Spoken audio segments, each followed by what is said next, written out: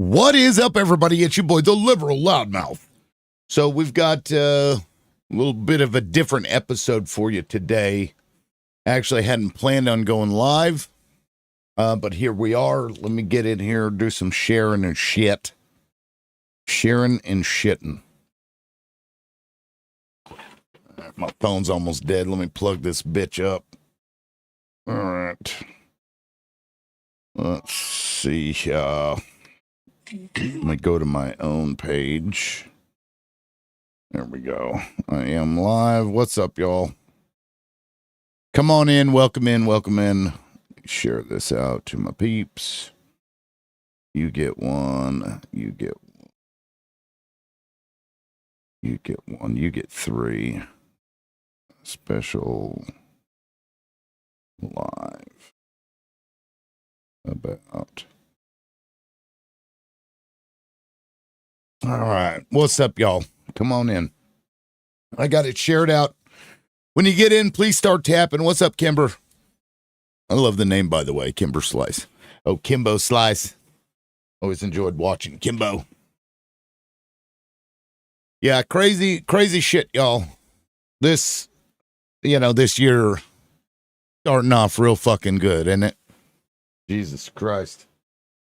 Y'all, please start tapping. Share this out to your people, especially MAGA, because I'd love to hear from MAGA here. I mean, they've been amazing to me how they've been able to unsuccessfully defend the indefensible, because you can't defend the indefensible. And this is crazy. Auk Baker, Venezuelans celebrating on the streets after the U.S. confirms the capture of President Maduro. Right. Sure, Aki. You're getting paid very good money. Why don't you come up here? Why don't you come up here and make those arguments? Anyway, once I get a few more people in here, we'll get started. I've got some videos for you to see. And to kind of prove that, this, any Democrat who's like, oh, this would have been different. Democrats have been pushing for this also, for the record. You may not know that, but I'm going to show you a video. It may make your eyebrows raise. This regime change bullshit. And I mean, honestly, it just opens that country up to be taken over by somebody else. And keep in mind, we basically tried this in 2002 also, with Chavez. So like Chavez, Maduro, they don't care. They don't care. They want U.S. businesses to run and operate and steal the resources of these countries. That's what they want. They did it to Chavez too. In 2002. I remember that shit. I lived through that shit. I watched that shit fucking happen. So we've got a few people in here now, so let me go ahead and get started. Ed, I see your request. Give me just a second. I'm going to play some videos here for everybody so we can kind of be on the same page here as far as that goes. If you haven't seen, the boom boomings, I'm going to go ahead and play a video of that now. Here it is. All right. This is, it's just wild shit. This is crazy.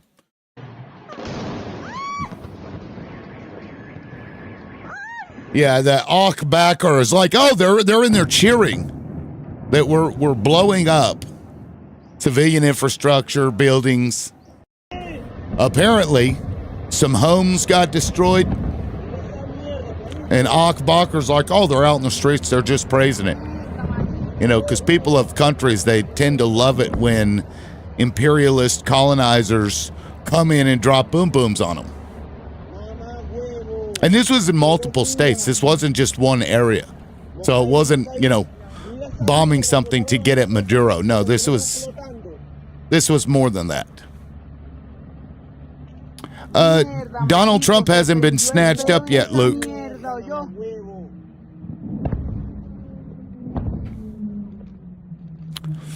Exactly, Rando. Why are we like this? This is just colonialism. That's all it is. You've got something we want, and we're going to fucking take it. It's gross. Absolutely atrocious behavior. Oh, yeah, they're in the streets. They're loving this, guys, apparently, according to somebody in the comment section. They love it. They're like, please bomb us some more. We love this.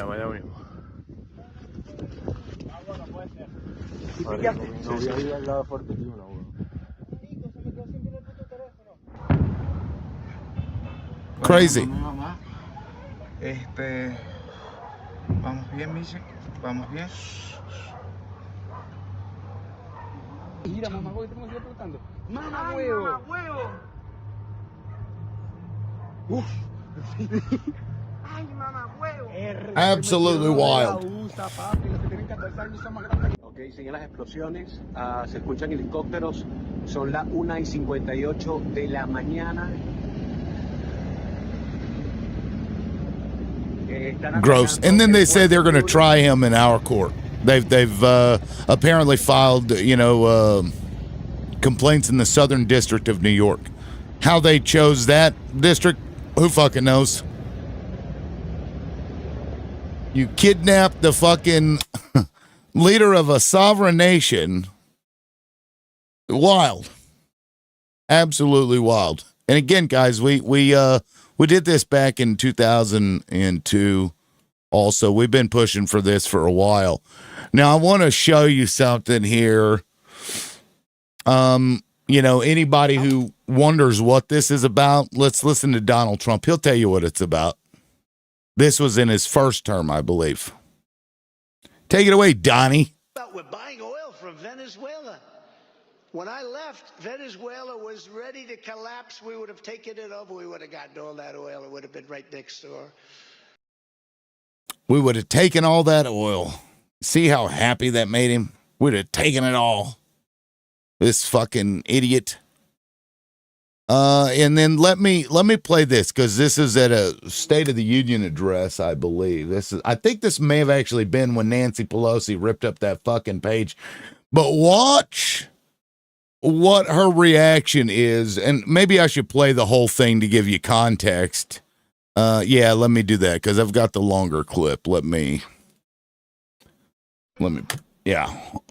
just play the whole fucking thing. Fuck it. There you go. Our country, and that's exactly what we're doing. We are rebuilding our country. As we restore American leadership throughout the world, we are once again standing up for freedom in our hemisphere. And she ain't clapping. My administration reversed the failing policies of the previous administration on Cuba. Still ain't clapping.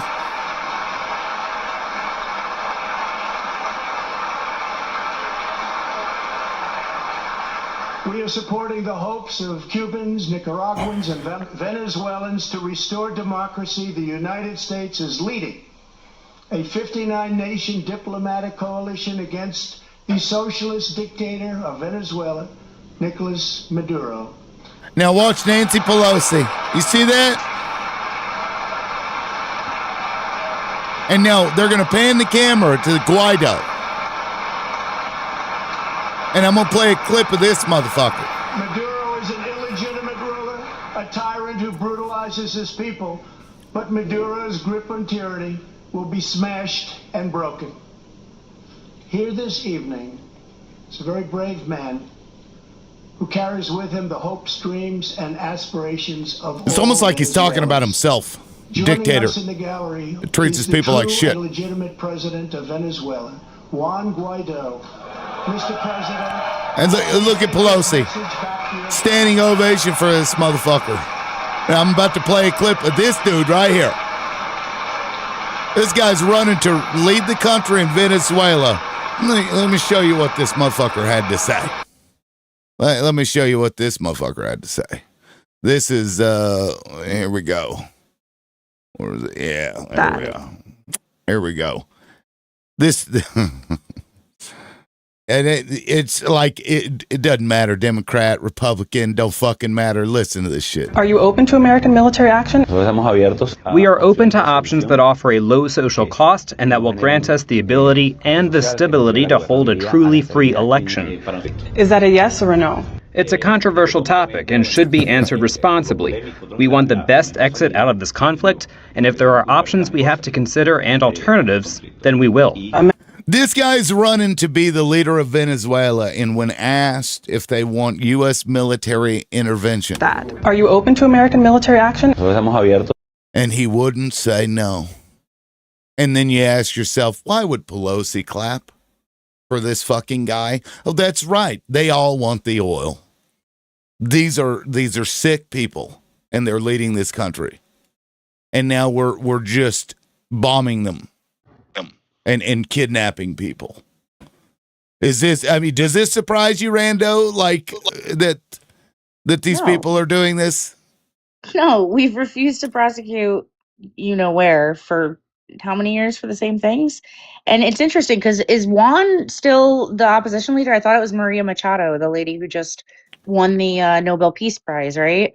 Well, this was was before. his first term. Yes, this was in like Yeah. 2020 or at the end of 2016 term, something like that. Yeah, because if people may not know this, but Donald Trump had put a CIA operation in his first term to try and overthrow Maduro, and it failed fucking miserably. You can look it up. Like, it was an embarrassment. It was so bad. And again, remember in 2002. George Bush. Matter of fact, let me pull up this document. I'll just show you guys the document. I got it downloaded here somewhere. This fucking this was declassified. Well, I had it. Where the fuck did I put it? Declassified document about what the fuck is this thing? Hold on. Son of a bitch. Yeah, I've got it somewhere. I may still have it in my U.S. code. Yeah, here we go. This is a senior executive intelligence brief.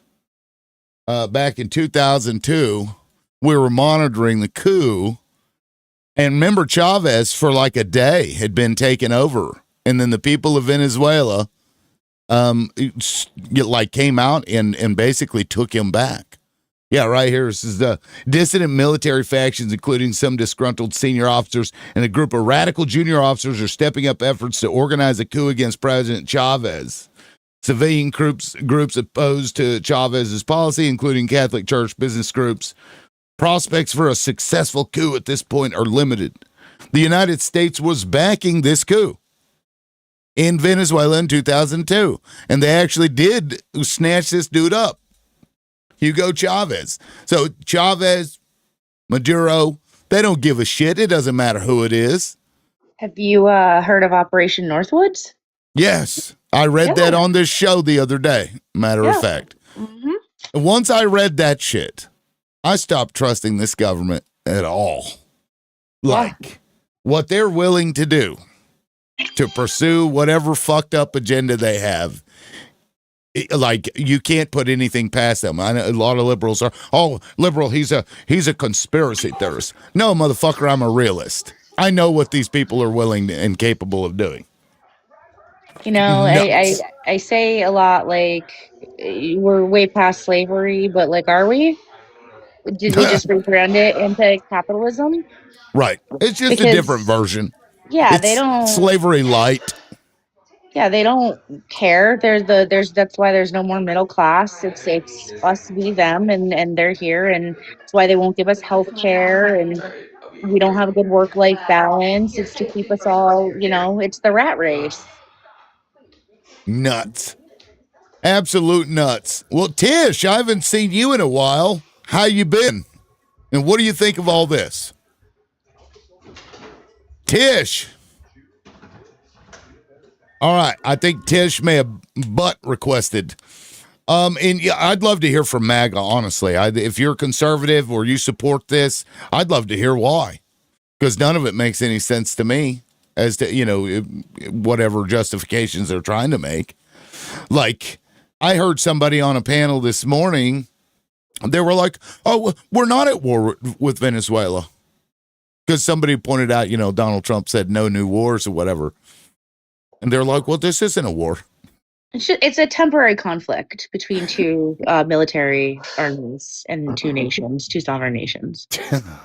Like, yeah. Hey, liberal Mel. What's up, Dobby? You know what I mean? Hey, Rando. So what say you, Dobby? I mean, if this is what, now I already heard what the MAGA content creators are saying, the big ones, you already know. Old Millennial just literally just posted a tweet on X justifying, saying that, hey, he asked for it, so we gave it to him. And he also said that they should be grateful because we overthrow a dictator. Wow. I mean, look, hey, at least they're not trying too hard, right? They're just like, well, yeah. I mean, if we're gonna go that route, though, so should we throw Kim Jong Un for being a dictator? Should we throw Russia, Putin as a dictator? Who's next? Because only if they find out they have oil, like a lot of it. Anybody who doesn't espouse our Western ideology. And this goes right in line with the national strategy he just put out, where he said he's literally going to take over the Western Hemisphere. That's what he wrote. That's what he said. And so national security. Yes. Yeah, I read the entire thing on this show. As a matter of fact, it's still up on my YouTube channel. I read the entire thing front to back. And so like this goes in line with that, but there'll be another country, and if they don't get on board, Donald Trump is willing to just go in there and invade and take their people. I can't understand that mindset of like, I want to control the world. I declined my last promotion because it meant more shit that I didn't want to do. Like the tiny PP syndrome you must have to be like, I want to run the world. It's like, why? Like, why does America have to be this military industrial superpower? Why can't we just be like a good country that contributes to society? Supremacy issues. Now, Raider, I did accept your request, and you were just buffering the whole time. So if you want backup, just request backup, and maybe it'll work the next time. And we've been this way really for a long time now. We just have. We've been this way since the start. Like, how were we built? We were built on colonialization. I mean, look at Hawaii. We did the same thing. Same thing. The U.S. businesses were in there, stripping them of their resources. And when the Queen was like, no, we're going to get rid of that because our shit needs to benefit us. Sam, you got Echo. And the moment that the businesses weren't being allowed to go in there and just grape and pillage, we went in there and overthrew the Queen. Shooter, did you want to jump in there? Because you got a lot of background noise. Did you want to say something? Yeah, go ahead. I think it's a good thing, guys. Explain, please. Well, every time you take out he wasn't even the true president. You guys know that, right? The civilians on the ground, you could interview them. They did interview him. They didn't want him. He was a dictator he put himself in that position. That's an interesting thing. So you're saying if the civilian population on the ground says that they don't want somebody, then it should make them illegitimate? No, I'm saying that you guys are here in America. Like most Americans don't want Trump, but he's a dictator. So I can find people, Shooter, in America and interview them and ask them if he's legitimate, if Donald Trump is legitimate. There's many of them that'll say no, because he actually engaged in an insurrection, which is one of the things that prevents you from being able to run for president. So there's an argument to be made that does Venezuela have the right to come in and depose Donald Trump? You guys are so out of touch. Yeah, but I can It's go and amazing. interview Americans who say that he's illegitimate. Millions It doesn't of matter. people It doesn't matter that if you country. agree with it or Listen, not. loud It doesn't mouth, matter if liberal you dumbass. agree with it or not. You just said there's people in Venezuela that say he's illegitimate. If that's the metric, then we could use that same metric right here, right? Yeah, does anybody know what percentage of American registered voters put Trump in office? What percentage was that? I don't know. What, Not 40? of who I mean, voted. he's Not, no, president, no, so it not doesn't of matter, not right? of the actual votes that were counted. I'm talking registered voters. So I believe it's something like 30% of Americans, because I believe a large percentage chose not to vote in this last election. Wonder why that is. Because we're sick of the left and we're sick of the right. I'm sick of foreign government lobbied representatives who aren't working in the American interest of the American people. Well, I think taking out a guy that kept pumping millions of pounds of fentanyl drugs. Not true. Oh my God. It's not true. Of course, No, that's true. you're It's mixing not him up with true. the former You guys are president of smarter than the Colombia. It's CIA. not That was and the Colombia, true. and DEA. Trump pardoned I'm him. sure you're all It's smarter than all this. not true. Oh, okay. It's not true. Tell me where you're getting your facts at. It's because land route is the way that they get them there. Yet he's booming Really? boats. So not those only boats that, they not blow only up. that, but who the fuck are we to say anything about we that? have the right to fucking blow No, them we fucking don't. sky high. If they're No, we bringing- don't. And see, Actually, that's what white Trump did- supremacy right there. What you're what Oh, Trump what did you're with the guy that was espousing. doing that. Yes, Shooter, that's exactly what that is, man. Shooter, why did President Trump pardon the former Colombian president? I when he don't was fucking convicted? know. I didn't call him up Well, and he ask was him. he was convicted of trying to pump almost 400 tons of illegal rugs into this country. You'll have to go and he was interview Trump. caught and found I don't guilty know. and in prison, and Trump pardoned him recently That's and right. let him Okay. go. I still don't know. I told you I don't know. Well, Well, we know. look it up. There's a and let court us know what you case, think. court documents. Okay, read the it. guy I don't from care. prison Like, he did what sent he Donald did. Trump a love note and got a pardon. Here's Your my problem. Excellency We're- is how he referred to Donald Trump. Your Excellency.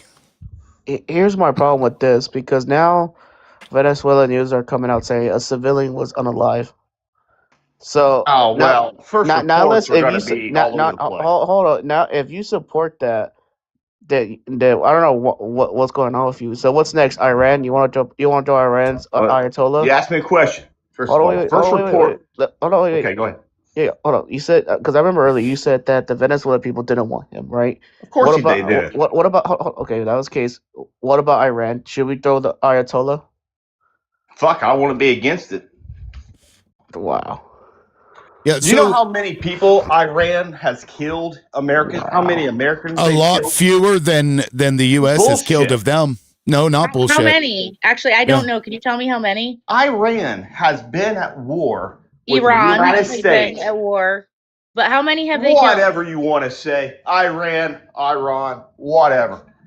They are terrorists, and they would No, they're not. take you and murder Got it you wrong twice and again. your family without even thinking about it. The United States will do that. What are you talking about, bro?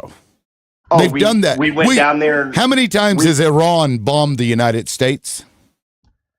okay, so How many times has Iran bombed the United dude, States? I'm telling you. When? Do you have any idea When? what you're talking about? When? Most of the attacks Pull up the source. on Pull our up the source. military was from Iran. Pull up the source. You made a claim. Pull up the source. It's not a claim. It's Yes, a it fact. is. No, then pull up that It's a fact. fact. Then it It's only shouldn't a be fact when difficult for prove you. it. So you're telling me that How many there's times- all the sources that the United States has, and this is I simple asked you knowledge, a guys. simple question. How It's many simple. times has Iran, Do you want me unprovoked, to pull up the How many fucking computer times right now? I'm on my unprovoked? phone. when not in response to a bombing that we did, how many times has Iran attacked the United States? Countless. Show me one. Countless. They were behind. Show me one. What are you talking about? Show me what? one. There's many terrorist attacks Cite that one. they took place in. Cite one. They support Cite Hamas. one. Hamas. Okay. Hamas. Oh, For God, the audience, support Hamas. Hamas. For the audience, I just want to point out that this gentleman is not going to cite a source because it doesn't exist. I don't have a source. You guys spend all day on your goddamn computers typing. It's just I don't common have a sense. source. I have sources. Oh, I'm sure you have sources. I do. Yeah. Do you want to hear them? Who do you have your source? So I'm looking through some DoD documents right now, and I see four incidents that involve Iran. Not Iran. Fuck it. I don't give a fuck how you say it. Iran. I don't. It doesn't seem like you're the type of person that does. Right. It matters about United getting States things military correctly. veteran. Anyway, so during the Iraq War, the DoD attributed about 600 U.S. troop deaths to Iranian weapons, not controlled by Iran. Just that they're weapons. There were two Hezbollah, and Hezbollah is not Iran. Well, they're backed by Iran. No, they're not. But it's No, they're not not. Iran. It's not Of the course they Iranian are. government. No, they're There's not. a difference. Okay. Prove it. And then just other backed groups. It's all backed groups. It's all things that Proxies. Proxies. Yeah. Of course they are. Of course. Well, that's They're not. And what about our proxies? And you mentioned Hamas, and I always love to bring it up. When did Hamas attack America or any other country other than Israel ever? Well, they attacked our allies. Well, but that's not us. Oh, that's fucking us. Yes, but it's not. So yes, you're in favor of us funding the Ukraine to defend itself then, right? Okay, tell me when Ukraine became an ally. I'm just asking. Because if you're worried about somebody attacking an ally. Iran's an ally of ours? Who did I never said Iran was an ally. Ukraine. What the fuck? I misspoke. Ukraine. Go ahead. You just said we have an agreement. We have an agreement to defend them if they're attacked. Yep. When written and signed. 1992, I believe, Budapest Memorandum. Pull it up. Go look it up. When we had to go. Okay. See, unlike you, I will cite my source. You ready? Yeah, go ahead. Because Ukraine is not our responsibility. Well, I only bring that up, and I don't really care to pivot, but I only bring that up because you were so worried about somebody attacking an ally. Of course, and so I want to make sure. I want to make sure you're consistent. They would do the same for us. I want to make sure you're consistent. Of course, we have to back our allies up. Ukraine is not an ally, even when our allies are wrong. When were they wrong? So I'll give you an example. This past summer, the 12-day quote-unquote war, Israel struck Iran first, and then Iran retaliated, as they have the right to do because they have the right to defend themselves. And then Israel called us, and we spent how many million American dollars to go over there and drop bunker busters on them after Israel started it? Which actually, Israel has started every war with every one of their neighbors. There's not a single war that any of them started with Israel. Israel has initiated all of those. What happened October 7th? Did history start October 7th, 2023? Tell me what happened. Al-Aqsa flood was a military operation in which Hamas broke out of their open-air prison and went and successfully swept 19 military bases and rounded up some POWs to take back to exchange for their raped 10,000. No, they didn't. That's wrong. That was a lie. Shooter. No, that was debunked. That's a lie. It was a lie. Yes, it was a lie. They lied. Unbelievable. They literally lied. There were no beheaded babies. There were no beheaded babies. None of that. Actually, there was only one baby. Actually, the baby wasn't even unalived on October 7th. It was October 8th. So there was a woman who was in the car, and her car was struck with pew-pew projectiles. And she went to, so hang on. I got to tell you the story. She went to the hospital, and they delivered the baby via C-section.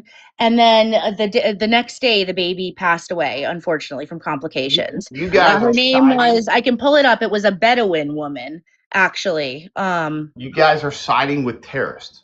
That's how stupid. No, we're not.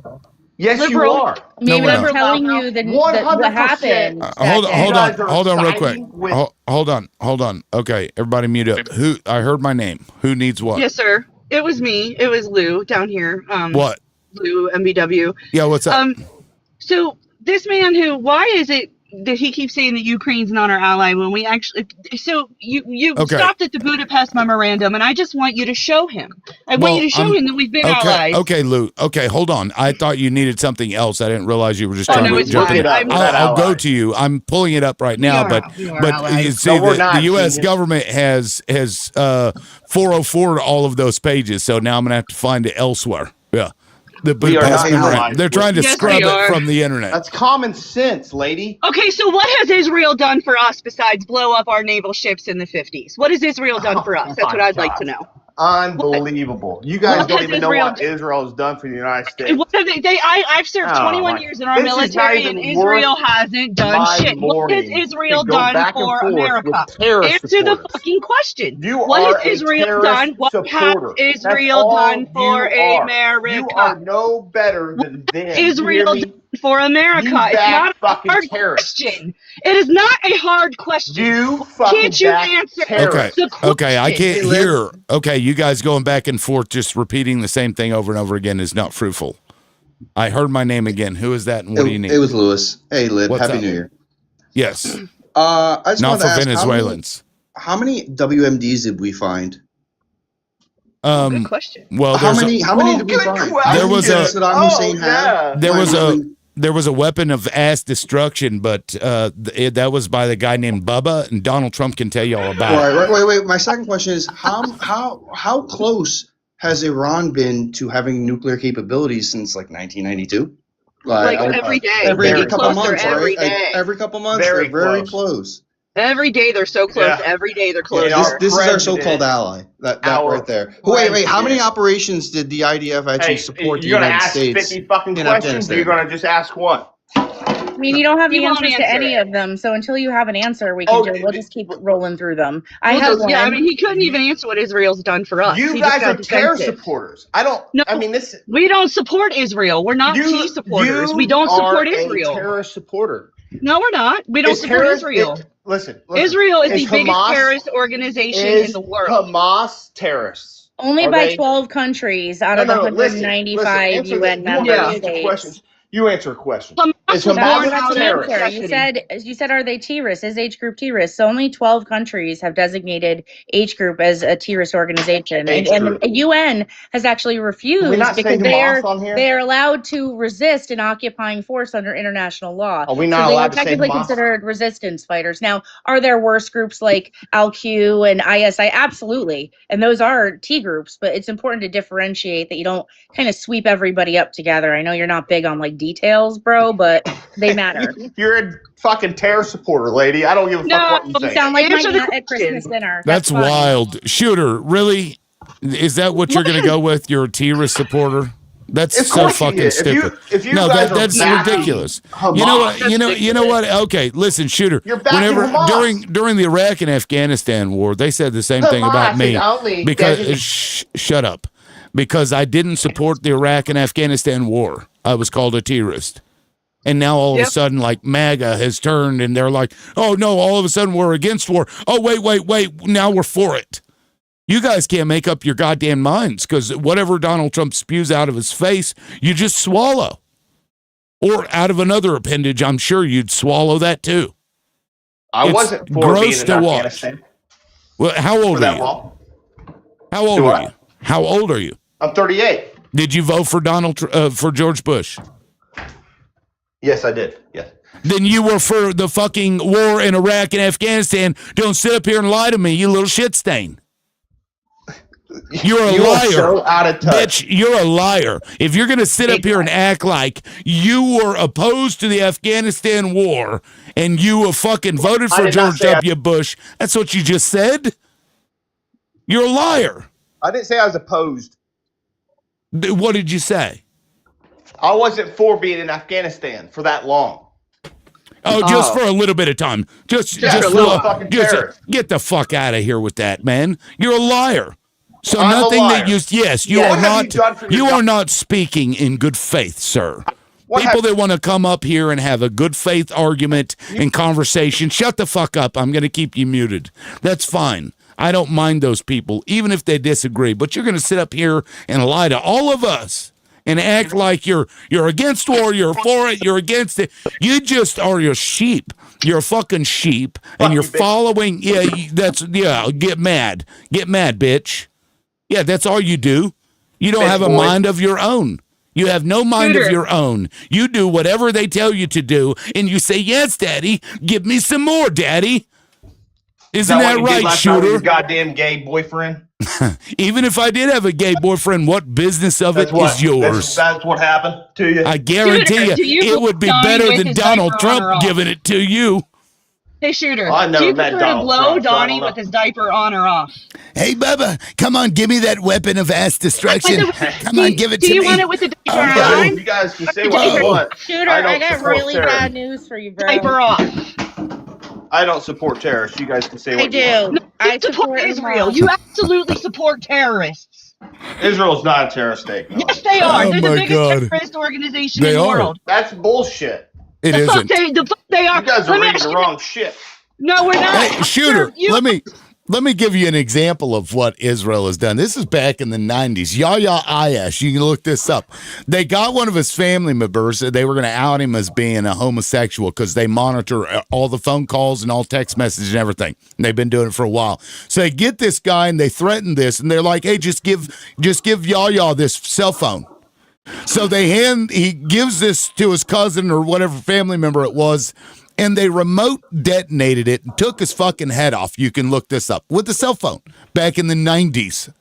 They just did a pager attack, booming many innocent people in fucking terror. convenience stores. No, they killed babies, bro.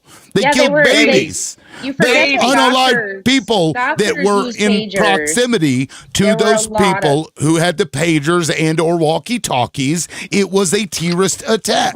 They also, and you may not know this, in Gaza, they run APCs that are filled with sodium nitrate, and they put it in front of buildings, and they blow those fucking APCs up. That is a fucking terrorist bombing. And you want to sit here and act like they're not terrorists? Yeah, No, because they're Israel. They do no I don't wrong. believe terror. I don't think they're terrorists. No. Who was Robert I know. Maxwell? Who was Robert I Maxwell? think flying in and slaughtering people, innocent civilians, and not going after military targets is terrorist. That's exactly That, what That's exactly what Israel is Hamas doing. did. Thank you for Let me- You guys support it. Let me show you what Israel's been doing in Gaza. many You hospitals see are this? left? They take one of these, Yeah. they Oh, put yeah, that's a sodium good nitrate question. in it, Who asked that question? and they Which one? boom them. About the hospitals. Where's that? Who Shooter, asked that? what?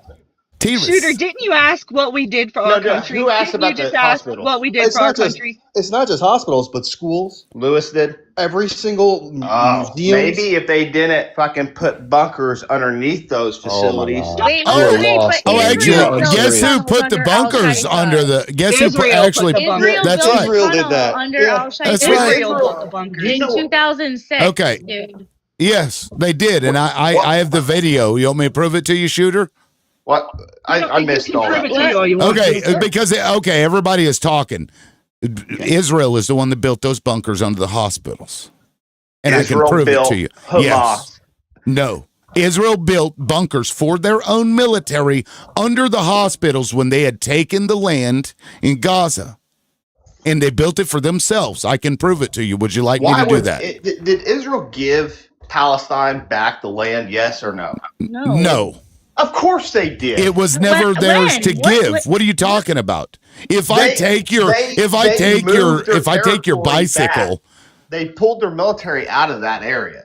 Which area? which they The had no West right to Bank be in. or the 53% of Gaza that they're still controlling? The West- The yellow the They West had Bank- no right The to West be Bank, there. they're not out of the West Bank. Also, when Israel, this is facts, they put in fresh water pipes To siphon the water out of Gaza, those pipes that they built were siphoning give off the fresh water to aquifers Palestine. in Gaza, dude. Go look it up. Those pipes that H Group ripped up were literally freaking stealing built the water rockets out that of them. Gaza had. They built rockets out of it and launched them back. Shooter, Good. why I did would Israel too. If ban somebody Doctors came to Without steal my Borders? water and my land, I'd shoot No as many one was. rockets at They're them as pumping needed. fresh water to them, and It they wasn't refused pump. It it. was going the other way, my dude. Listen, Look it up. the H group or whatever you want to call them, they're the problem. Why did Israel ban journalists from entering Gaza? Why did Israel ban Doctors Without Borders going into Gaza? Mm-hmm. Why is it illegal to collect rainwater in Gaza? Oh, Why you is it said illegal to ban. It fish wasn't in because Gaza? they wanted to ban the doctors. It was a safety issue, and they didn't want more casualties. Because when we had a peace, like just recently, what did Hamas do?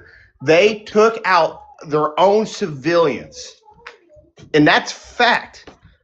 What are you talking about? Why Look it up. did Israel You guys bomb don't know. Oh, are you talking about the street executions that they did? Yeah, they would just bring out do you know random. who that was, Maji? That was ISIS. That is. It's called the Abu Shabab gang. Actually, they just unalived him. Alhamdulillah, man. They just got the leader. He's an ISIS backed, which is funded by Israel. They went and they took all the real That is bad so bull. Where are you Can I people bring up people get out of something? this shit? Israel, out of Yes. Israeli prisons, and they Yes. let them loose into So- Gaza. So Okay, you Blue. think this is all? Okay, so guys. nothing to do with Hamas. This is all Israel. Of As course long it as is. oppression Blue. exists, resistance is going to exist. Shooter. Period. Blue, go ahead. I want to say something about what happened last year when Trump met up with an ex-military from Israel, and it was also somebody who was supporting the Gaza takeover. Why was he meeting with him? That's what I want to know. You, Shooter, you say that you don't support terrorists, but what is Trump doing right now? What is he doing with the plane that he accepted from the Israel leader? Israel leader? No, that was Qatar. What are you talking No, about? it's all the same. It's all connected. No, it is. Listen, dude. No, it's not. All the It same. is. Israel bombed Qatar to get the Hamas leaders. No, That's it's not all true. the same. That is It all true. got- That's fact. You're lying because you don't know Look that it's it all up, connected. dude. Do you think that that's okay to bomb another country to get at somebody without permission? The host here, do you know it was Qatar, right? Blue, help Blue Yes, out. it was in Qatar is Doha, an I believe. ally. But- Yeah, okay, Qatar's So but help let me. him Okay, out. So before he says some stupid shit, get his facts straight, and then he can say something back. what are you? I don't know what you're talking about. I just asked you He a thinks that question. we got the airplane from Israel. Qatar. That's not true. Well, it's from Qatar. Yes, thank you. Yeah. Okay, we agree on one thing. Right, and Okay, but the Blue? thing that you got wrong was that At least we when agree on Israel, one thing, guys. when Well- Israel bombed Qatar, they aimed for the lead negotiator for Gaza, and that's who they killed. It doesn't matter what you said Because was they didn't wrong. want to negotiate. Because they And I didn't don't want to care negotiate. about the Exactly. fucking plane. I just don't. If you don't know that much, why are you up on the panel? God damn it! I can't find this I mean, fucking I video. want to say that why is he still meeting ex-terrorists? That's what I want to know. You think Donald Trump is supporting terrorism? That's the Yes, dumbest thing Donald I've Trump is ever. supporting terrorism. Yes, absolutely. No, God, Yes, what he the is. fuck? And you're calling hypocrisy at Yes, its he finest is. That's because you crazy. see what's happening right now. Donald Okay. Trump is not only supporting it, Donald Trump is actively committing terrorist acts I mean, look what he's in doing. Venezuela. Yeah, look what he's doing in Venezuela. Look what he's doing in the ocean to Venezuelan boats and Colombian boats too. Innocent Taking people. out narco That's- terrorists is not terrorism. Yes, it He's is. targeting That is the whole It's the terrorism. exact No, same thing and- that Iraq out. did. And you It's can't. taking out our look, enemies, people. I've never seen a single shred of evidence to prove that any of them engaged in anything. Not only that, but even if there were rugs on the boat, we don't have a right to go and unalive people because they have something in their fucking boat that we just The don't law like. says we do. No. Not in international No, we don't. The waters, we military don't. law No. says we It's do. not. The You military guys- law does not say that we do. Listen, hang on a second. Do you guys think? U.S. law does not supersede international law, which prohibits striking boats in international waters. Period. It is a war crime. So you think? So is this your guys' dream? Wet dreams? You We think? have timers. Please. Who is that? It's Tracy. Hi, Tracy's from Georgia. Hi, Tracy. Yeah, I can From bring in Georgia. timers, but I'm looking for a video. So Okay. so in the meantime, y'all just stop talking over each other. But can I make a Tracy, go point? ahead. Yeah, go ahead, Tracy.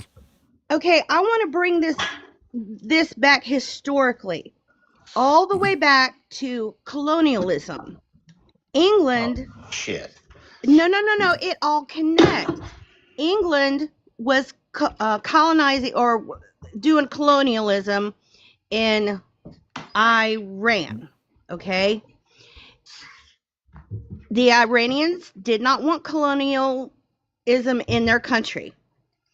So England came to us, and we, along with England, overthrew the Shah, which is like a Persian king or something like that. So nobody started, Iran did not start the whole terrorism thing until we fucked them up first. Hold on. Don't. Now, Continue, Tracy. Now, we are wrong on both sides. America has committed terrorism. Israel has committed terrorism. Iran has committed terrorism. All three of us are wrong because I'm hearing points on the right and the left, which I'm a lefty, where you both are right. Yes, Hamas and Hezbollah are the terroristic arms of Iran. That is true. Not true. Okay. We could disagree on that one. Tracy, it is true. I just It's not true. distinctly. It is true. You can say No, it's not true. It's true. Oh, Okay. It's not true. Hold on. Wait. Hold on. I trust Loud. He's always been straight with me. So that's something I'm going to go back and look into, because if I need, I don't mind if I need to be corrected on something. I want to be right. Not right as in like I want to be right for the sake of being right, but Sure. when I go to cast my vote, I want to be on the side of being peaceful and everybody getting along kind of thing. And we're not getting anywhere by the continuous arguing.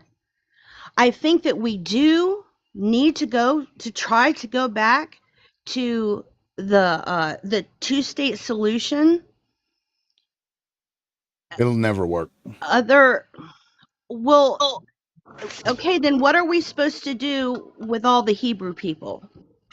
Well, I look. I don't care. Your religion. You can practice your religion in any country on earth. The country, like the people of Israel that are already there. I'm not talking about the government. They can stay there. Why would they have to leave? Well, except for the Palestinians, I think they should go back to where they came from, Eastern Europe.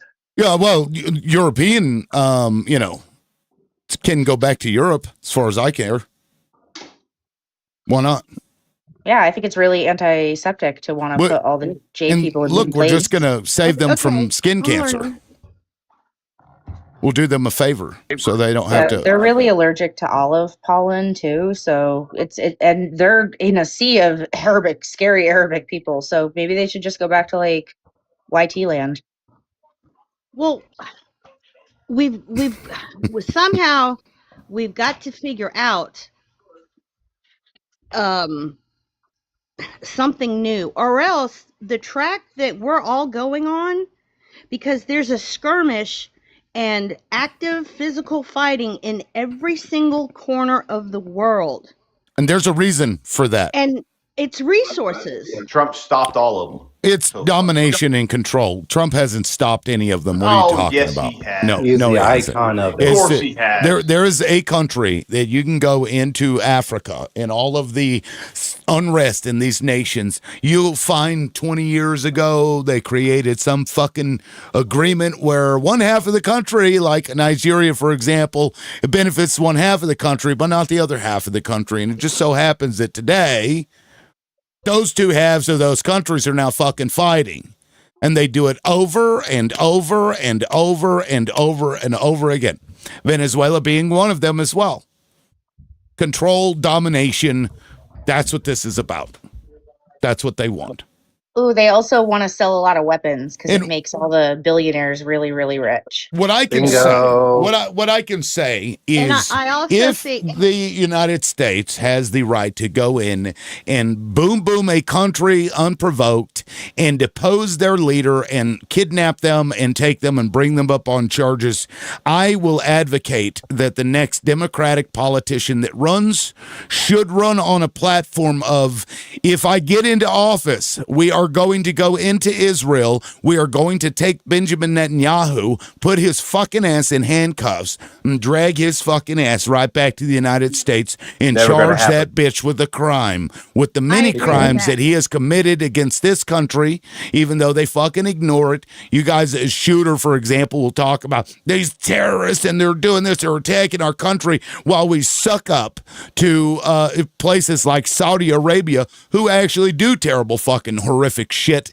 and commit acts of terrorism all the time, but because they have oil, we love them and we just suck their ass. So it has nothing to do with terrorism or morality whatsoever. Like Donald Trump the other day on True Social, he's like, if you shoot any of the civilians, we're going to come after you, talking to Iran. Motherfucker, you just put military in the streets of U.S. cities and you were shooting people. You've been shooting protesters.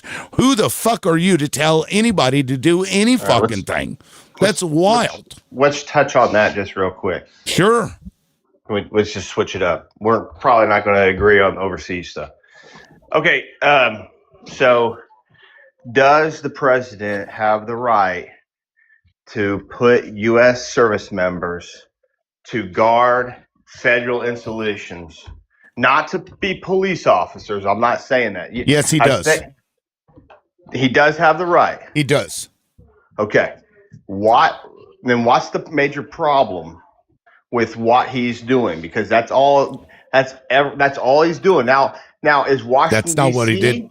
I now have an listen, answer. is Washington DC a federal place, an area, or is it state owned? Well, it I is have- federal, but guess what Okay, Congress so did? what does that Guess what mean? Congress did? Congress actually created a mayor. They created an entity to run that Sure. city as a city. So Congress, can do things to change things in D.C., absolutely. But that's not the way it was set up. And so, yes, Donald Trump has unilateral authority over the National Guard there and can do what he did, but he can't do what he did in other places. He actually put actual military in the streets, not just National Guard. He put actual military in the streets, which he can't technically do. And they were policing. They weren't just protecting federal buildings. They were policing. They were arresting people. So what you said isn't Correct. fully okay, accurate. Correct. Well, okay, fine. That's fine. I'll take that. Tell me where he put active service members and what part of the country Oh, that California. acted like police officers. I mean, I can look it up. There were several locations. I don't know. I'm asking you because when I was a part of the military, we had a chance to go to DC, for all that inauguration.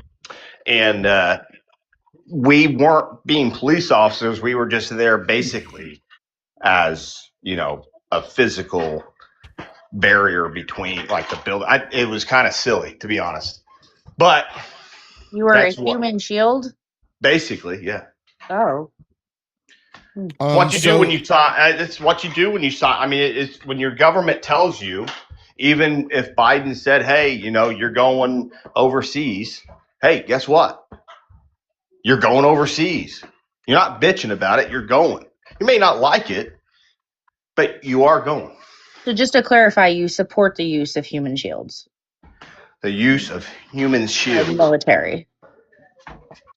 Okay, well, no, I don't support people just being human shields. I don't. But you just said you did. You even went and did it. I'm just saying they're like you were the shield. They were there guarding the fence line. I mean, I want to treat them like a human shield. They're going to shoot you in the face.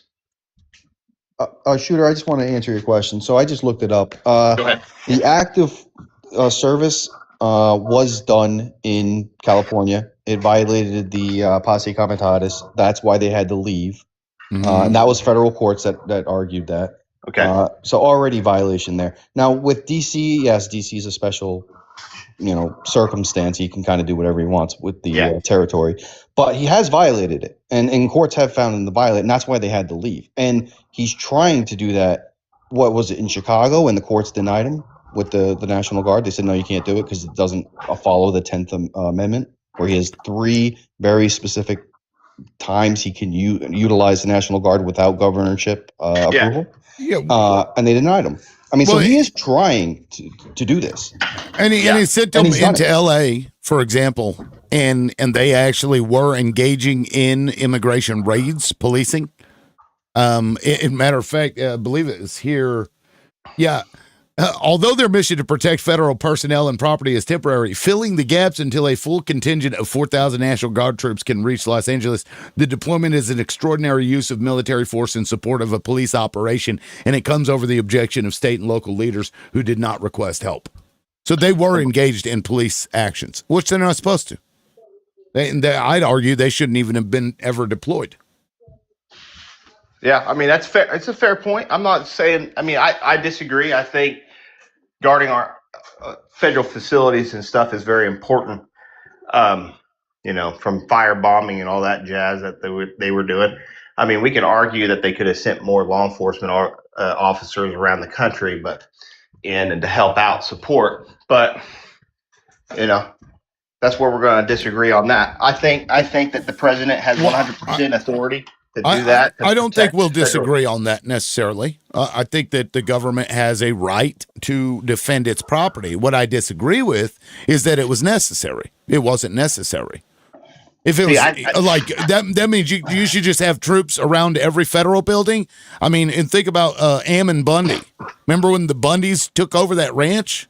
Sure. The federal, what did we do? But basically nothing. We waited them out until they left, and then they shot them. That was obviously a horrific situation, and that should have never took place. And I think everyone is on board with that. What a shit show that was. But I have a quick question for you, Shooter.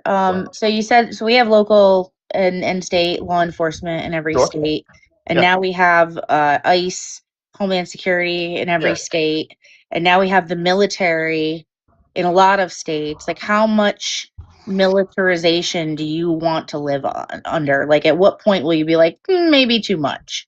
Well, I mean, because we have systems in place to do all this stuff, and deploying the military against a civilian population, especially its own, is really radical if you think about the idea behind it.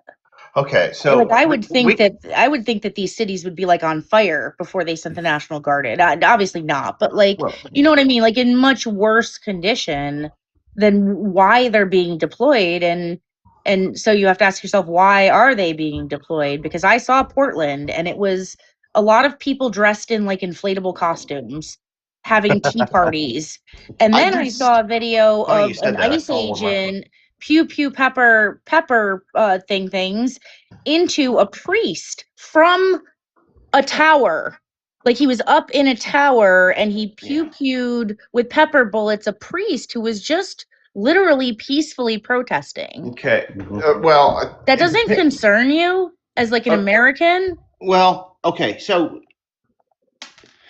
you said a lot there. Let's go back to the priest real fast.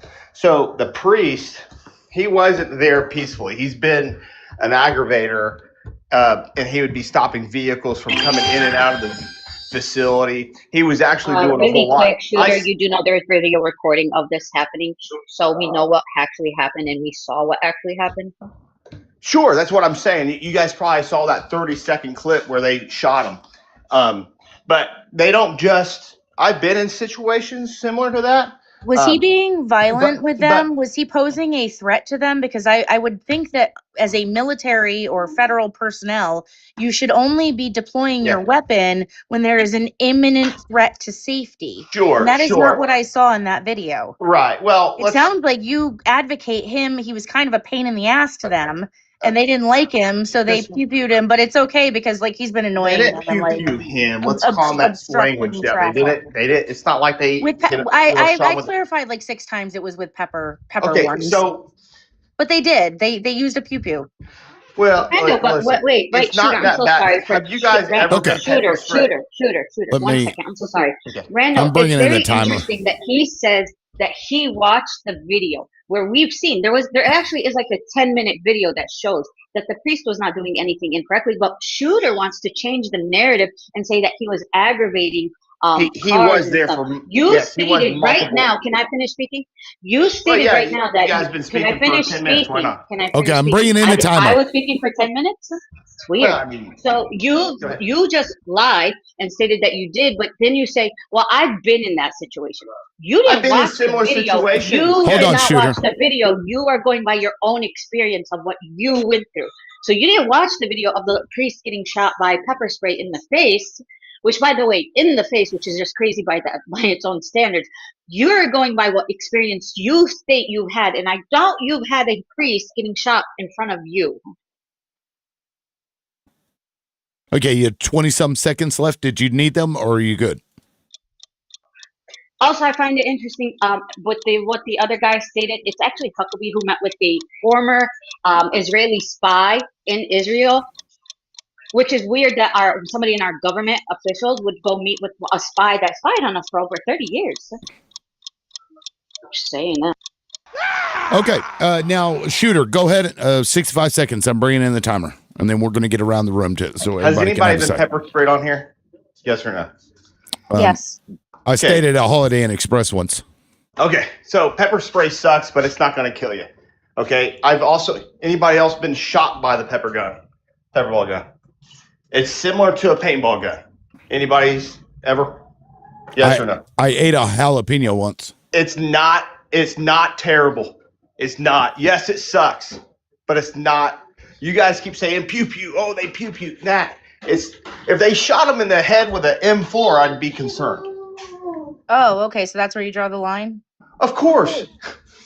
Really quick, if you get shot, but the whole He still has a timer. It's just not. You guys are making a big deal out of it. This guy was being an aggravator, and that was it. And he, hey, move. You don't move. They gave him multiple warnings, and he stayed there. And you kind of will get that. I mean, that's what do you expect when federal agents are saying to get the hell out of the way, and you're not getting the hell out of the way. Okay. Well, it was the person breaking the law. Yes. What were they? Now, what was the story? Because I was still trying to find that fucking video, which I don't know where the fuck it's at. But what are we talking about? Yeah. The priest being shot by the pepper ball gun. Oh, from when they're up on top, the priest was not breaking the law. Yes, it is. Yeah, if they're impeding, listen. If they're impeding law enforcement, yes, he wasn't. Yes, he was. No, he wasn't. That's the. Listen, Even if he was, does that justify excessive use of force, or are you supposed to, as a federal agent, use the least amount of force required, which would be, I would think, sending a couple people down to move him out of the street? Sure, but then you run into. Here we go. Let's watch it.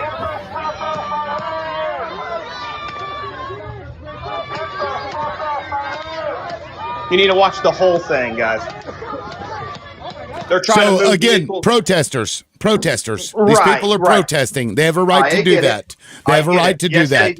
And I don't give a fuck if I don't know when all of a sudden did Republicans, conservatives say that when the government speaks, you listen, you shut up, and you do exactly as you're told. What the fuck Twilight Zone are we living in, guys? Louder, can I just get one thing in here? These people that fucking stormed the Capitol, smeared shit on the walls to take back their country, are now like, you have to shut your fucking mouth when the government tells you, and you do everything that you're told. And if you don't, well, then you're going to get shot, even when you're not breaking the law. What the fuck, guys? Okay, don't tread on me, liberal. Don't tread on me. Can I respond to that? Yes, 45-second rebuttal, and then I'm going to move to another person. Go ahead. Okay, that's good. So when you're impeding law enforcement, when they were moving people in and out of this facility, and they're in the public roadway, they absolutely have the right to remove you. 100% it's lawful. So they would not have done that if it was not lawful. It's backed by law enforcement. It's backed by law. It is what it is. Get the hell out of the way.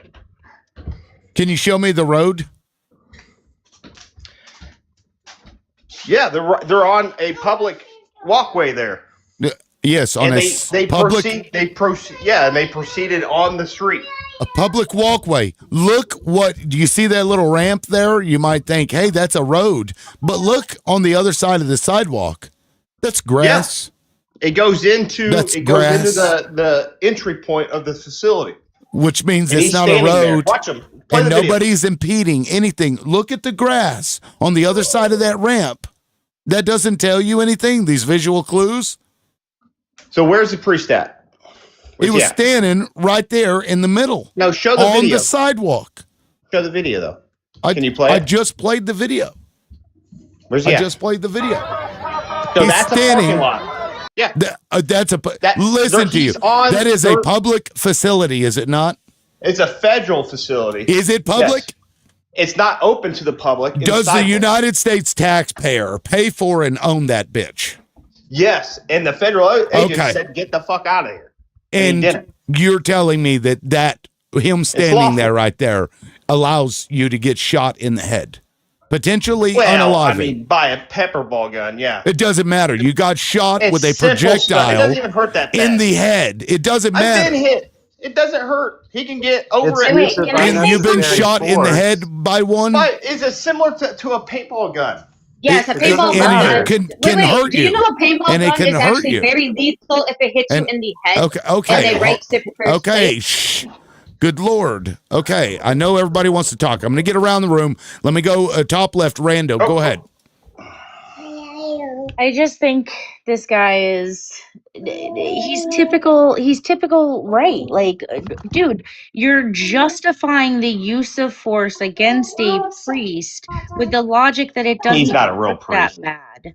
It's really gross. And if we sat here and we looked at things on a niche microscope, we'd be here all day talking about the stories of these people who are American citizens who have been arrested, all of the violence against the citizens of America for protesting. That guy didn't pose any harm to anybody, and you're justifying like, oh, it didn't hurt that bad. It's not that big. It is a big deal. That's not a big deal. Anytime a federal officer or agent or representative of this country uses physical force against a member of the civilian population, it should be a big deal. I pray to everything, sir, that you are no longer a member of our military, because that is not the ideology that should enshroud what this country represents. Get out of the way. Yeah, when you're getting told to get out of the way, get out of the way.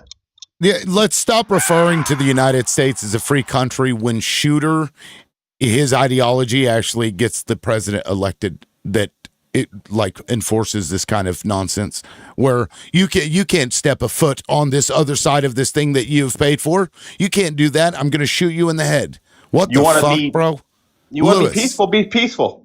He was peaceful. There's nothing violent. There's nothing violent. There's nothing violent about. No one's crying. I didn't condone that action. Okay, Lewis, go ahead. Hey, buddy. I just find it so ironic that a party that for decades was promoting states' rights, smaller government, but then watches states get their rights violated by massive government and they cheer it on. The same people that are against narco terrorism, but then don't question Trump when he pardons Juan Hernandez, one of the most prolific and violent sea drogue traffickers in our nation, and he pardoned them. And you don't question that, but we're okay with going into a foreign nation under the guise of narco terrorism and saying, oh, no, this is okay. The kidnapping of a leader of a foreign nation and bringing them back to us is okay, but we're not going to question all the other things that are just complete opposite. That doesn't make any, it's irony. It doesn't make any sense to me. So are we pro state rights? Or are we just pro fascist now? Like, I don't, it's so confusing. Your message is just unclear to me. We're pro pretzel with cheese. All right, let me go to Blue, and then I'm going to get to Chip. Blue, go ahead. Yeah, time and time again, I've seen MAGA vote for this situation because they think they justify the means when it comes to violence. They don't understand what protesting really means because I was an avid protester myself. We're fighting for the rights of the individual and people alike. And here's the thing, our government is trying to take control of our democracy and make it their own way. I don't like the way things are with Trump and the way they he does things hypocrisy wise. And let's just say when Christine Naomi was on that roof and that guy shot at the priest, she laughed. What kind of leadership are we following by example? If anything, it doesn't look like leadership to me. And I land my plane. All right, thank you, Blue. I appreciate that. Chip, yeah, sorry I didn't see your request earlier, or I would have brought you in. You know you're always welcome. Go ahead, man. Chip? Chip, if you're talking, we can't hear you. I can't hear you. Let me reset your time. I think you... How about that? Is that better? There we go. That much better. All right. I have my Bluetooth on. Sorry about that. First of all, thank you for bringing me up. Hi, everybody. I'm almost 60, so I've been watching the government play these games for a long, long time. I was in the military. Yes, I have been hit with pepper spray. It's very unpleasant. It takes about 40 minutes for it to wear off, and the first 5 or 10 is really bad. I don't know if the other person talking about it has been through that, but it's not pleasant, especially when it's projectile driven. It can knock your eye out. It can injure you for life. Anyway, but besides that, I want everybody to just think for a second. The publicly stated reason for any operation is rarely, if ever, the full truth. Let's keep that in mind. So is it possible that the Maduro government had something to do with trafficking of drugs? Possible, but not proven and not likely. Now, is Nicolas Maduro an angel? No, neither are leaders. But the thing I want you to think about is who has the most stand to benefit from getting involved in this change? And who was most angered by Maduro's stances on certain issues? Are you aware that when countries don't allow private banking cartels to come in and run their government finance, that they're targeted for removal? Yeah, because didn't they ban usury? They banned usury and they kicked out all of the IMF-related central banking entities from the country. Wonder why that might upset, U.S. corporations and such. And keep in mind, guys, like I played the video of Nancy Pelosi. Oh, hold on. He just started. Hold on. There we go. I was like, who is that? Armed Forces. This piece of garbage crap. Extraordinary military operation. Hold on. I'm about to pull it in up. The capital. Give him a timer, please. Venezuela. Overwhelming American military power, air, land, and sea, was used to launch a spectacular assault. And it was an assault like people have not seen since World War II. It was a force against a heavily fortified military fortress in the heart of Caracas to bring outlaw dictator Nicolas Maduro to justice. This was one of the most stunning, effective, and powerful displays of American military might and competence in American history. And if you think about it, we've done some other good ones like the He's not looking great. Soleimani, the attack on al-Baghdadi, and the obliteration and decimation of the Iran nuclear sites just recently in an operation known as Midnight Hammer, all perfectly executed and done.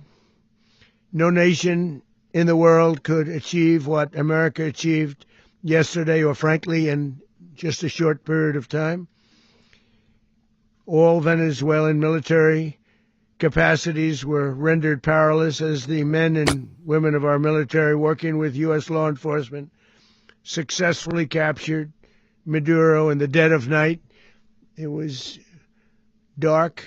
The lights of Caracas were largely turned off due to a certain expertise that we have. Wow. It was dark and it was deadly. But captured along with his wife,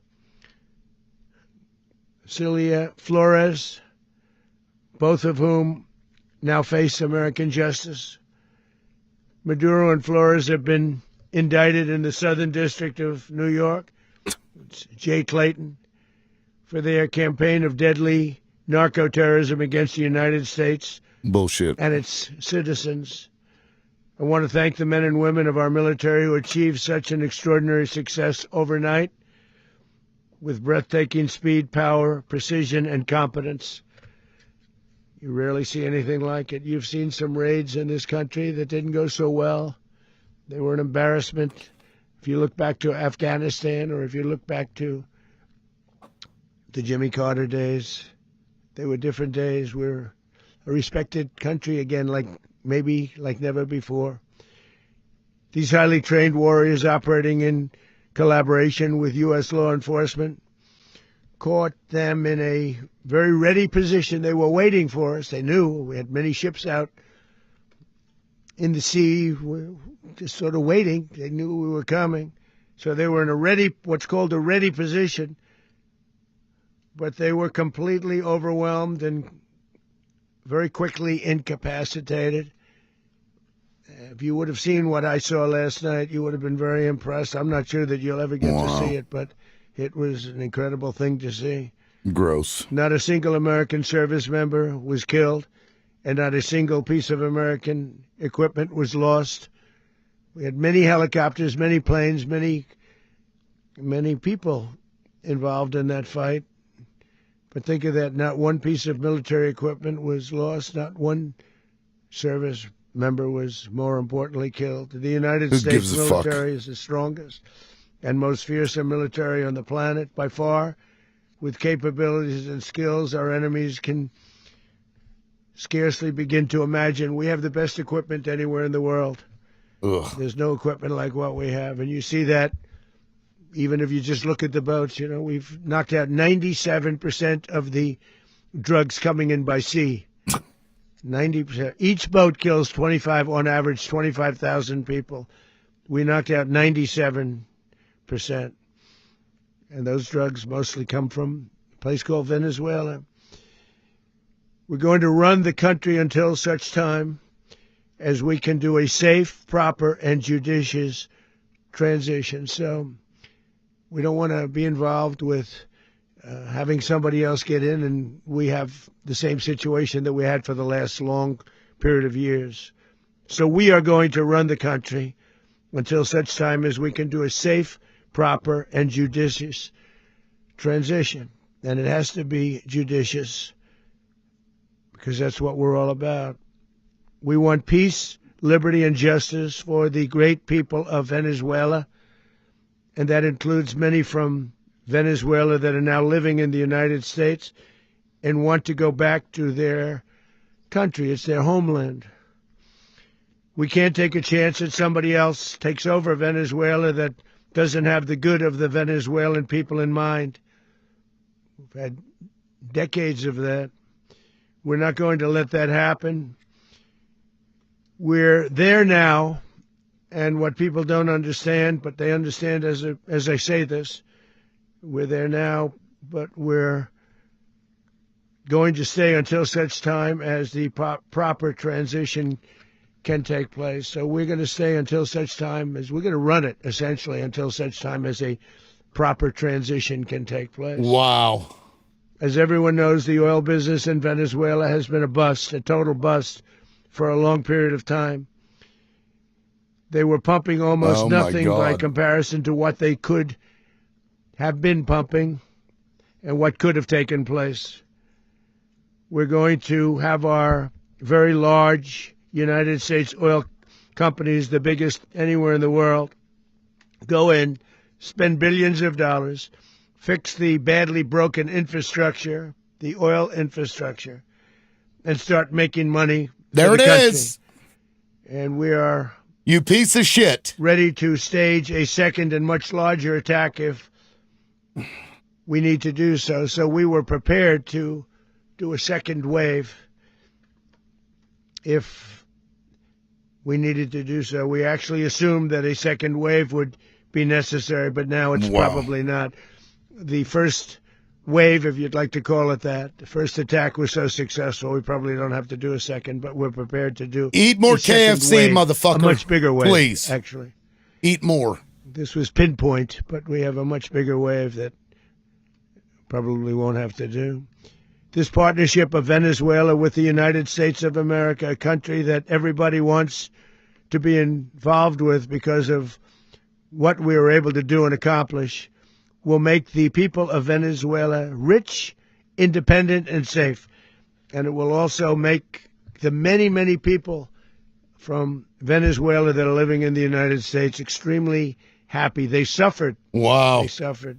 So much was taken from them. We're going to bring democracy at the end of a bomb. The illegitimate dictator Maduro was the kingpin of a vast criminal network responsible for trafficking colossal amounts of deadly and illicit drugs into the United States. As alleged in the indictment, he personally oversaw the vicious cartel known as Cartel de las Solas, which flooded our nation with lethal poison, responsible for the deaths of countless Americans, many, many Americans. Hundreds of thousands over the years of Americans died because of him. Maduro and his wife will soon face the full might of American justice and stand trial on American soil. Watch it be dismissed. On a ship that with we heading no evidence. To ultimately New York, and then a decision will be made, I assume, between New York and Miami or Florida. But we have people where the overwhelming evidence of their crimes will be presented in a court of law. And I've seen it. I've seen what we have. It's fucking gross. It's both horrible and breathtaking that something like this could have been allowed to take place. You're right. It's horrible that his this took term place. As president of Venezuela expired, Maduro remained in power and waged a ceaseless campaign of violence, terror, and subversion against the United States of America, threatening not only our people, but the stability of the entire region. And you all saw it. In addition to trafficking gigantic amounts of illegal drugs that inflicted untold suffering and human destruction all over the country, all over in particular the United States, Maduro sent savage and murderous gangs, including the bloodthirsty prison gang Tren de Aragua, to terrorize American communities nationwide. And he did indeed. They were in Colorado. They took over apartment complexes. They cut the fingers off people if they called police. They were brutal, but they're not so brutal now. And I just have to congratulate our military, Pete and everybody, and our National Guard, because the job that they've done, whether it's in Washington, D.C., where we have a totally safe city, where it was one of the most unsafe cities anywhere in the world, frankly, and now we have no crime in Washington, D.C. We haven't had a killing. We had the terrorist attack a few weeks ago. Oh, God. Here we A little bit go. of a different kind of a threat. But we haven't had a killing in a long period of time, 6-7 months. We used to have on average two a week in Washington, our capital. We don't have that anymore. The restaurants are opening. Everyone's happy. They're going. They're walking their daughters. They're walking their children, their wives. They walk to restaurants. Restaurants are opening all over Washington, D.C. So I want to thank the National Guard. I want to thank our military. And I want to thank law enforcement. Been amazing. And they should do it with more cities. We're doing it, as you know, and we're doing it in Memphis, Tennessee right now, and crime is down. We've just sort of started a few weeks ago, but crime is down now 77%. And the governor of Louisiana called, great person.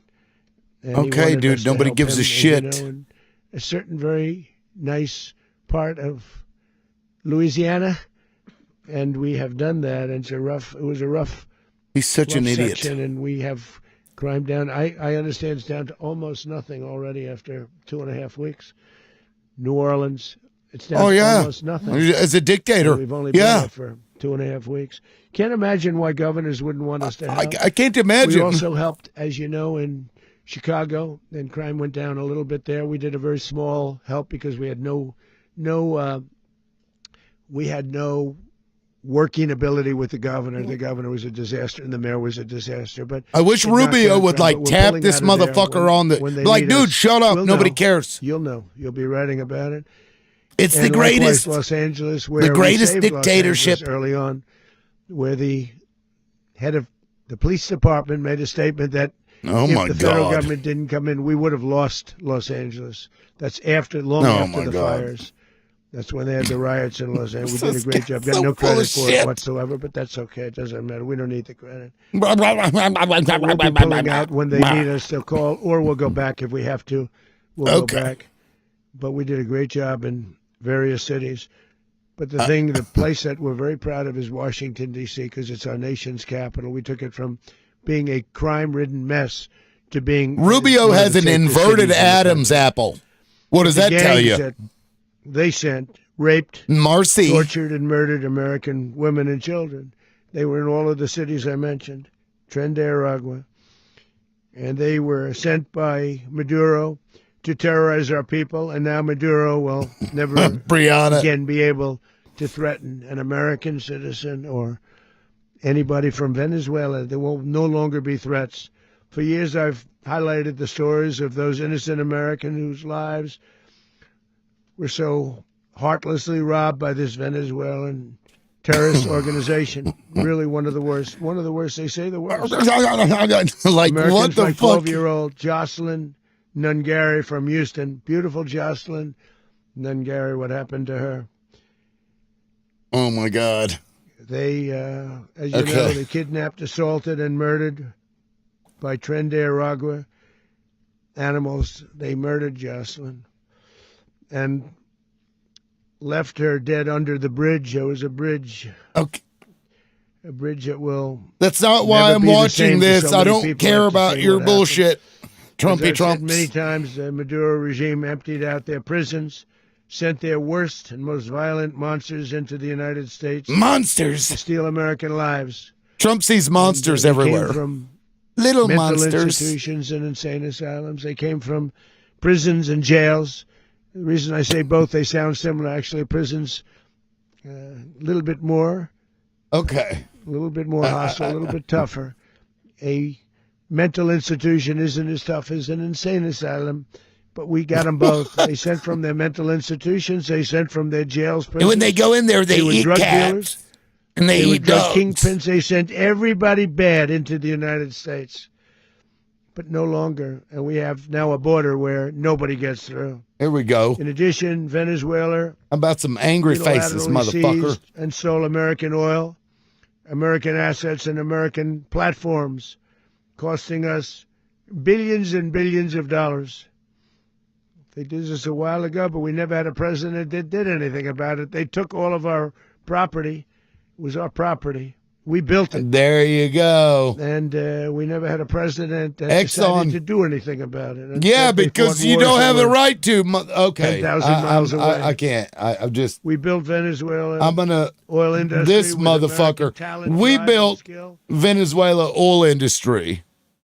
And he's butthurt because the executives at ExxonMobil wanted to get that money back. They're also, for the record, suing Cuba, trying to sue Cuba in American courts to get their shit back from the land that Fidel Castro took.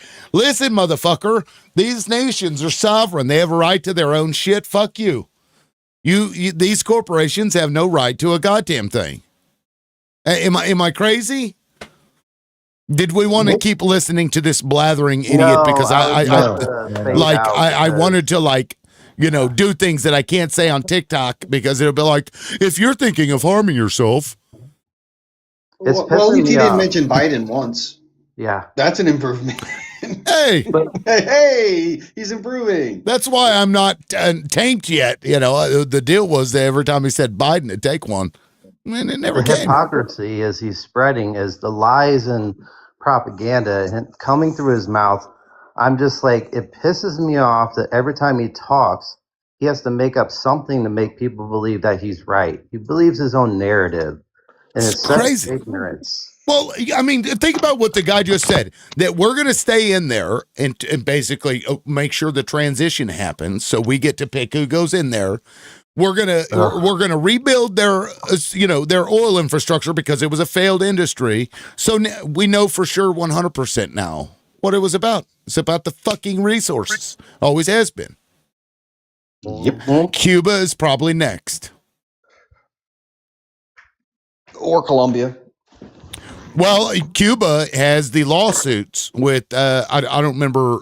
Is it Exxon? It may be somebody else, another oil company, is currently suing Cuba to get it's like $65 billion or something they're trying to get out of Cuba to pay them for the stuff that Fidel took over back in the 60s. Crazy to me, liberal, is he said they were going to prosecute Maduro in Southern District of New York, right? That's the first thing he said. Right, which I asked the question earlier. I'm like, how did they pick the Southern District of New York? Like, what is just eeny, meeny, miny, mo? The thing was, so Juan Hernandez was prosecuted in the Southern District of New York, and then he pardoned him, stating, well, the liberals in the Southern District of New York were hard on him. Like, what? Are you?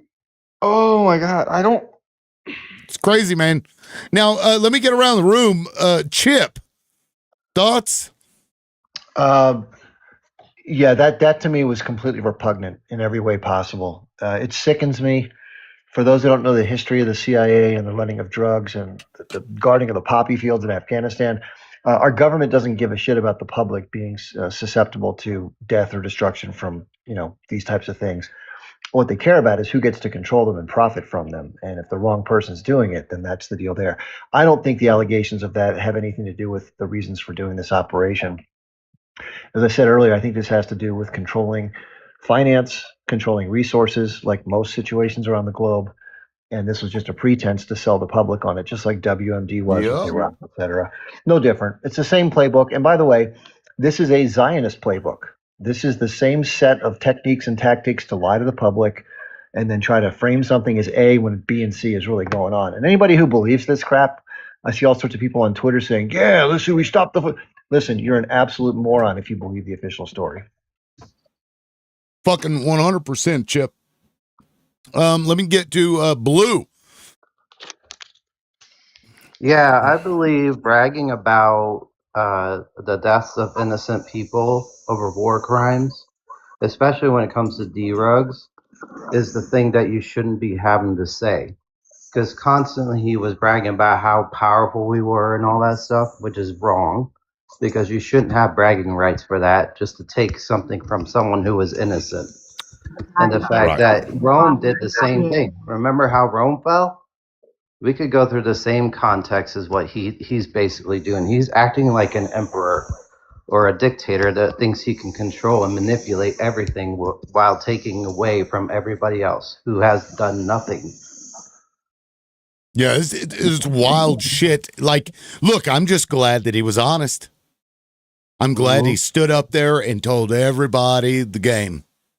That's the only, I think, positive I can think about Donald Trump is he's taken a big ass spotlight and shown it on all the fucking roach spots where all the roaches hide And the thing is, so now we see it, and that's a good thing because now people are waking up to it. the only thing that I do see is MAGA will never understand this. They'll still believe that this is a lie. And about Ruggs, even though he literally just like he gave away the game, and they're like, no, for real. I mean, look, Matty J is somebody I know. He's in the comment section. Oh, the people of Venezuela are cheering in the streets. Like, motherfucker, I'm sure you can find a person or two that's out there cheering, but nobody is like, please come and invade and destroy our country and then take our leader. Like what the fuck? Jesse, what's up? Good to see you. How are you? I'm are good. you, Lib? It's about time you come up on the damn panel. Well, listen, I've been busy and I'm finally off work for once, and I picked a great day to be off work, apparently. Yeah, I wasn't even going to go live today, but when that happened this morning, I'm like, okay. I kind of figured, I saw it this morning. I'm like, there's no way. And it's also insane because this again happened in the middle of the night when the rest of us were asleep. And like, I understand that everyone's like, oh, congressional approval. When has that ever mattered to this man? He doesn't care. And clearly they don't care about anything that he's done up until this point. We haven't even hit the year mark, and we've invaded how many countries at this point? We've taken... Keg's Breath is talking. Do we want to switch over real quick and see what he's saying? Maybe. Keg's Breath. I don't see why not. Well, Jesse, go ahead and finish your point, and I'll rewind it. That was it. It's just, that was at this okay. point, it's ludicrous. It's absolutely ludicrous, the timeline we're living in. It's fucking wild. Starting the year off just right, isn't he? All right, Amen. let's hear what President Trump is deadly serious about stopping breath. the flow of gangs and violence to our country. Deadly serious about stopping the flow of drugs and poison to our people. Deadly serious about getting back the oil that was stolen from us.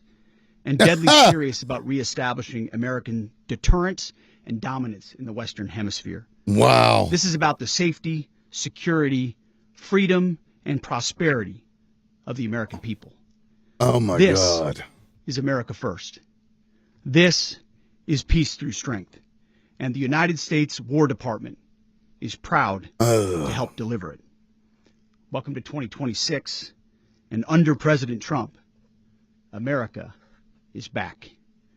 I'd like to welcome now our Chairman so gross. Kane, to give a few more details about the operation, Mr. Chairman. I don't want any part in this. Thank you, Mr. Secretary. Thank you, Mr. President, and good morning. Last night, on the order of the President of the United States and in support of a request from the Department of Justice, as the President said, the United States military conducted an apprehension mission in Caracas, Venezuela, to bring to justice two indicted persons, Nicolas and Cecilia Maduro. This operation, known as Operation Absolute Resolve, was discreet, precise, and conducted during the darkest hours of January 2nd and was the culmination of months of planning and rehearsal, an operation that, frankly, only the United States military could undertake. What I'd like to do this morning is talk to you through some of the preparation and the details without compromising any of our tactics, techniques, and procedures. There is always a chance that we'll be tasked to do this type of mission. I don't think he's going to give us any. He's just going to give us bullshit, whatever. Oh, look how strong we are. Look, we can go in there to this country who has like 130,000 active troops. Like in Venezuela's military, like 130,000 total. Like this, picking on the small people. This is the fucking, the senior in high school going into the sixth grade, playground and pushing people off the fucking monkey bars. Look at me. I'm so powerful. Like, what the fuck? Yeah, well, and that just goes to show that they were never a threat to us. Right? Never. Like how fast it was done. And apparently they were prepared for it, quote unquote, and it was still done in one night. They're not a threat. And then they admit it's about oil and minerals. And what the Venezuelan people are going to learn the hard way is every oil drill, everything that country has worth of value is going to have an American stamp on it. And they're not going to get crap out of it. They're going to get paid pennies to the dollar to work these fields, to mine the minerals, to dig for the oil, and all the profit's going to go to our corporations. It's actually worse than that, though, guys, is that all of the social services that came to bear with the Bolivarian Revolution under Chavez and all the oligarchs that got kicked out of the country, this is a very familiar theme that keeps on going on. Whenever a new leader comes in and kicks out the greedy, rich oligarchs and tries to help the population, that person is targeted for removal because every dollar that goes to the public is one that is not going in the pockets of greedy oligarchs. Yeah, and they almost succeeded in 2002. Because again, this doesn't have anything to do with Maduro. Never did. This is a matter of the U.S. Wanting whatever it wants, and Israel. I would assume, but yeah, they had snatched him up, and the people in Venezuela came out en masse and got his ass back. You remember that, Nadine? Oh yeah. Yeah. Oh yeah. I remember it happening.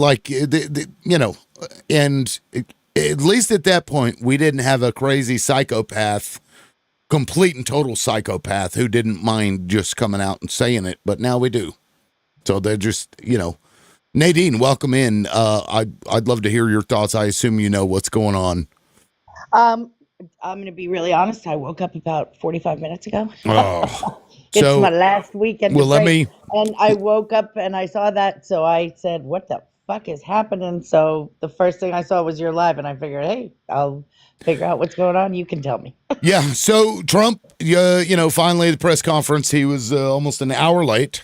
And when he came in there, he basically said, simply, it was rugs. And, oh, by the way, we're going to rebuild the infrastructure for oil, and we're going to get that market going again because they owe us, the companies or whatever, it was about oil. We went over there. We bombed their fucking country. I've got the videos I can show everybody again if we need to. We bombed them and then captured Maduro and his wife and have brought them back over here allegedly and they've pressed charges against them in the Southern District of New York. For what are the charges? Rugs. They're claiming that he was the leader of a rug organization in Venezuela. So we really, oh my God, we are the gunmen for oil companies now. Yes. Yep. Yeah, Wow. I mean, it's like basically a mercenary group. I mean, think about that. These corporations. We're like the Exxon's private army. That's right. And have been for a while. I would argue that was, one of the biggest reasons we went to Iraq and Afghanistan in the first fucking place, to secure the rugs and the oil. Wow. I'm surprised. No, I'm not surprised. Never mind. Scrap that. I was going to say, I was surprised that the military put up with it, but they just like killing things and blowing shit up. So that's what they're trained to do. Yep. So, wow. Yep, just straight up. Actually, boots on the ground invaded, like we are taking over Venezuela. Oh, he did say, and I may need to go back and re-listen to what he said, but what I heard was that we're staying there until the transition of the Venezuelan leadership happens. That's what I heard. Who are we going to put in place? Well, so constitutionally, it would be the vice president, Perez, or what the fuck was that guy's name? Whatever. The vice president would be be who it goes to. But I think Chip is right. Since she been on her knees for Trump since she got the Nobel Peace Prize, and how weird is that? She's also a Zionist, right? Yeah. Wasn't she the one that said the first thing she'll do is put an embassy into Jerusalem? We'll probably find out she's Scheinbaum's fucking cousin or something. Yeah. Lib, you brought up a good point in the middle of the Trump speech. What if he's found not guilty? Yeah. Right? I imagine he will be. Yeah, there's not enough evidence. Is that an impeachable offense once the Democrats take control? Well, what he just did is an impeachable offense. Well, I think the War Powers Act actually gives him the right to do that, unfortunately. Now, Congress has to, no. I mean, are they claiming that we are at war? No, that's the thing. He's not claiming this is a war. He's claiming it's an action. And from what I understand, he has 48 hours to notify Congress about any military action. so long as it's not considered a war. And that's where the line gets blurry. So I don't know if this would be the thing, but like if he's found not guilty and we just kidnapped a leader of another country, I mean that's got to be an impeachable offense. I don't see how it's not. It already is, regardless of the disposition of the case. Sure. I mean, there is no international organization that has said, man, this guy's bad news, all the rugs going on over there, we got to get rid of him. He just unilaterally decided. And we know why, but yeah, I don't think he's got a leg to stand on anywhere, not in the U.S. courts, not in international courts. But here's the thing. He did it while we were all asleep, so he did it in secret so he can get more prospect on how much control he wants to have. That's what it is. I'm actually surprised he did this before the midterms. I thought he was going to wait till after the midterms to do this. I think they're scrambling because the numbers are plunging.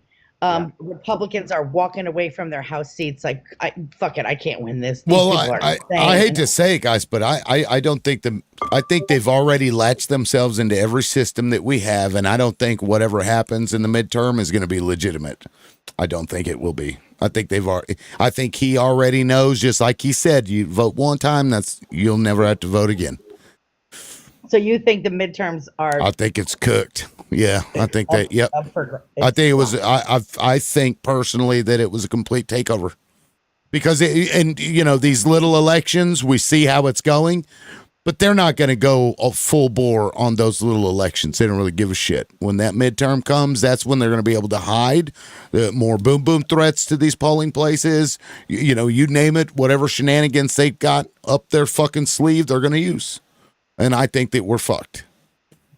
But, that's me being cynical.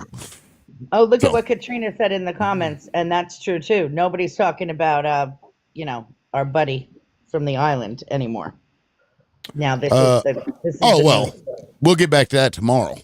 Yeah.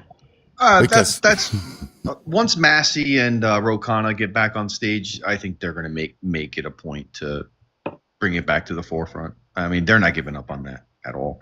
I mean, they shouldn't at all. And really, did he just give Putin an excuse to do the same? Absolutely. He just gave anybody with the power to do it permission to unseat of an elected official because they'll claim it was rugs. Right. So Zelensky goes missing, and then it's justified, right? If Donald Trump goes missing and Venezuela says, we did that, I'm sorry, but that's justified. Is it not? I was just going to mention Taiwan. Yeah, Tracy. Like, we go over and attack a sovereign country unprovoked. They have a right by international law, by all, stretches of metrics. They have a right to respond. When are the planes coming? Does Venezuela have a whole big air force or a navy? Because they should be on their way. I think they know that there's nothing they can do, unfortunately. There's nothing. Yeah. Yeah. There's literally, what do you do? Maduro did the first thing he did was make it a national emergency, and he asked the citizens to stand up and fight because he knew there was nothing. There was no way they were going to defend against that. And then at like a half hour, cause I work nights, so I was up during the whole I was just following this. And then like a half hour later, he told everyone just shelter in place and keep yourself safe. He knew it was done. There was nothing that he could do. When did this happen, and what happened? Like, what's the blow? So it happened last night, probably around 11 o'clock. I would say is when the first news came out that there were reports of explosions. There were 7 explosions, and the news quickly picked up on it. It was all over X and whatnot, and then videos started coming out from Venezuela, like the citizens were recording it, and you could see the helicopters, you could see the U.S. forces coming in. And what ended up happening was Maduro tried to hide. So they went after military installations, then they went after like the mausoleum, and then they went after like the palace. And once they hit the palace, they all the U.S. forces had to like refuel, and so they all left. And when they all left, Maduro tried to escape. And it didn't work out. They all came back, and he was ended up captured with his wife, like shortly after, like 2 hours later. Wow. Yeah, I've got a pretty decent just timeline. are like a rogue state at this point. Yeah, they did take out comms first. That's true. They took out comms and they took out the air support. He tried to rally I think it was like the MiGs from the Russians, but they just couldn't get to him in time. The U.S. forces it was a blitz. The U.S. forces just destroyed everyone. Trump claimed that they knew that they were coming. They didn't know. By boats. Remember, he said by boats in the water. Right. The civilian boats, the fishermen. They knew we were coming. Right. Wow. I've got actually the timeline here. New York Times had a really good. Well, fuck, I don't know what I did with it. I had it up here. Anyway, sorry. Somebody was talking. Doesn't this just kind of like work a little too perfectly for him? Because most of you probably haven't seen this, but I sent a video into the Discord earlier about, and I don't know that this is true, but there was a video posted from a person in Puerto Rico of a homeless person that was transferred there, we're just going to say, from somewhere else. So doesn't this kind of just work out a little too perfectly because he wants to get the homeless off the streets? He needs somewhere to put all of the immigrants that we're detaining through ICE. He wants the oil rights there, and we're not leaving until we install someone that we choose.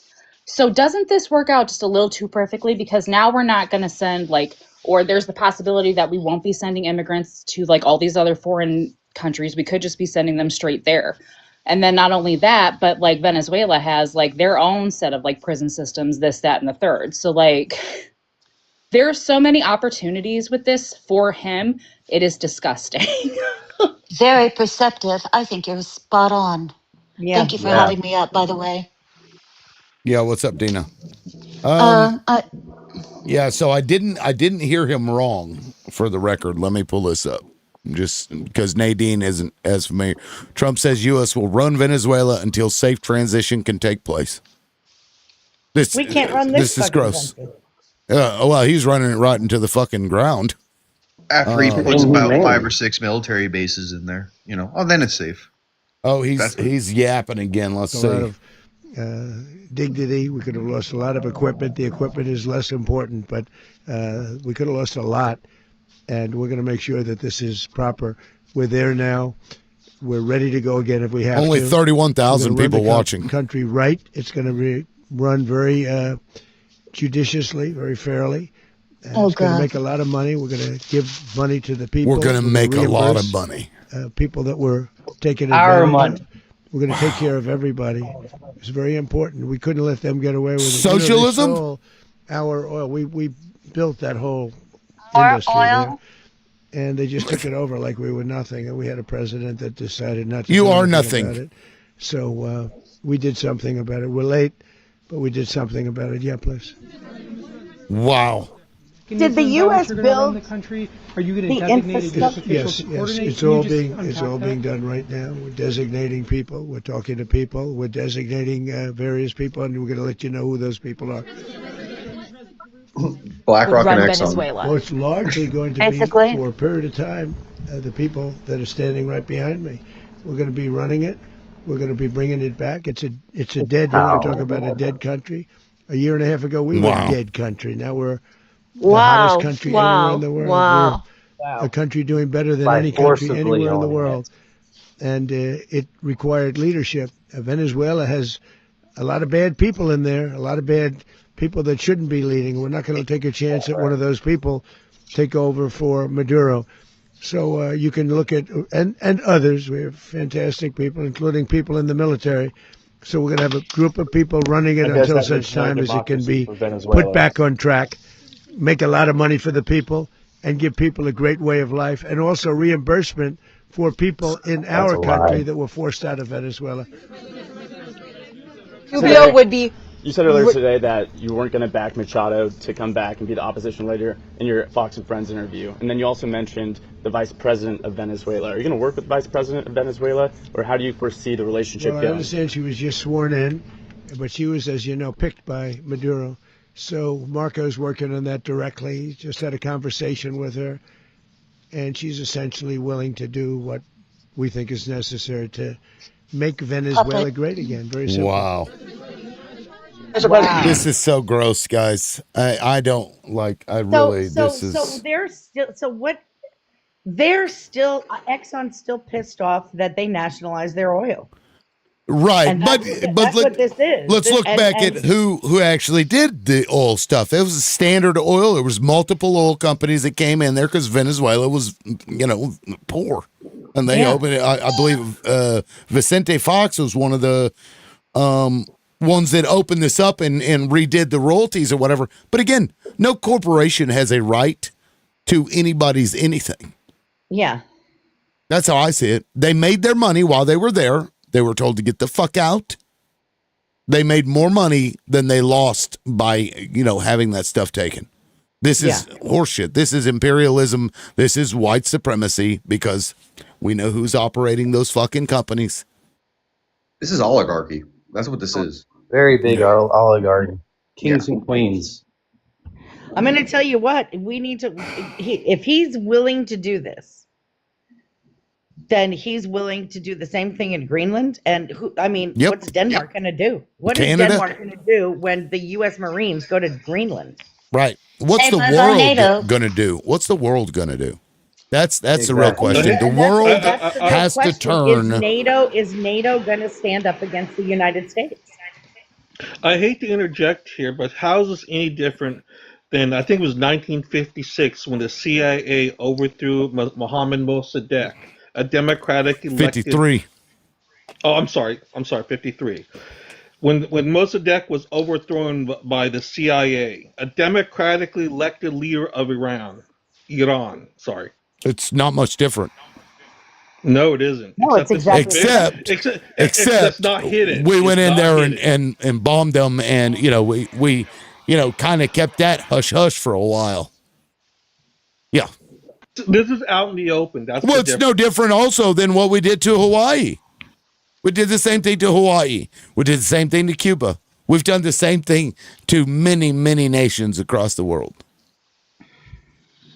My question is how is Congress going to react to this? Because there was no authorization given prior to this whole operation.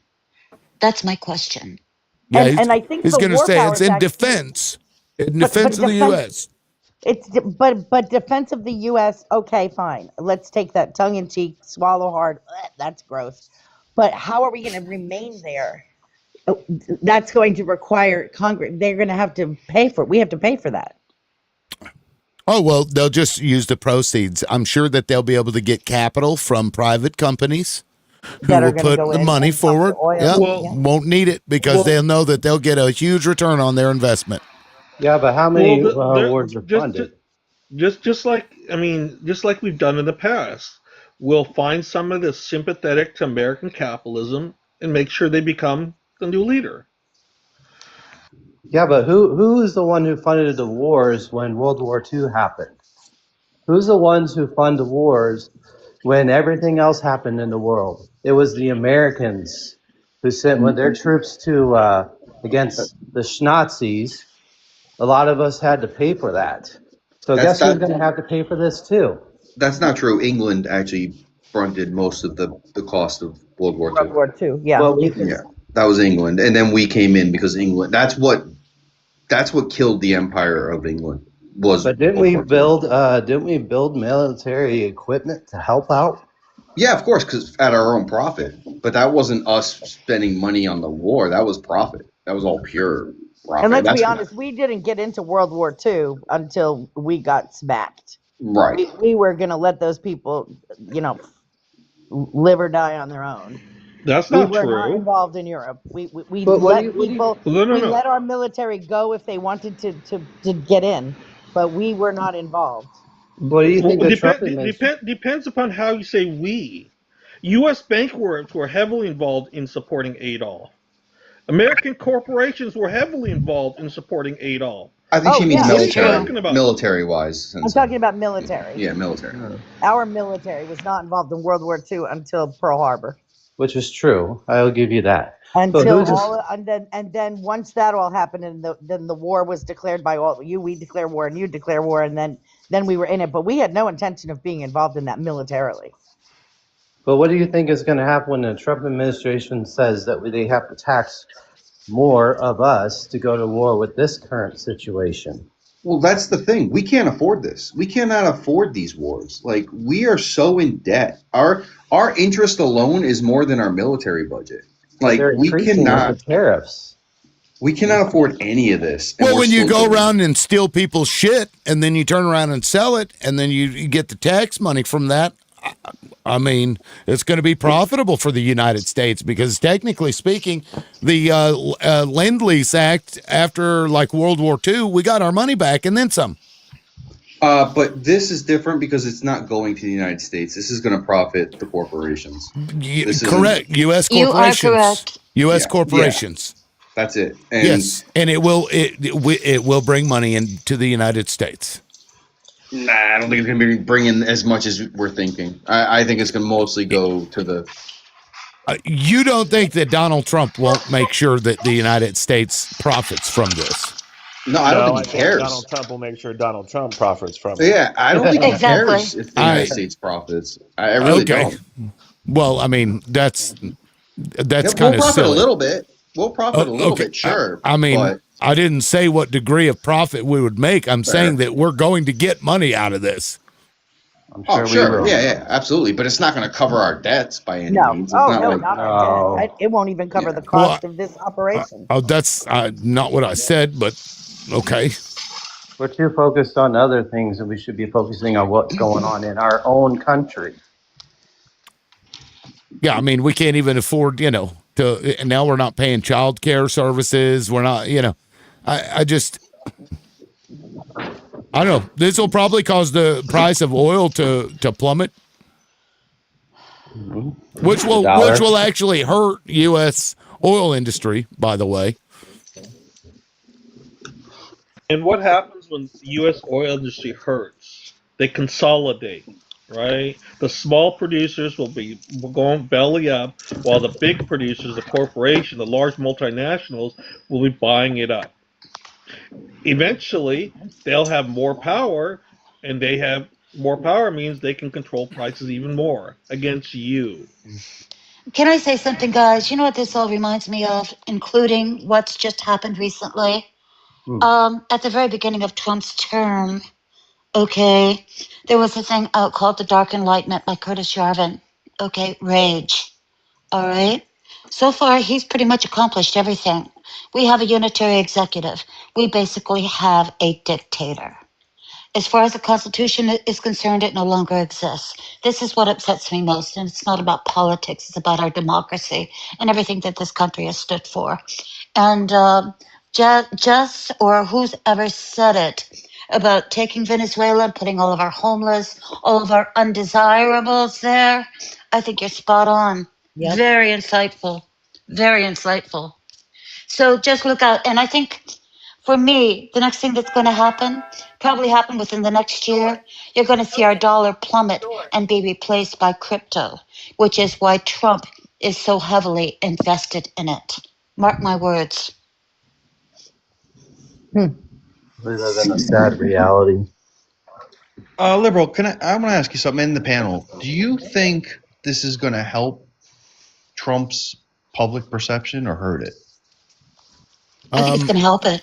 I don't. The people that are going to support Trump will support that man, even if he were to be found to be a serial unaliver. Yeah. So I don't think, as far as that goes, I don't know that it's gonna whatever. But again, I don't think it'll matter come the midterms because I think they've already got their little tech fingers up in everything. So overall, I believe it's going to hurt it because you have to understand, roughly 38% of Americans don't even participate. I don't think the Americans believe in general. Right? I can understand MAGA and ultra MAGA believing in overthrowing countries. I don't think most Americans believe that. Well, that's why I asked, because the last poll I saw was, I think it was like 76% of Americans were against any kind of action against Venezuela, and then he did this anyways. But Liberal brings up a good point. I don't think he cares. It's his last term. He's going to do whatever he wants. And we could be cooked for the midterms. I don't know. I like to be a little more positive than that, but you never know, right? Like we've seen similar things, right? Well, who's going to be cooked for the midterms? Democrats. Why is that? Well, liberal believes that he's got his fingers in all the the election polls and whatnot, and that they'll just finagle them. And the machines, the voting machines, and Yeah, the voting machines. Yeah. I agree. I agree with that. Elon, don't forget. Let's hope I'm wrong. I can't. His poll numbers were so bad that unless you're talking about and I just, they're the brainwashed minions. They will believe anything that he says. Even staunch Trump Republican conservatives are turning against him. So I can't for the life of me imagine that this is going to spin well. His minions relative to the electorate are a small percentage. Yes, they are. So what I'm saying, just like what Lewis said, if 70+% of Americans do not believe in this quote-unquote war or whatever you want to call it, I hope those people that are traditionally non-voters that don't believe in this actually use their voice. Well, one of the ways they're going to spin this, guys, is that there were judgments against Venezuela because Venezuela did default on its debt obligations, and so to that end, they're gonna say that they owed us money, and the only way to get it is to go in there and get our shit and take their oil and get the resources so we can get paid back for these things, and they already have several. Get ready for the Chinese military to be coming into the U.S. They own our debt. Well, but we haven't defaulted yet. But I'm just saying this is an argument they're going to make, and MAGA and conservatives are probably going to lean towards, oh, well, that makes sense. I mean, how else do you get paid back for the things that somebody took from you, right? This is the kind of the spin they're going to use, I believe. I mean, they're kind of already doing that. Trump is, oh my God, they took all of our assets and they took our oil and they, you know what I mean, like. It's kind of weird, but I think that may play well with conservatives, just generally. You're right. You're right. Oh, the conservatives did not like the nationalization of the oil in Venezuela. I remember that. That was a big overall, I don't disagree with what you said, liberal. But here's what people really need to look at. The electorate is much larger than just ultra MAGA and ultra MAGA. Like I said, 38% of people don't even participate. And guess what? Like what Lewis said, 70% of Americans don't believe in this bullshit. You should be focusing on those people, right? MAGA's dead set in their ways. I'm not here. I don't here try to convince MAGA of anything. Do what the fuck you want. I want non-voters, independents to see this shit and be outraged. Outraged enough for the non-voters to actually go, I'm going to vote this shit out or do something else. Yeah. But I think part of the thing is that if you, it's the we are inundated with it, and there's no end in sight. Yes, we have the midterms coming up next year, or I guess this year technically, but we still have almost 3 more years of this dude, and look at where we are. Like, it feels hopeless, and there's more protests planned, and I think this is just part of the tactic. I think we're beyond protest. On oil, and I think it's just to inundate people with, how do you like that? How do you like that? How do you like that? You want to protest some more? Protest some more. Here's the files. What are you going to do about it? And it's just because it feels hopeless. I mean, and I'm as political as they come. And I'll be honest, this feels hopeless to me. Sometimes I just say, you know what? Let me go in my house and shut my door, because I can't do anything about any of it. I can't do anything about Gaza. I can't do anything about the immigration deportations. I can't do anything about any of it, and it feels hopeless. And the more they pile on, that's the point. The more people are willing to just sit down and just shut the fuck up and just leave me alone. If you leave me alone and let me go to my job and do what I have to do, and I could still buy some food, not all the food, then just leave me out of it. And I think it just feels like that's what it's about. Yeah, I mean, as a creator, I don't know if anybody's ever said this, but one of the difficulties that I find myself having is that there's so many things going on. How do you prioritize what's important? Mm-hmm. And that Exactly. becomes an issue because then it's like you walk into a dirty room and it's so dirty. There's so many things going on in the room, you don't know where to start. And that's purposeful, and it's just going to continue to do it and keep piling on, and we're going to have all these fucking things. And you try to learn a lot about everything, but you can't because there's just so many things going on. And that's purposeful, and that leads to the hopelessness. Now, go ahead. No, I go did ahead. want to mention one thing I noticed when I'm in other TikTok chat rooms, because I try to pay attention to this very well. The people who are after millennials, a lot of it has to do with generational situation too, where a lot of people in Gen Z or Alpha are blaming millennials for not doing enough. And I've heard a lot of them say that basically they just want to burn down the government. They want to go and take charge and burn it all down. How is that justifying to have that kind of reaction to fixing this when protesting has always been the thing in the past history? And never worked. That's why I'm saying, like, how do you get and never past worked? this? I don't think. Look, I don't think protests are going to do anything because he doesn't give a fuck. This dude doesn't. He doesn't care. No, he doesn't About care. an hour And ago, an people, article was posted that Senate is going to vote next week to block his military powers regarding Venezuela. They need to completely rewrite the War Powers Act. They need to remove any ability for a president to unilaterally do a goddamn thing anywhere.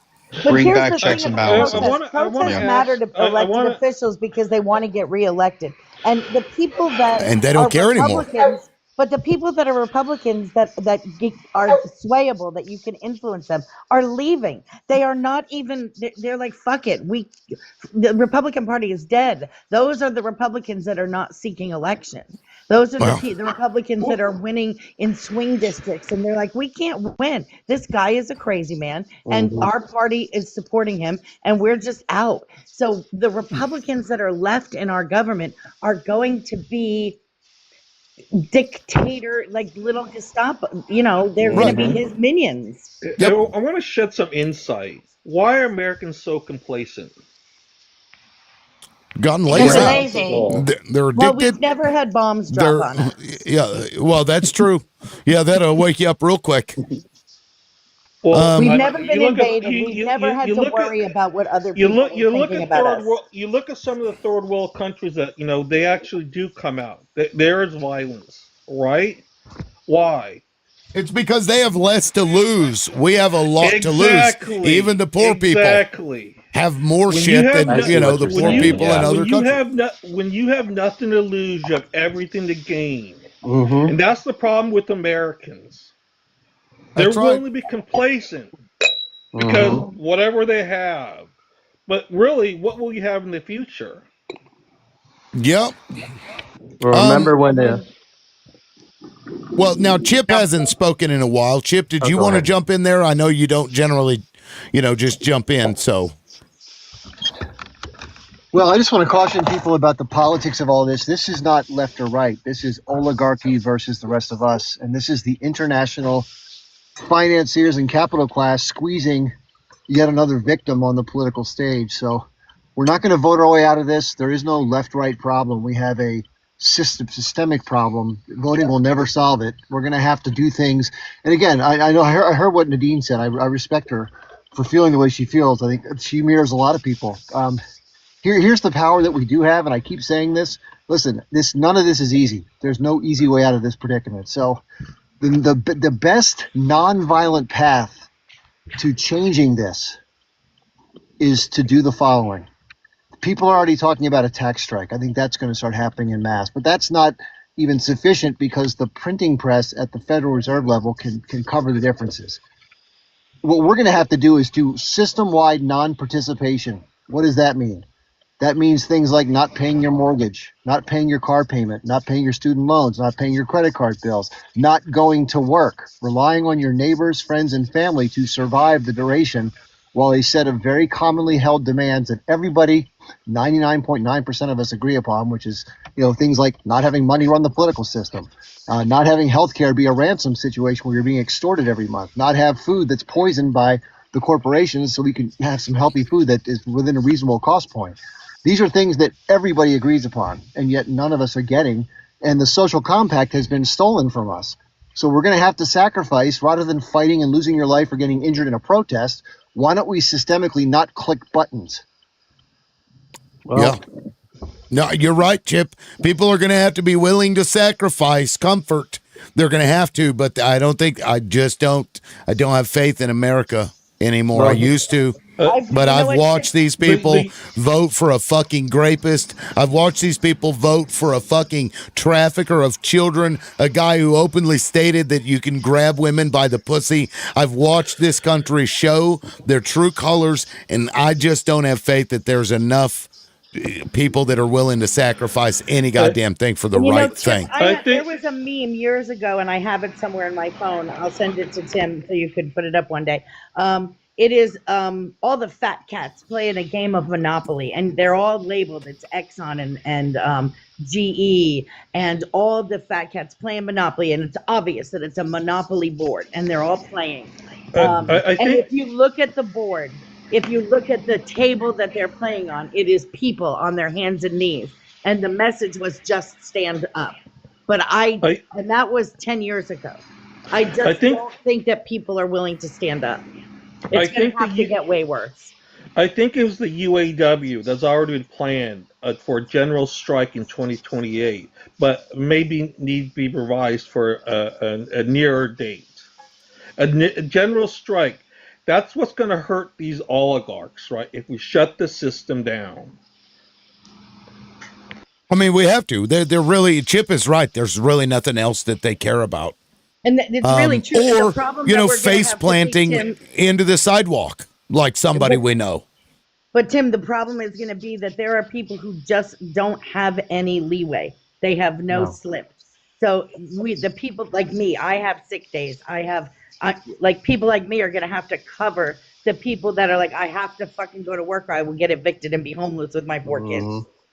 And we're not there yet.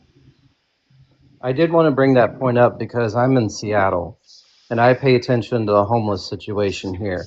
Luckily, we got a new socialist liberal as mayor in this country or in our city now.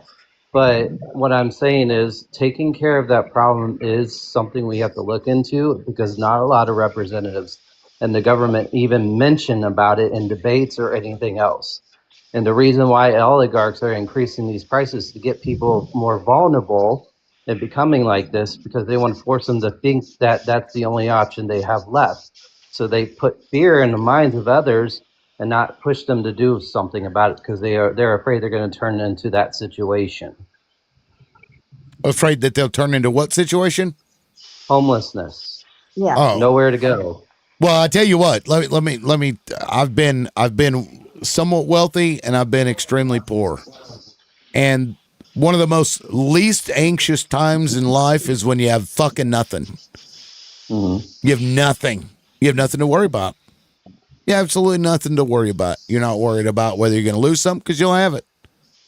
And so, like, there is, a sense of calm when you have absolutely nothing. There really is. Yeah, but the way society treats homeless people is very different because if you're asking for help and you don't have it because people look down on you, or the situation when it comes when you need assistance to get yourself built back up, the government itself sometimes, society looks down on it saying, no, you can't have the government to help you to get out of your problems. So you have to fix it yourself. And a lot of them do the DRUG as well to like cope with the situation they're going through. And it's just one of those things where how do you balance? I get what you're saying, liberal, but at the same time, how do we help those who are mentally unable to help themselves? I mean, look, we can't even elect a guy that doesn't grape kids. Mm-hmm. So I don't, they're not going to help homeless people. We're going to have to fix this problem before we can address that. Right? I mean, that to me is like a priority that doesn't exist right now. We have, I mean, we just literally just bombed and took over another country. Mm-hmm. So I don't know. My only point was that when you engage in what Chip said and you have nothing, there is peace there. There is peace there. You don't have to worry about the bill you didn't pay or need to pay, but can't figure out how to pay it because you can't pay it and you don't have the bill. You can't squeeze, juice out of a rock. So I don't know. It's not as bad as it might seem when you have things and you think about it. If that makes any sense. No, it makes absolute sense. It does make sense, but I think you do create other worries, right? Like if you're at rock bottom, like you're worried about your next meal, right? You're not necessarily worried about where you're sleeping, but you're worried about your next meal. And then you worry about where you sleep. And then I get that, and I think there's actually a lot of beautiful poetry in that. When you don't have anything to worry about, who cares? I think that's beautiful. I just, like you said, I don't think America is at that point. And I think if we keep going the way we're going, we're getting to that point. I mean, look at this year alone with healthcare. How many hospitals are going to be closed? And these are things we can see, right? Like your neighbor is going to see and look and say, wait, where's my hospital? I have to travel 2 counties now to go to a hospital? Like, why is Kentucky projected to pay $22,000 extra a year? And like it doesn't make, you're starting to feel it. And I think the point is Americans have to feel pain before they realize this is not working for us. This is not what we wanted. And I think that's the truth. I think people, overall, the overwhelming majority of people will have to feel it. Yeah, and like yesterday, we were talking about, why I voted for Donald Trump in 2016. It was for that exact reason. Like, we would never have gotten the New Deal had the Great Depression not happened. People have to hurt to fucking actually get up and do something about it. And until that hurt comes, they're just going to sit around and be like, well, I mean, I'm okay right now. I still have a house. I still have a job, pay shit, but at least it's something. When you lose all that. That's just another reason why Trump wants to cash out early, before their suffering gets too bad. He wants his money now. I mean, for his family or his legacy, I guess. I was just gonna say, that guy knows doesn't have 5 years. Yeah, I don't know that he makes it through 2026. I mean, we saw he did not sound well. He did not look well.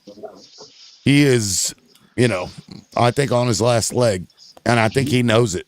He's popping aspirin like M&M's right now. Yeah, So. Yeah. But the thing here's what I don't know. And I could be swayed either way. I've had people argue in both directions. Can the people that are left behind when he's, after the big parade, the clock that saved the world, are they going to be able to maintain what he's doing, or is it all going to fall apart? Are the Democrats or the liberals going to run in and say, ha, and grab things, or are they just going to keep moving on? No, the corporations are going to take over. Yeah, corporations are going to take over. Yeah, I agree. You're basically saying everything that I've said all along. People are going to have to feel it, which is why his last approval rating that I saw was at 36%. Listen, I was talking to a young lady last night, and 24 years old, out of a job. Nothing that she did, but she was out of a job. She had a medical emergency because she couldn't afford to go to the doctor.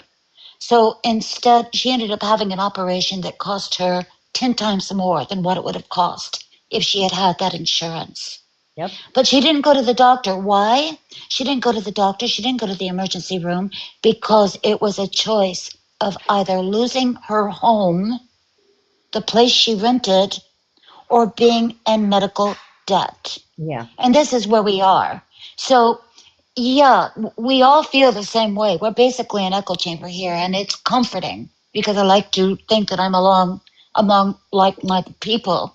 But guys, this is not going to get better. This is going to get worse. Yeah, I can see it. And I wasn't arguing with liberal because I get what you're saying, liberal. It's just I'm looking at the humanity side of things.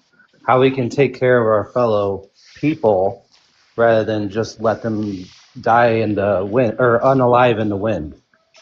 I mean, I get it. Look, I get it. I'm just saying I've experienced both sides of the economic spectrum, and one of the most liberating times in life was when the only thing I worried about was where I was going to sleep and what I was going to eat. Unpopular It's opinion very here, liberating. but I embrace that we are going to get worse. All I say is people try to prepare as much as you can, because hopefully that will drive away the American complacency. Dina,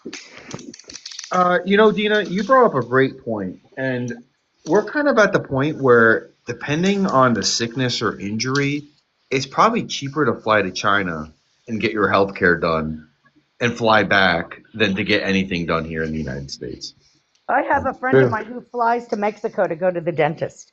I believe it. It's cheaper. Yeah, it's probably cheaper. Yeah, I believe it. I think we're She at the goes point to now where it's Mexico cheaper and to leave, get she your goes health care done, and then come back. I she believe goes Turkey to is a popular destination for medical.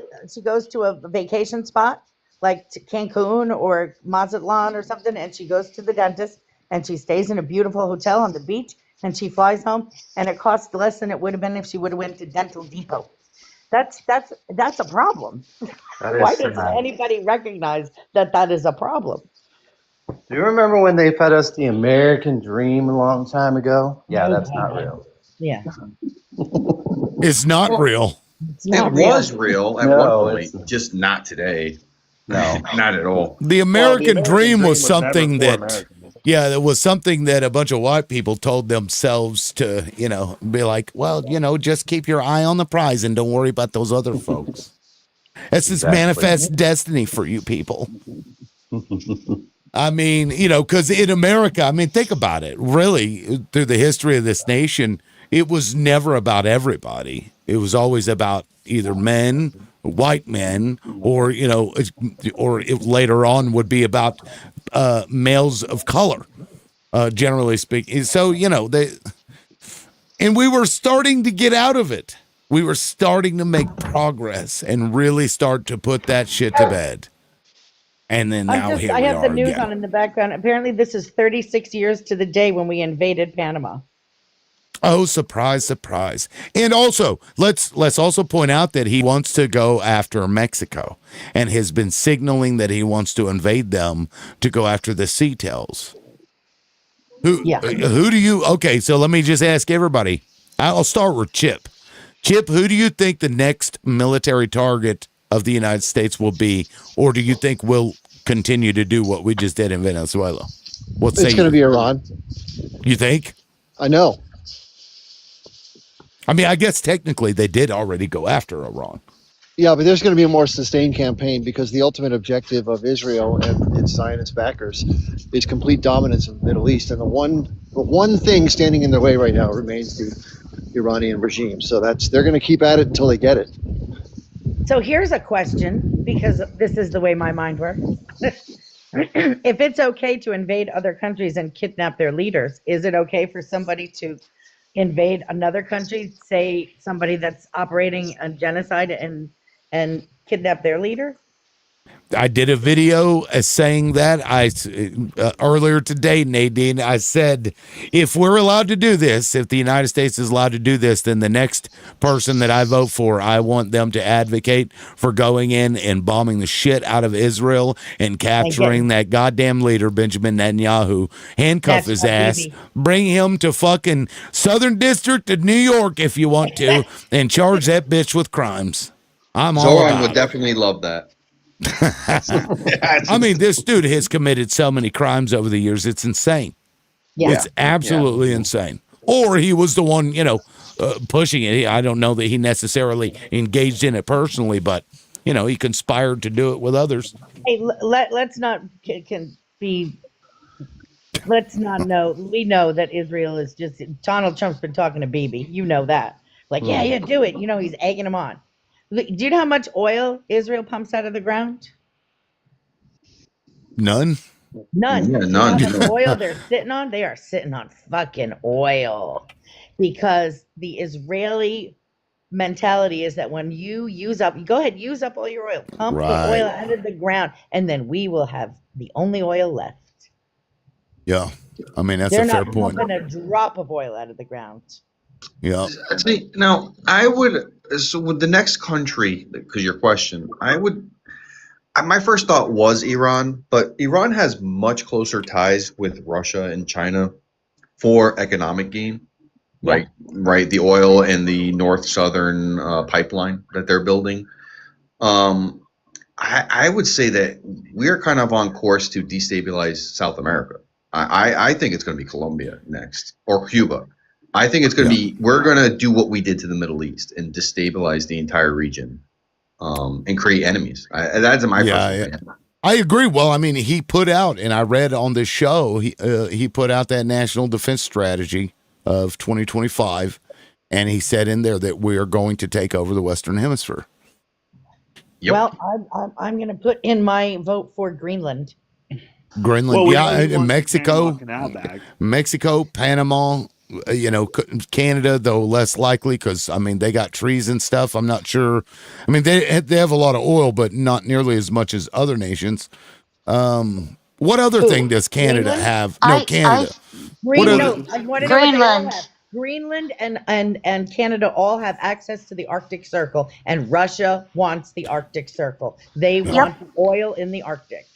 If we invade Greenland, if I may, just real quick, I think our next spot is going to be Greenland for two reasons. Because of the Arctic Circle, number one. Number two, because of the rare earths. And number three, it will accomplish what Trump has always wanted to do, which is get out of NATO, because we will be kicked out. We will no longer be part of NATO. So it'll accomplish three goals. All right, so here's where I disagree because before this attack, Trump promised Poland that he's going to keep troops in Poland. I don't see him going against NATO, at least not anytime soon, because that's going to trigger a massive war. You're going to, by obligation, you're going to have all of Europe, and then they're going to team up with Russia and China eventually. I don't see that happening with Greenland. I see us more going after countries that literally cannot defend themselves. And nobody gives a fuck about. Yeah, Nobody. I agree with you, Lewis. Yeah, I agree with you also. We're talking, Germany, France, the UK, all nuclear powers here. Right. Right. You don't want to bat that beehive. You don't. They're gonna back Denmark, right, and Greenland. I don't think that's gonna happen. Absolutely. He takes over Venezuela. You know what? Think about it this way. I just really kind of came into my mind. The United States was not, the people that came here to colonize did not come here for religious reasons. They were sent here for resources. They were sent here by private organizations, private corporations, under charters, paid for, fronted money through the government to get fucking wood and other resources.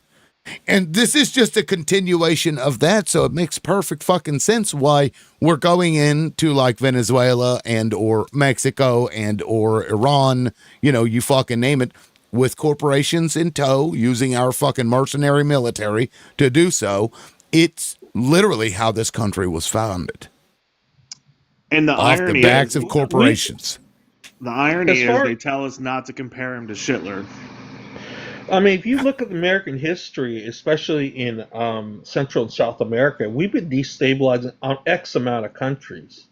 I mean, I can pull up probably 50 conflicts that we have been, we're the perpetrator of destabilizing. This is nothing new. That's what I'm saying. This is outrageous, and every American should see this. I mean, 70% of Americans, like what Lewis said, don't approve of this shit. But we won't do anything about it either. And so, like, at that point, if, when people don't actually do anything about it, really, is that not complicity? Yes, but if you have a massive portion of your population saying, no, we don't support this, who's going to fight these wars? No one's going to join the military, and we're in protest of this. Even if they do a draft, you saw the massive protest of the draft of Vietnam, right?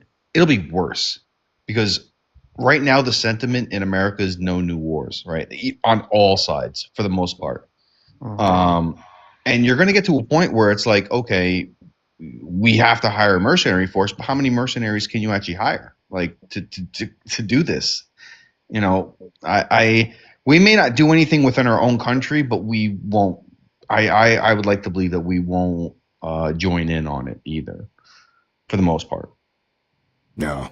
And here's an interesting map of our interventions. I mean, look at that. Yep. Crazy. If you look at the demographics of the enlisted people that joined the military, they're coming from working class and poor, especially poor families. They're used as fodder for this policy, we'll just say, of interventionism. And people need to understand that. I understand people that are poor and struggling. They want a way out of that situation.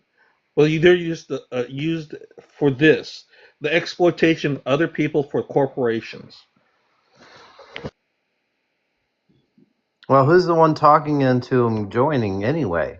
Usually it's the parents or someone say, oh, if you do this, you get a better life. And then they expect to think that that's the only way to do it. Well, I mean, poverty plays a role in joining the military in a big way, I would argue. It's, it's a way out for a lot of people. And of course, rich people know that. Of course. I mean, when I joined the military, it was the only way I could get an education. But I want to say this, if I may, because I'm going to be real quick. Guys, when you take into consideration that 54% of the American population can't read above the 6th grade level, it's very easy to sway people. Okay. And unfortunately, people don't have the facts. They don't research things. They don't have a history as to what this country used to be. So, yeah, we're in trouble. There's a guy on the news that I missed his name and I have it muted. They said they're still using the words that U.S. oil companies are owed over $1 billion worth of captured assets. And they said that they will be able to turn this around in a matter of days, this guy is saying. They will be able to get their energy supplies going forward, and Venezuelan oil is one of a special grade. It's very heavy and sour and particularly well suited for U.S. Gulf Coast oil refineries, which is where it really sprung out of. Well, and they have the largest oil reserves in the world. So I imagine the Exxon executives are packing their suitcases as we speak. I think they're already there. They'll be in Venezuela if they aren't next door in a hotel waiting for the all clear from the military. Like, go ahead, go in. I saw that. Yep. And Venezuela is a founding member of OPEC. Yep. Well, and this is another reason why we have to get off of oil and why they fight so fucking hard to not. Because if, I don't know that we would be doing this over solar panels necessarily. Or, you know what I mean? Like some green fucking energy that we don't have to rely on other countries to get. We're far beyond this stuff. We've got to. But at this point, we're kind of fucked here. I don't know. He says he expects the price of oil to drop Sunday night when the. Oh, I imagine it will.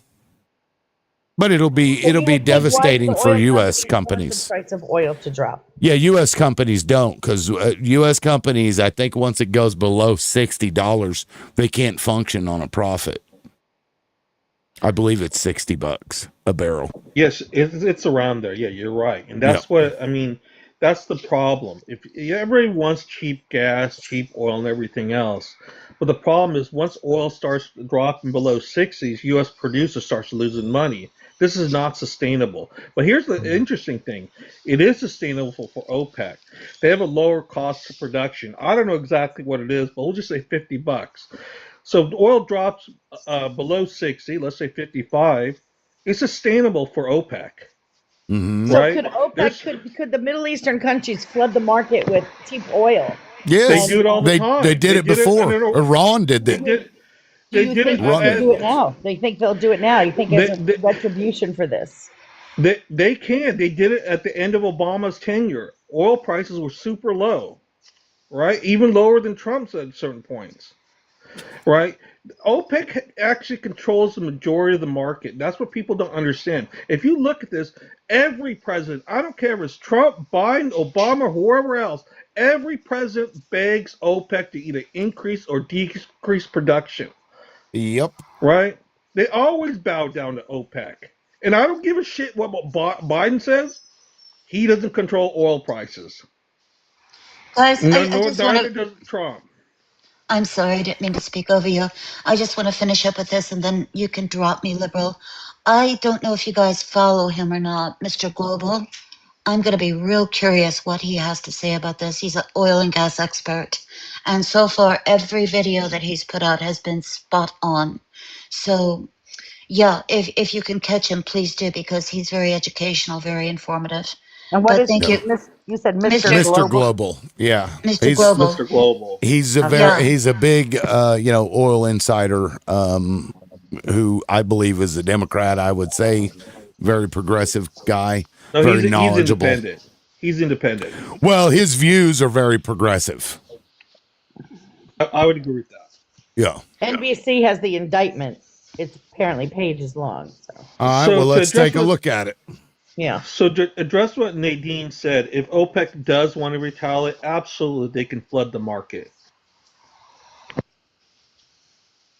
because I think let's not kid ourselves that the oil producing countries do not want the United States running the world because it doesn't benefit them. No. So if they could get together and say, yeah, we can't let this can't happen, then that helps. But again, it doesn't Well- make anything better. It just Well, sort of, what they it's a do, slap in the face. what they do is they align with the U.S. Do-do? Just like how Saudi Arabia does. You Yeah. said do. Sorry. Are you in middle school, Dan? I've got to bring some kind of levity here, guys. This is fucked. Okay, so Sorry. No kidding. Hey, can someone Liv, check explain? your Cash App. Can Do someone what? explain? Rah said check your Cash App. Oh, okay.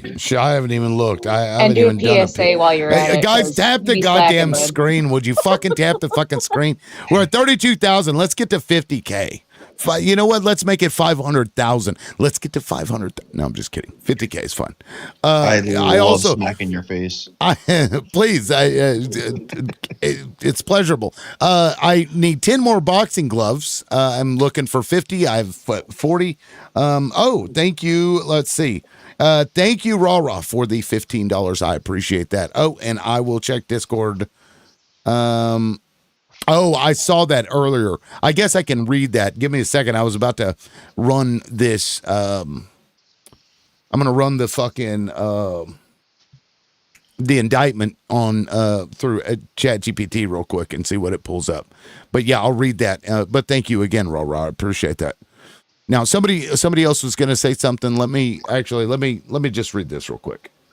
This is useful information. Fucking Discord. All right. Here we go. All right. This is Marjorie Taylor Greene. I saw that. Yes, let's see. You did see it? Yeah. I've served on the Homeland Security Committee for the past 3 years.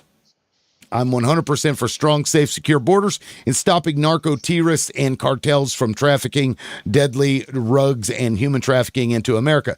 Fent is responsible for over 70% of U.S. drug overdose deaths, and Fent comes from Mexican cartels made with chemical precursors from China and trafficked across the U.S.-Mexico border.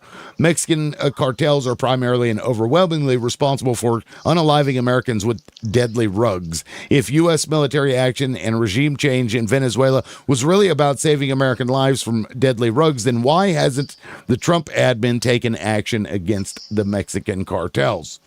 And if prosecuting narco terrorists is a high priority, then why did President Trump pardon the former Honduran President Juan Orlando Hernandez, who was convicted and sentenced for 45 years for trafficking hundreds of tons of cocaine into America? Ironically, cocaine is the same drug that Venezuela primarily traffics into the U.S. The next obvious observation is that by removing Maduro, this is a clear move for control over Venezuelan oil supplies that will ensure stability for the next obvious regime change war in Iran. And of course, why is it okay for America to militarily invade, bomb, and arrest a foreign leader, but Russia is evil for invading Ukraine and China is bad for aggression against Taiwan? Is it only okay if we do it?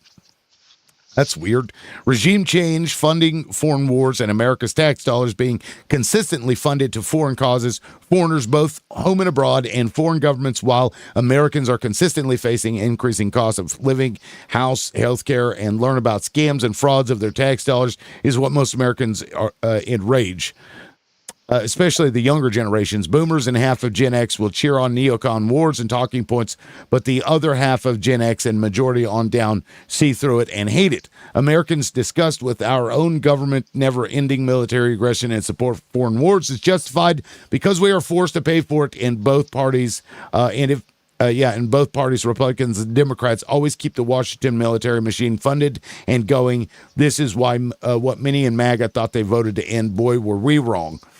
We told y'all. Yeah, as the baby boomers slip away both in votes and power, the electoral future will be decided for candidates that focus on American economic populism and promising prosperity for Americans only. As of right now, neither party is offering the solution. Now, to that point, let me play a video real quick. I played it earlier. Let me just say, Tim, that if Marjorie Taylor Greene is spouting populism, we are living in the upside down. Does anyone else love the I don't give a shit Marjorie Taylor Greene version? Can I make one more projection? Can I make one more projection real quick? A projection? Yes. I think that China is going to sit this out. China is going to allow us to invade Venezuela, take it over. Meanwhile, we can expect Taiwan to fall probably by the end of the year. Guarantee it. And we're not going to do anything. No, because Taiwan is one of the only countries in the world that can make supercomputer chips. I understand that. It will never happen. The only way it'll happen is if we literally destroy the factories that make that and say, okay, China, you can have the leftovers. That's the only way it'll ever happen, because it will happen, trust me. Those I super understand chips that. Control like national security. Okay, so I wanted to play this video real quick, just speaking to what Marjorie Taylor Greene had said there about Democrats and Republicans. Son of a bitch. Hold on, let me move this over. I lost there we go. Okay, let me play this video. I played it earlier, but we're going to play it again. As we restore. Watch Pelosi in the back, right? Not clapping. I think this may have been when she tore up that fucking paper. But yeah. American leadership throughout the world. We are once again standing up for freedom in our hemisphere. That's why my administration reversed the failing policies of the previous administration on Cuba.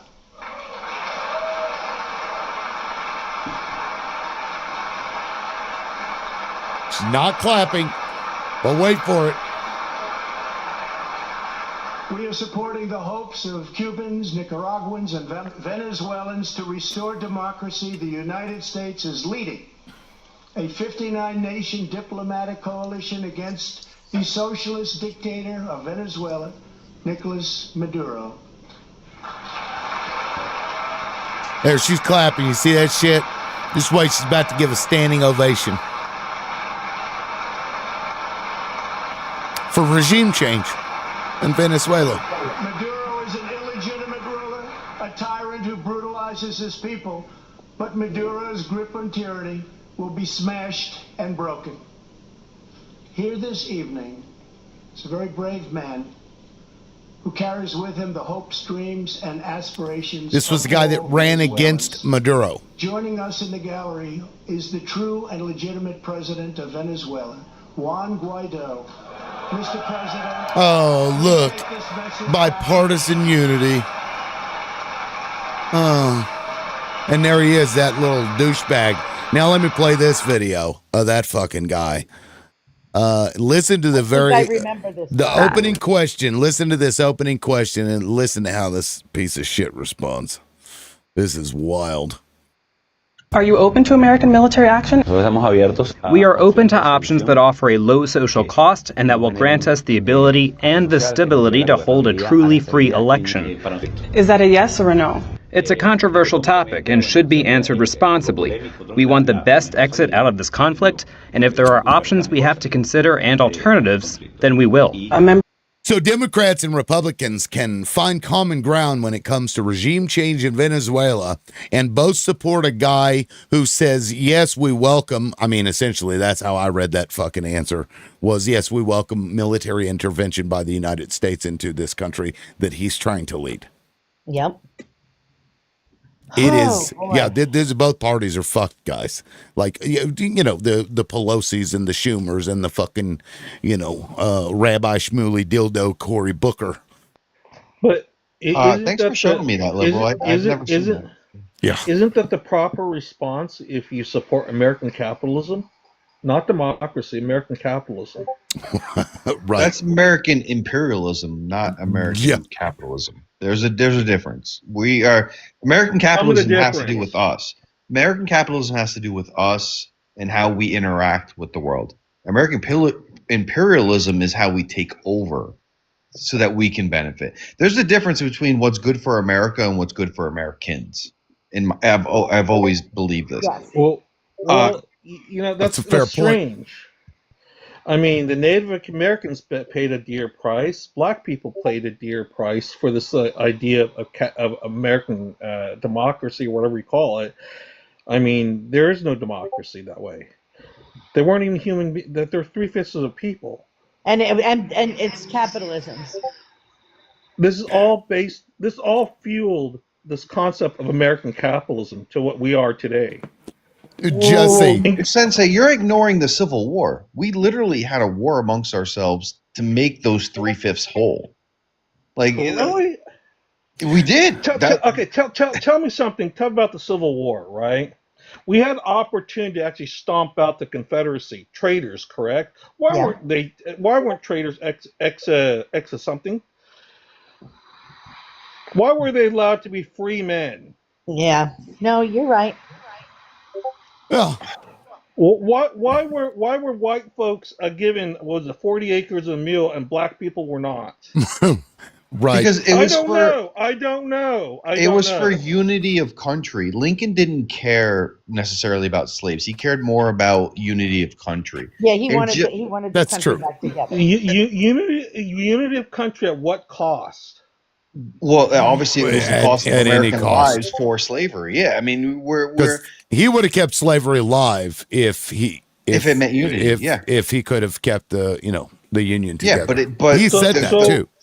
And the price of freedom is in blood. Like we've always said that, and it just so happened in coincidence that the price for freedom was also for the slavery and the unity of the country. So he chose that option. So what you're telling me is basically Lincoln and the Union, I guess you would just say, they capitulated to the Confederacy to save the Union. That's fine. To bring the nation back together. Yes. That's why they gave up on Reconstruction too. Exactly. I want to make sure they capitulated to the traitors. Yes. Yes. That's exactly what happened. Yes. Are traitors? I mean, supposed to be potentially executed? Yes, but you're not wrong. Here's the best part of it. Traitors were also traders. Yes, right? But the best part of it is if you look at this country now and you look at the people that are exerting force on the rest of the world, who are those people? It is those people. It is the traitors. It is the South. It is the Christian white nationalists in the South that are playing all these fucking games right now. Well, it's not even that, but Sensei, he suffered the price for that with his life. Like he didn't. It wasn't like it was all just free and we're just gonna, he could capitulated two of them, which was, in my opinion, the right way to do it because we had to unify the Union. or in the entire United States, but he paid the price for that, the ultimate price for that, by his decision.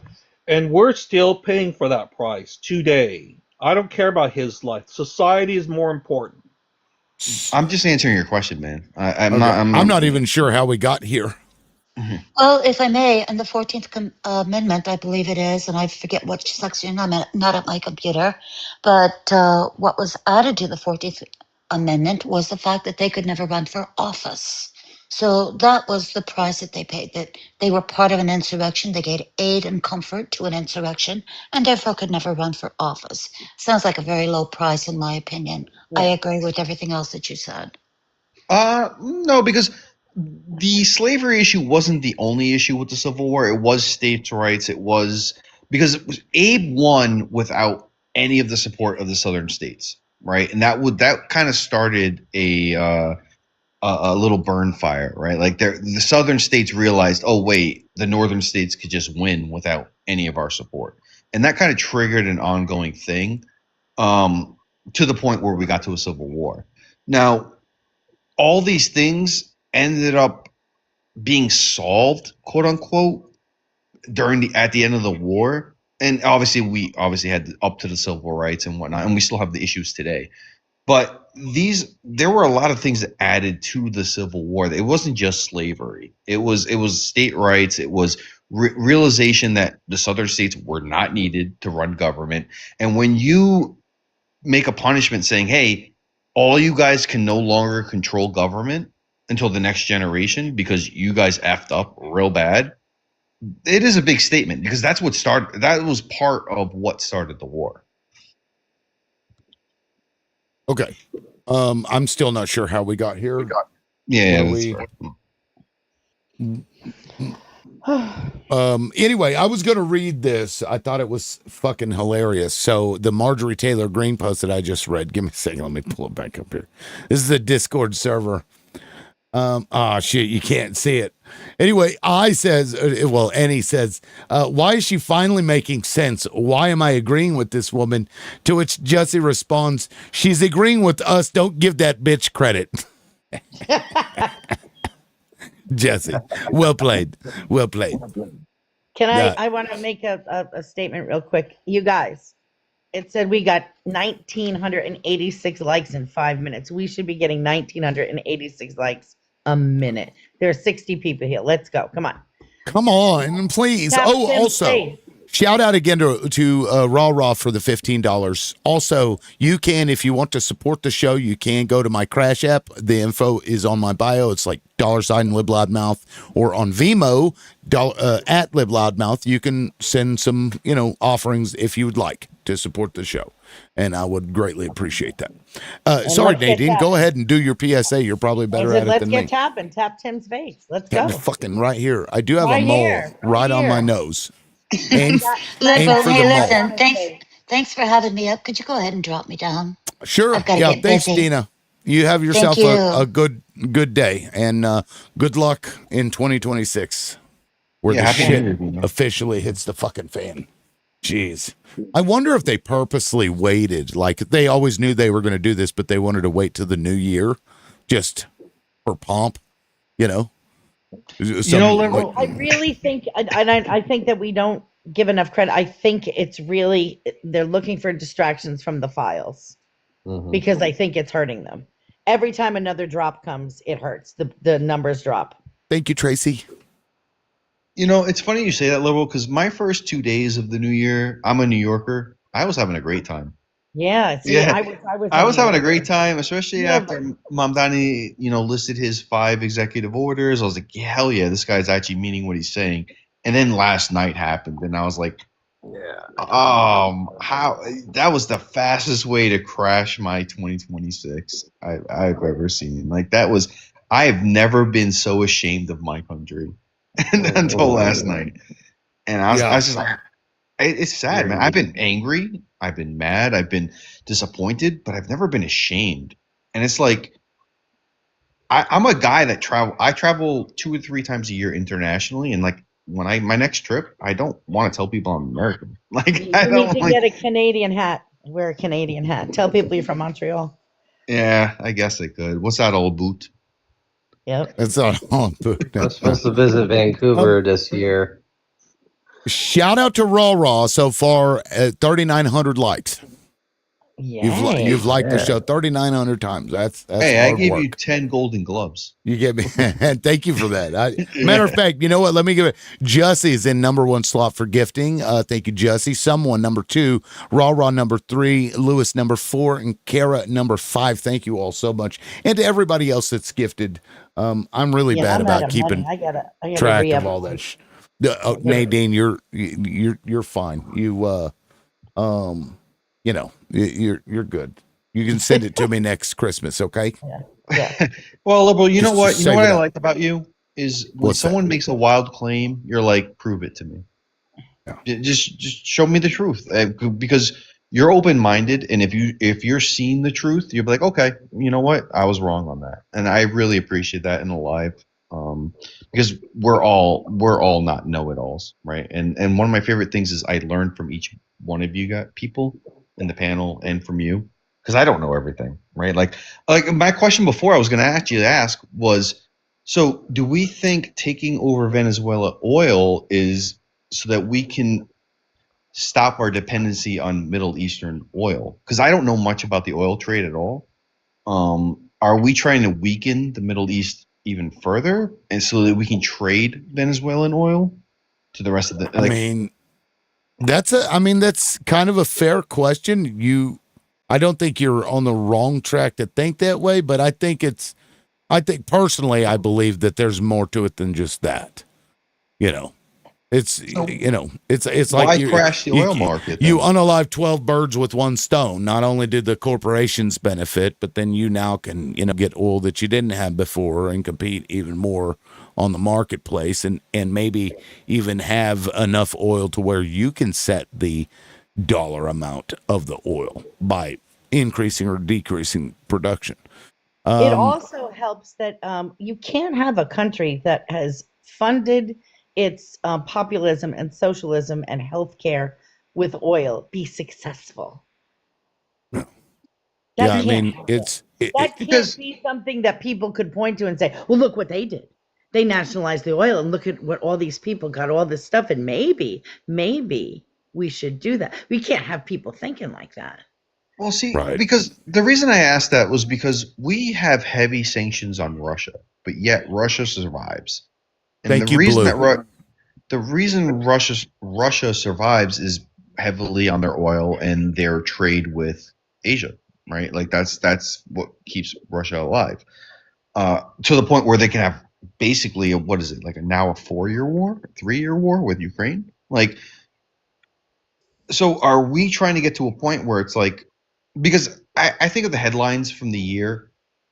This year was the first time oil was bought with the yuan in China, right? And Russia with yuan. And I wonder if we're getting to the point where it's like we can no longer trust the Middle East, especially like Iran, right? We're going to go to South America, where Venezuela has the largest reserves of oil and minerals. And we're just going to completely decimate the Middle East. And then we can trade with the world with just that oil there. I don't know enough about it, and that's why I was asking this question, see if anybody else knows. Look, that may play into it to some degree, but I don't know. Who knows what the fuck these wealthy people have in mind? And I think Tracy's right. From what I saw, this guy on the news, this oil guy talk, it's the type of oil. They have a type of oil that people want it, and that's what it's. Well, because we have our refinery set to be able to refine that oil, that oil more easily. It's less expensive for us. We don't have to transition it all. I'm sure Mr. Global will put something out about it. I imagine, but because he's kind of like the expert in this field. So if you don't follow Mr. Global, you really should. I mean, I run across his videos; he's a very insightful guy. But and also think about this. There's a philosophical question here. As shitty and wrong as what we just did is, if the U.S. and the corporations go in there, start pumping out the oil and selling it and then giving the people in the country, money or whatever, some dividend check, kind of like they do in Alaska, whatever, and it benefits them. Is that totally wrong? And, I'm not saying I agree with that, but this is something that a lot of people are probably going to point out, especially a year down the road if people start looking better. Granted, that's, you break something on purpose so that nationalism, like you had brought up, Nadine, doesn't succeed. Because otherwise they would have been fine without sanctions and such. I don't know. If you were to make that type of argument, I would have to see like what percentage that the Venezuelan actually keeps versus the corporation. Usually there's a huge imbalance. The corporation takes 80, 70%, or maybe up to 90%. No, that's You're right. Hell no. Yeah, I mean, you're not wrong. Yeah, but also, is it our business to be involved in that? I mean, that's another big Nope. question. It's like, we are one nation, and we're kind of colonizing in 2026. Like, Not that's kind what it of. seems like. Yeah, We are. right. Like, It's straight up. right? Like, Yeah. we seem to be colonizing. Is that morally right? Fuck no. No, I would agree. No, I agree with you, liberal. I think it's wrong. Yeah. I mean, I only bring that up because I'm sure somebody's going to make that argument, because Trump even tried to make that argument. He's like, we're going to take care of the people in Venezuela. And it's like, well, you mean you'll stop sanctioning them and purposely hurting their country? Because the United States really has been the biggest problem for Venezuela. It hasn't been their politics or their policies in terms of economics, Wouldn't it be nicer if they took care of the Americans in America? I would love that. Have there been any America has so much international empathy. headlines? Have there been any what now? International headlines in response to America's actions? Well, I know Trinidad and Tobago came out and they were like, we didn't have anything to do with this, because they've been sucking up to the Trump administration. But I got a VPN. I'm going to bring up my VPN real quick and go to another country. Let me see if I can choose. Okay, so Amsterdam. So I'm going to Google Maduro from Amsterdam. Let's see. Maduro. Oh, it's got me logged in. Damn it. I'm going to have to log out. Let me sign out. Okay. Make sure my VPN is okay. There we go. Maduro. Let's see what they're talking about. BBC, Venezuela latest. Trump says U.S. will run Venezuela. I don't think that's working properly. Let me do this. Let me DuckDuckGo the shit out of it. I got 18 eggs. I don't want 18 eggs. Do what, Nadine? Oh, nothing. I'm unloading my groceries, and apparently I got a dozen and a half eggs. I didn't mean to do that. That's funny. Maduro-backed TDA gangs expansion into U.S. cities emerges as key focus of sweeping. Why in the fuck is MSN talking about that? Who was elected? Okay, now so far it's just. Let me change to another country, because there's Miami. Oh fuck! I can't switch that too many times. I have to wait 40 seconds. So anyway, I ran the indictment through ChatGPT. So let me go and read the ChatGPT's summary of it.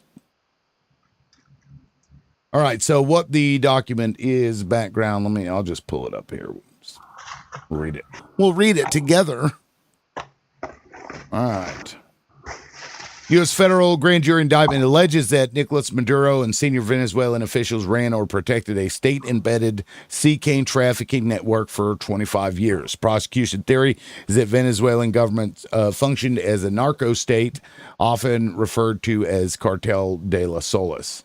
Let me go to the evidence. Yeah, core allegation: Venezuelan officials use state power, airports, passports, military, PDVSA planes, diplomatic cover to move massive quantities of cocaine. The evidence. Look at this small list here. Seized rug shipments are evidence. 5.5 tons of cocaine seized in Mexico from a Venezuelan DC-9 jet. That's interesting. One of the pieces of evidence is a plane, yet they are 20 unaliving years ago. boats 20 years ago. Yeah.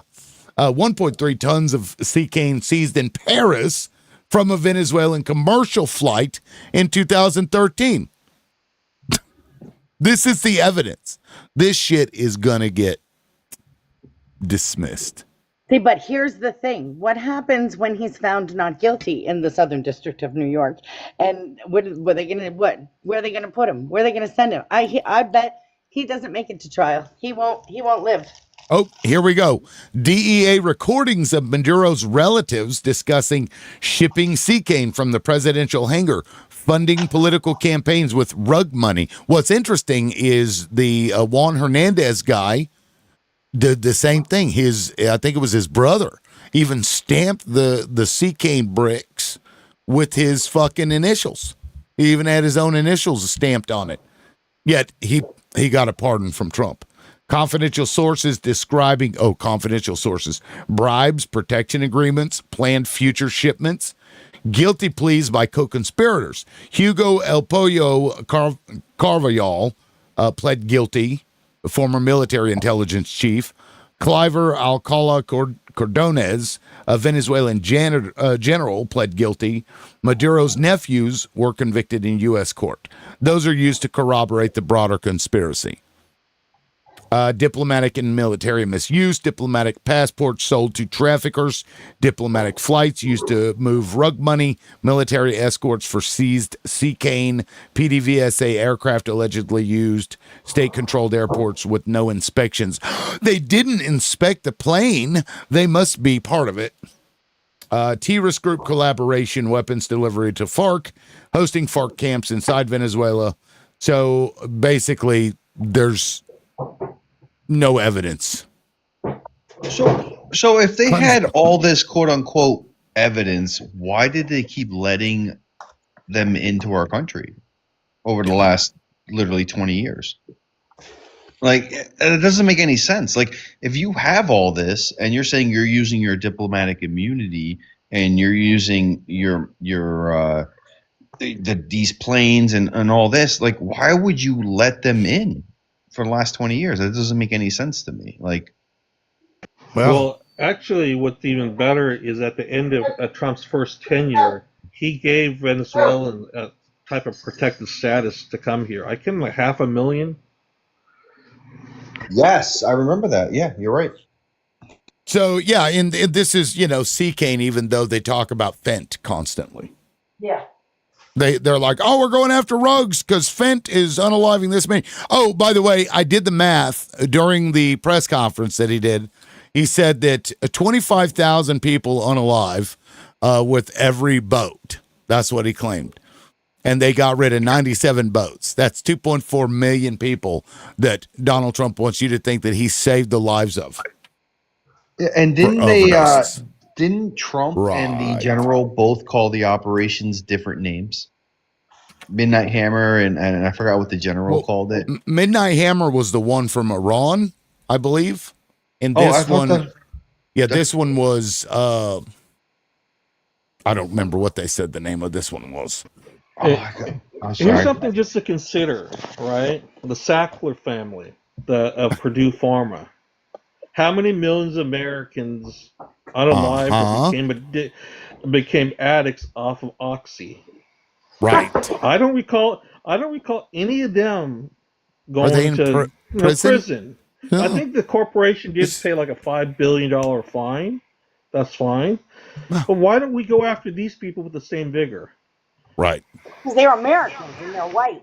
Or American. I'm sorry. I don't give a shit. They got lots of money. Shit. Yeah, but the rich white people that run the country do give a shit. That's those true. are their friends. You Right. can't put my friends in jail, man. Yeah, you put one in jail, you have to put them all in jail. Yeah, that's crazy. Each other shit. Then what happens?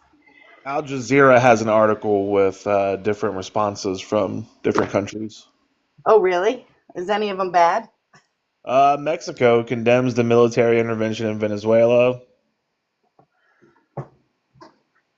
I know. There was this Nadine. This was another thing that happened last night. So about 15, 20 minutes after the first strikes happened, I know Russia did an emergency meeting with NATO or like enacted it. I'm sure that's going to happen probably early next week. I'd be interested to see how that turns out. Obviously, with it being U.S. So I don't think NATO's going to really have much to say about it. But they did do that last night. Like Russia seems to be completely against this. China's against this, which is why I don't think we're going to go straight into Iran, because I think that's going to be the step too far. I think that's going to trigger a very eastern Russia, China, North Korea. By the way, all nuclear powers. And I think Trump's not that stupid. I think he's very dumb, but I think he's going to destabilize this South America. I think that's where he's going. Well, as I said, he came out and said, we're going to take over the Western Hemisphere and run it. That's what Donald Trump said in the national strategy that they put out like a couple of weeks ago, maybe a month. Yeah. So it's every country in the Western Hemisphere is going to have some intervention on behalf of the U.S. Some of the countries are going to comply. If they don't, Donald Trump is probably going to do exactly what he just did. And for the record, that is the image of Maduro in handcuffs on USS Iwo Jima. So, just so that that's shown. I'm actually looking at a Mexican news organization at the reporting that they're getting. It says, following the latest news from Venezuela after attacks were reported in Caracas, Trump announced the arrest of Maduro. He is manufacturing cocaine, discreet and precise operation. Let's see.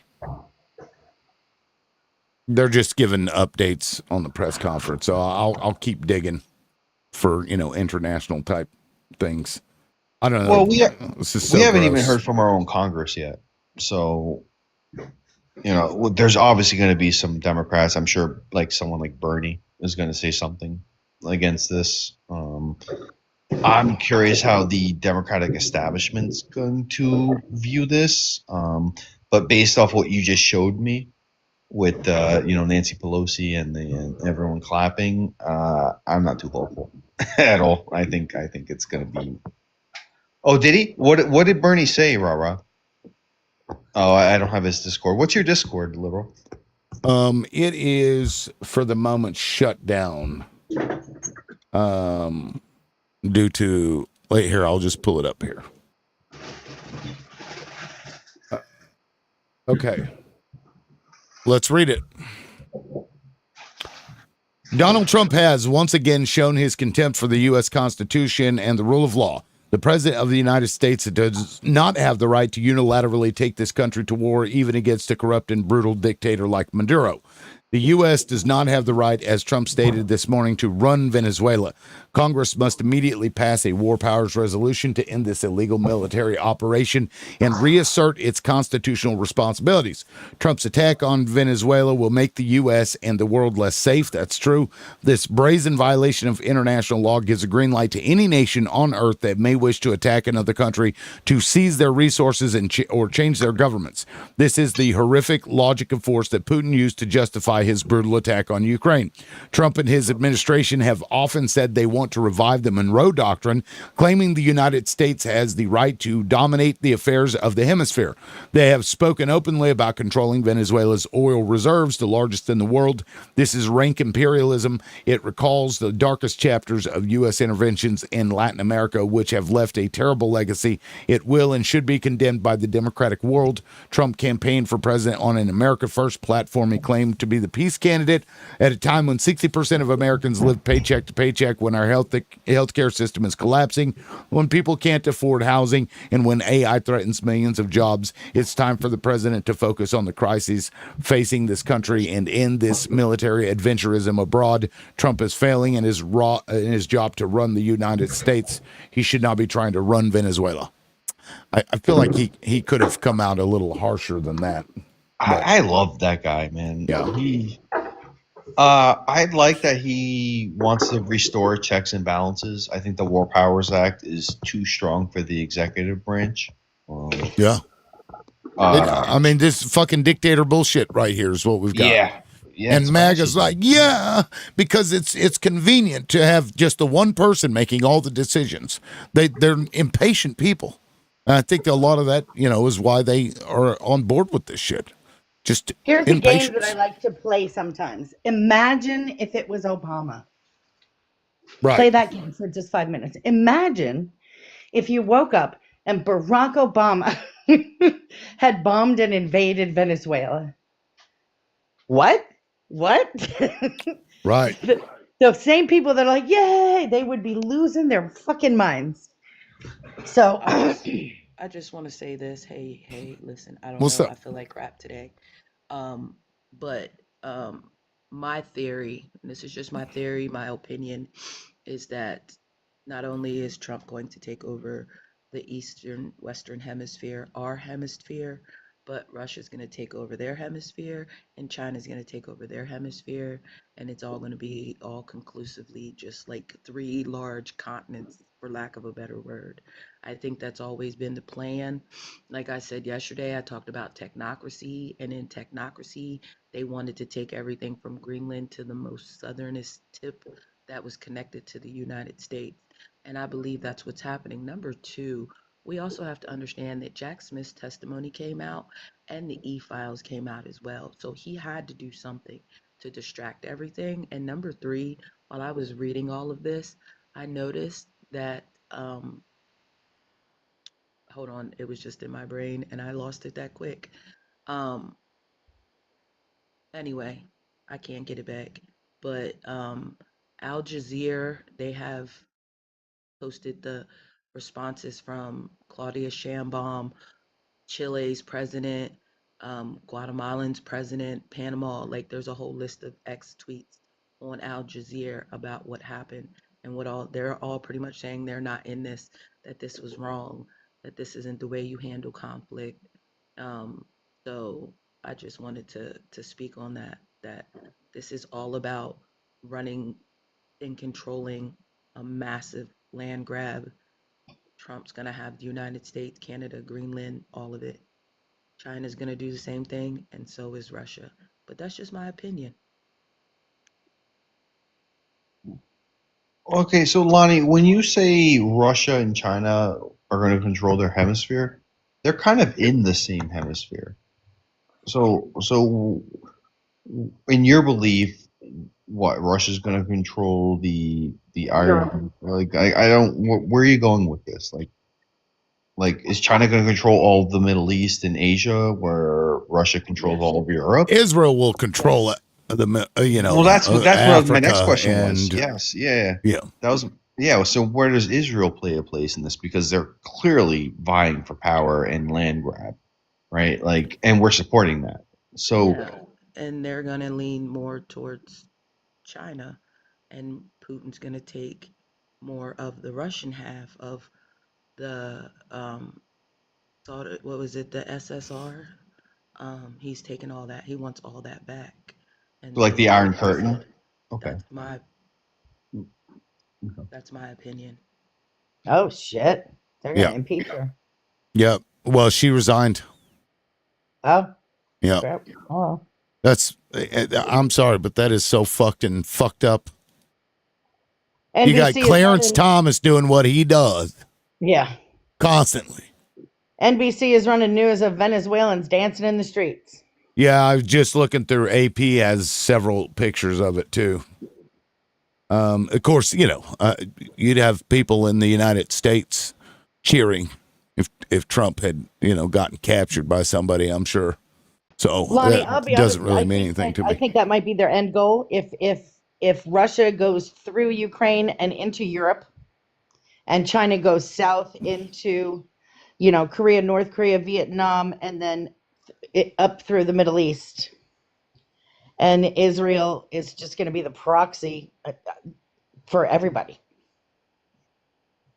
Because you don't get You have to kowtow. You have to, pay alms to Israel. Everybody does. That's and the real irony is that they are the pariah of the world except for us. So I don't know what's going to happen. Well, I have I really want Yemen to use our new rule, the new rule of we just invade at 2 o'clock in the morning, take your president and his wife and snatch him up and take him somewhere else. Come on, Yemen, for the win. Isn't Yemen for only the the win. West Nadine's doesn't going to end up on another watch list. doesn't only the West kowtow to Izzy? That's true. Well, actually, it's not even just the West; it's us anymore. It's only the United States. No, there are definitely Japan kowtows Yeah, to Japan does. Israel. But most of Europe is turning China? hard. Most of China, European Russia? China citizens. doesn't. No, China Yeah, China I says know. does fuck That's not. what I'm you. saying. That's what I'm saying. See, all these people? No, not all these people. All of what people? Kowtowing to Izzy. Who said that? Nadine did. no, Because you're China right. definitely doesn't. I don't think Russia really does either. These are significant portions of the population here. Southeast Asia does not. Yeah. But I Yeah. think here's the thing: if you are going to get into cahoots with the United States, that is a deal breaker for a lot of things. Yeah, but China doesn't care about getting in cahoots with the United States. They don't. Yeah. And that's going to be the thing that we all sit around like we're going to be in charge of something. It could very well be that Russia and China are on the phone right now saying, "Can you believe this fucking shit?" And They're going to turn on us. We're on the chopping block. We will be We're not worried Germany about. of We're World not War worried II. about little countries in Europe. They're just like, who's going to get the United States? I know you're being in jest there, but China has already shown like they don't need the United States, right? Like when we started doing the tariffs, what did they do? They went to Canada for oil. Yep. They went to South America for beef and soybeans. And what did it do? It only ended up hurting our farmers and our exports, right? What very little exports we have. We don't have manufacturing in this country at all. So I don't think China gives a crap at all. Well, like they're China doesn't need us, but if they were to get rid of us, it would hurt them a lot. Sure. It would hurt. They own our country. It would hurt the world, though. It would. It wouldn't just hurt them. It would hurt the world. Well, that's They the own us. They're bankers. like, The global bankers. They hold our mortgage. They hold our note. And if they wanted to, we're fucked. Yeah, I mean, the global soybean and bankers, beef they would have. have interconnected everybody together so that if one of them doesn't do what the bankers want them to do, they all go down. So I mean, this is on purpose. Except China allowed. Except China. With, China does not accept Western bankers. They would be harmed too, though. Oh, they would be harmed. Yeah, sure. There's but no doubt it's about not that. as bad as the West would be harmed. Even with Trump's tariff policies against the world, especially with China, their export have increased over $1 trillion, right? Their surplus for the first time increased. in history. Yeah. This is under the threat of this crazy trade policy that Trump has. So what it is, yes, China will be hurt, but guess what? They're not going to be hurt nearly as bad as the United States. Yeah, I mean, it wouldn't be good for the country. We have to remember that Trump said he was going to take Canada, he was going to take Greenland, he said he was going to take South America. He already said that Mexico to do this stuff. Yep. And so it's not that far-fetched to believe. And if we go back and look at technocracy was trying to do the same thing. They were trying to take this whole hemisphere back then, and they've been planning this takeover for a long time. Then technocracy, they wanted to get rid of the government as we knew it because they blamed the government as we know it to be the reason we went to war to begin with. And so they've been trying to dismantle the government as we know it. And now Trump is in office doing that very thing.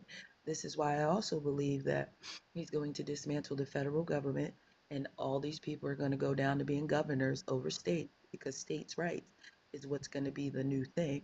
We're not going to have a city rights.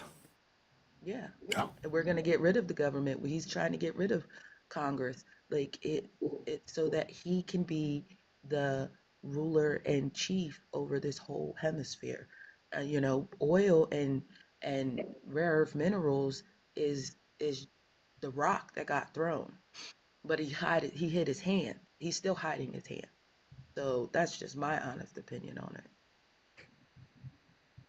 Well, at the end of the day, I still think, regardless of China or whatever, that Israel's ultimate goal is to control everybody. I think that's their goal. Well, Because, look what they're doing to the United States. They're fucking us from within.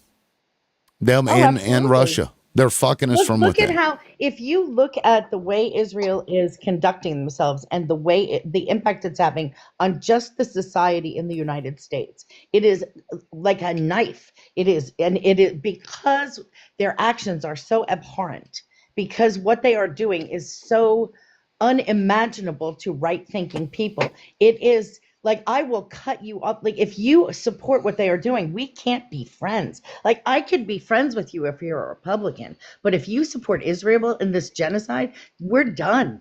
And it is surgical the way they are cutting this country in half just by doing what they're doing and supporting the people that are in charge. And that is doesn't matter. Party doesn't matter. None of it matters. I don't know how Israel gets the rest of the world, but they will break this country in half to keep the money flowing. Because if they don't win the hearts and minds of people, they will be the pariah state, and they're dangerously close. They're on a knife's edge right now. And yep. I think the pariah is, I think the South African actions are coming for them like a freight train. And I hope I'm right. So Nadine, I completely agree with you. I think what we're missing is Americans have woken up to what's been going on, and it only took a year. Remember, the 2024 election, nobody was talking about Israel. Nobody except for the Green Party. That was the only party that was talking about it. Nobody was talking about it because the constituents weren't talking about it. And now we're in 2026 and everybody's talking about it. And we can see the ramifications of it just in New York City, right? The first thing Mamdani did was reverse the criticism of the First Amendment speech against Israel, right? Like that was, he reversed Adams from, I think it was like September 26, basically when he got indicted, when he said, oh, it's not okay to criticize Israel and we can't do the boycott diverse, the BDS, I think is what it is. And he reversed that, and the people loved him for it. Yes. I think we're waking up to that, and you can see the desperation from Israel. Like they're literally paying content creators $7,000 per video to promote Israel, right? And it's not working. I think they've taken over things like this, like TikTok. Sure. But Facebook. How much is it working? Because we're talking against it still. It's not working. And I also really believe that Charlie, our friend, I think that was part of it. I think he turned on him. And I think if you listen to the other wackadoo that is now making sense, is Candace. She said that he told her that he did not support their actions and that he was pissing people off by what he was saying to them. And now he's gone. And I think they are in desperation mode. And they are looking for somebody to support, and there isn't anybody. I mean, there are all of the billionaire technocratic fucks have this AI shit, guys. I don't think, let's not forget this part. And a lot of this was experimented on in the West Bank, and they're now bringing this shit over to us. This AI surveillance shit, you get ready. People are going to start going to jail for things they say in a fucking text message or on a fucking phone call. When he really starts ramping down, you're getting rid of the news media. Is turning this into a dictatorship is not good in terms of trying to push back against what Israel has been doing. I know it seems like they're in desperation mode because people are waking up, but you implement all of those things. I mean, they're the ones running it. It comes It comes as no surprise that the GOP supports Izzy. But, HRC, Hillary Rodham Clinton, and the establishment Democrats do too. It's money.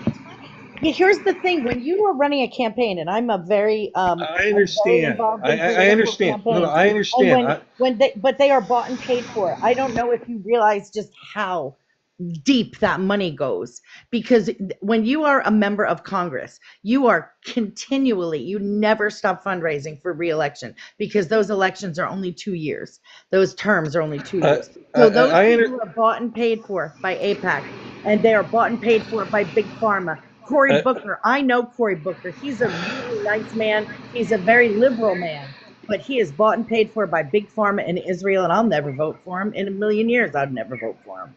I understand. I understand how the system works. I think I do, anyways.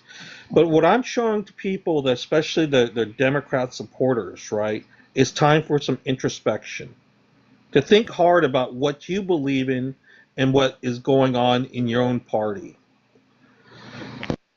Oh, absolutely. And part of my problem is this. I really believed when they screwed Bernie, and like we watched that happen. Do you remember watching the video of Barack Obama and Bernie Sanders walking down the portico? It was like the knife was invisible, but it was there.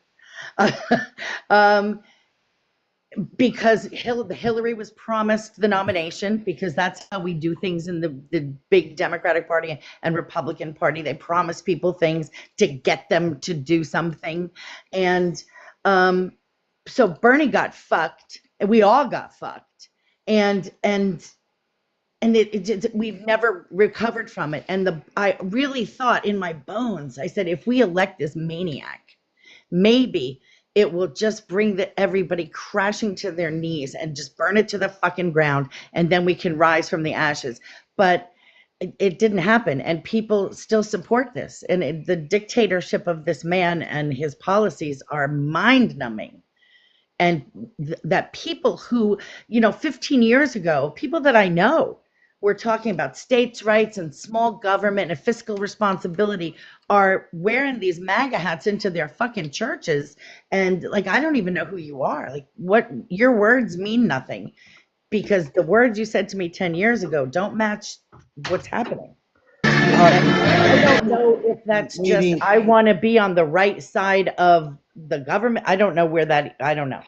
Let me play this video. This is Cory Booker. This This is Cory Booker here. That's Rabbi Shmuley on his back. This was before he was elected. Ask me why. He was on a trip as a Rhodes Scholar. I mean, and now the guy on his back with his daughter sells kosher Smecks toys. Really? I didn't know that. And no, that's not a joke or an exaggeration. It's true. Do we understand that they've been putting these people in power since Reagan? Like, they've been slowly infiltrating everything from school boards to Congress people to state to local elections. Like, they've been planning this since the Reagan era. And this is why it was so easy for so many people to jump on the bandwagon and support this man, because he played with their ego. He told them exactly what they wanted to hear and everything else. And then you got us up here, having discussions about, oh, well, I liked him, but he did this, and I liked him, but he did that. And so many people said the same thing about, Trump.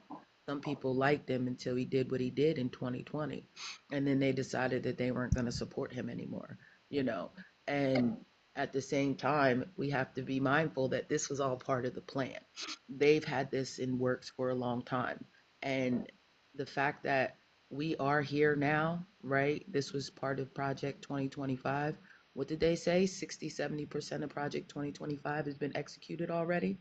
Like, we're not gonna be able to turn back. We're stuck in whatever this is, the matrix, whatever you want to call it. We're here now, and it's time we buckle down and figure out a solution amongst the people and stop waiting for the government to fix it, because they're not going to fix it, because he has those people in there for a reason. And that's why Congress isn't fighting against him as hard as they should be, because they put them in there to support this plan.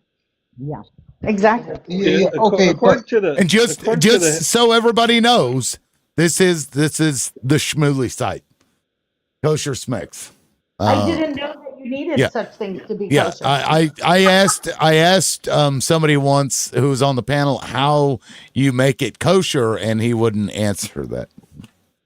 But yeah. Okay, so the thing I think we're all ignoring, and something that Israel ignored, was the power of communication, especially with like TikTok. And we see them now being desperate to control that communication because we're all talking to each other. And the rise of anti-Zionism has it went from like literally 30% to over half the country. It's like at like 60% right now. And they didn't expect that. And that's why they're trying to control it now.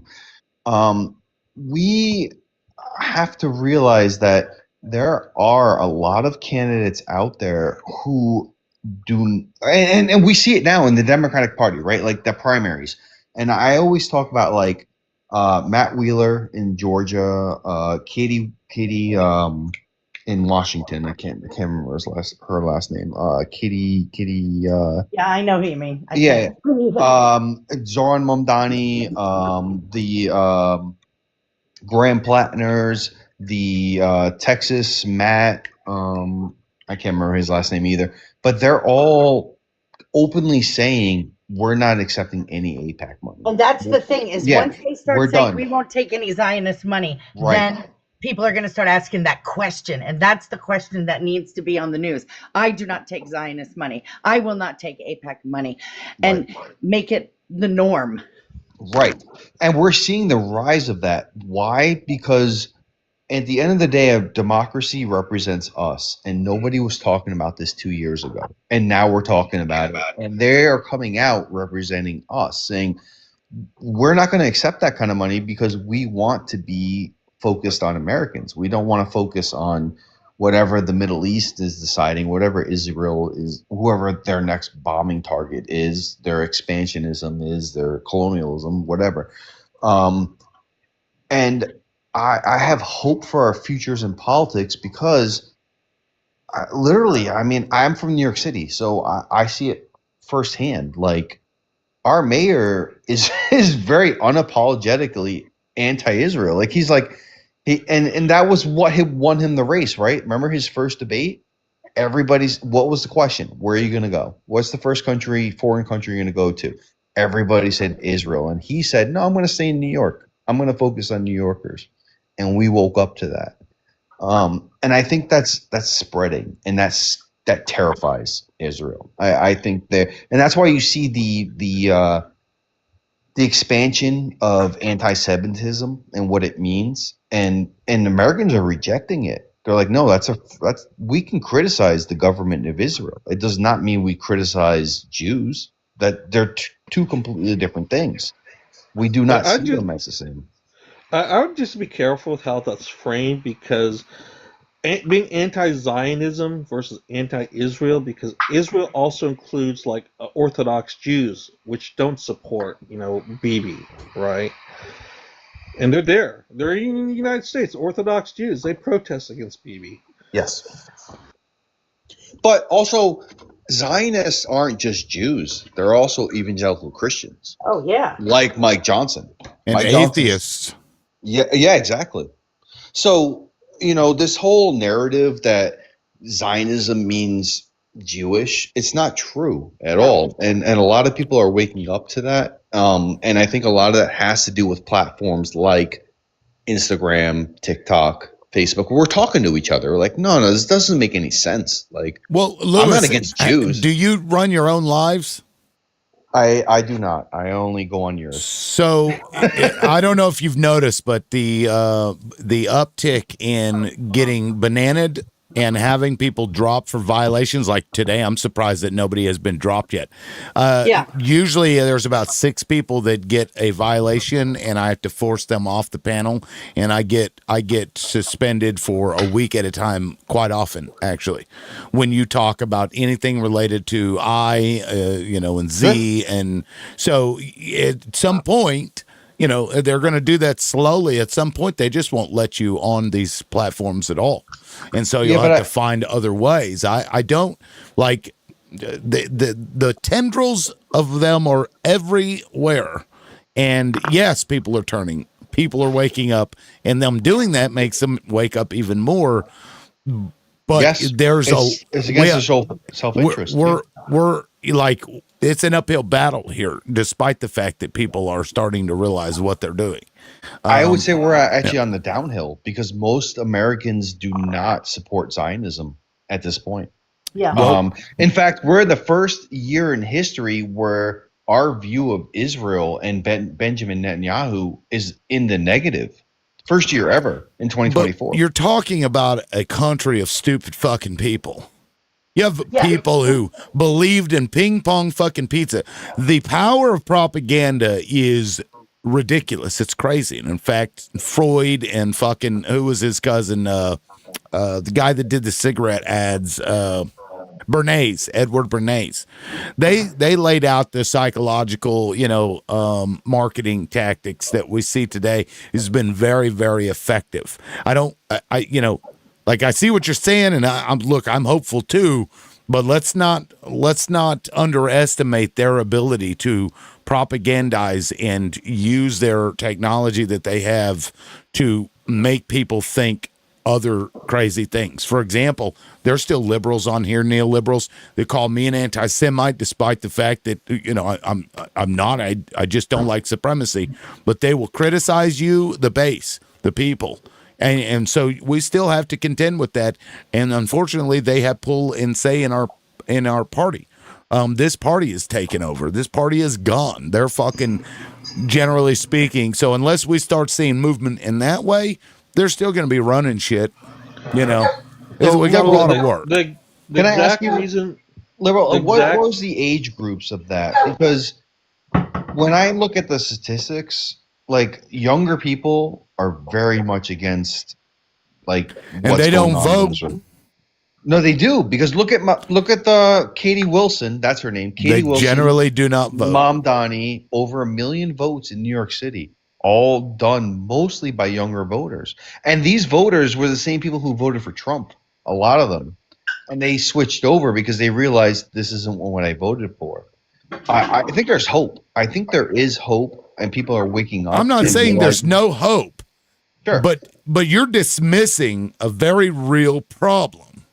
You're being very dismissive of a serious problem. I don't think people need to be like, oh, it's good because people are waking up. We can kind of take a breather here. We can't. We've got to keep going with it. That's why we just can't. That's why I brought up Hillary Rodham Clinton earlier, right? She has a massive support base. People like her, right? Corporate Democrats, I call them, establishment people. She's wildly popular in the Democratic Party for whatever reason. For whatever. I won't be personal. Anyways, there are people like that, and those are the same people that support Izzy. I disagree. I think when she came out, what was it, 2 weeks ago, and she was like, we need to control social media. People don't understand what Zionism is or Israel. She got a lot of backlash for that, especially from the younger, like under 45-year-old voters. I don't think she has the control of the Democratic Party that she used to have, like the Clintons. No, I don't think the Clintons and the Kennedys, I don't think they have the control anymore because we've seen where it got us. And none of us are happy about it. Like, we've seen where it goes. A lot of us feel jaded in the 2016 election. And if you look at, for example, like Bernie, right? He started the conversation about healthcare, the oligarchs, the unfairness in America in 2016. That's when it became nationalized. And it took basically 10 years to get to the point where we're at now, where people are like, yeah, you know what? He was right. Like, a lot of people are upset because they feel the pain. They feel my groceries going up, my energy going up, my car payments are going up, my insurance is going up, and I have done nothing wrong. Like, why are these things going up? I'm just trying to survive in this country. And they're looking back and they're like, you know what? Bernie was right. And you see, and again, I'm a little jaded because I'm from New York. So, but we just elected a Democratic Socialist of the economic central of the world, arguably, right? Like he's unapologetically that. He even said it in his speech. He said, "You elected me as a Democratic Socialist. I'm going to run this city as a Democratic Socialist," and people cheered for it. I'm not saying there's no hope. I'm just showing you what you're going up against, right? Sure. And yeah, Bernie's correct. He's the first major politician in American history that I'm aware of that made this statement: billionaires should not exist. Period. In 2016. Now it is becoming more, you see more of an attack upon the 1% by society. But back in 2016, that was not outrageous comment, right? From society's perspective. I agreed with it personally. Do you believe that we should not have billionaires? Is that your position? Unequivocally true. There's no reason for a billionaire to exist. I'll explain why. And it comes from my favorite political quote, Louis Brandeis. We can have democracy in this country, or we can have great wealth concentrated in the hands of a few, but we cannot have both. So make your choice, democracy or billionaires. Which one is it? Yeah. And I'm going to give you a hot take, Cancel. I actually don't mind billionaires so long as the rest of America is taken care of. If billionaires exist at the cost of the rest of America, they shouldn't exist at all. We have a person who's going to be a trillionaire. We literally have a person who's going to be a trillionaire who's an immigrant from South Africa come to America and demand his company give him shares to the point where he's going to be a What do you do with that money? That's not good for the economy.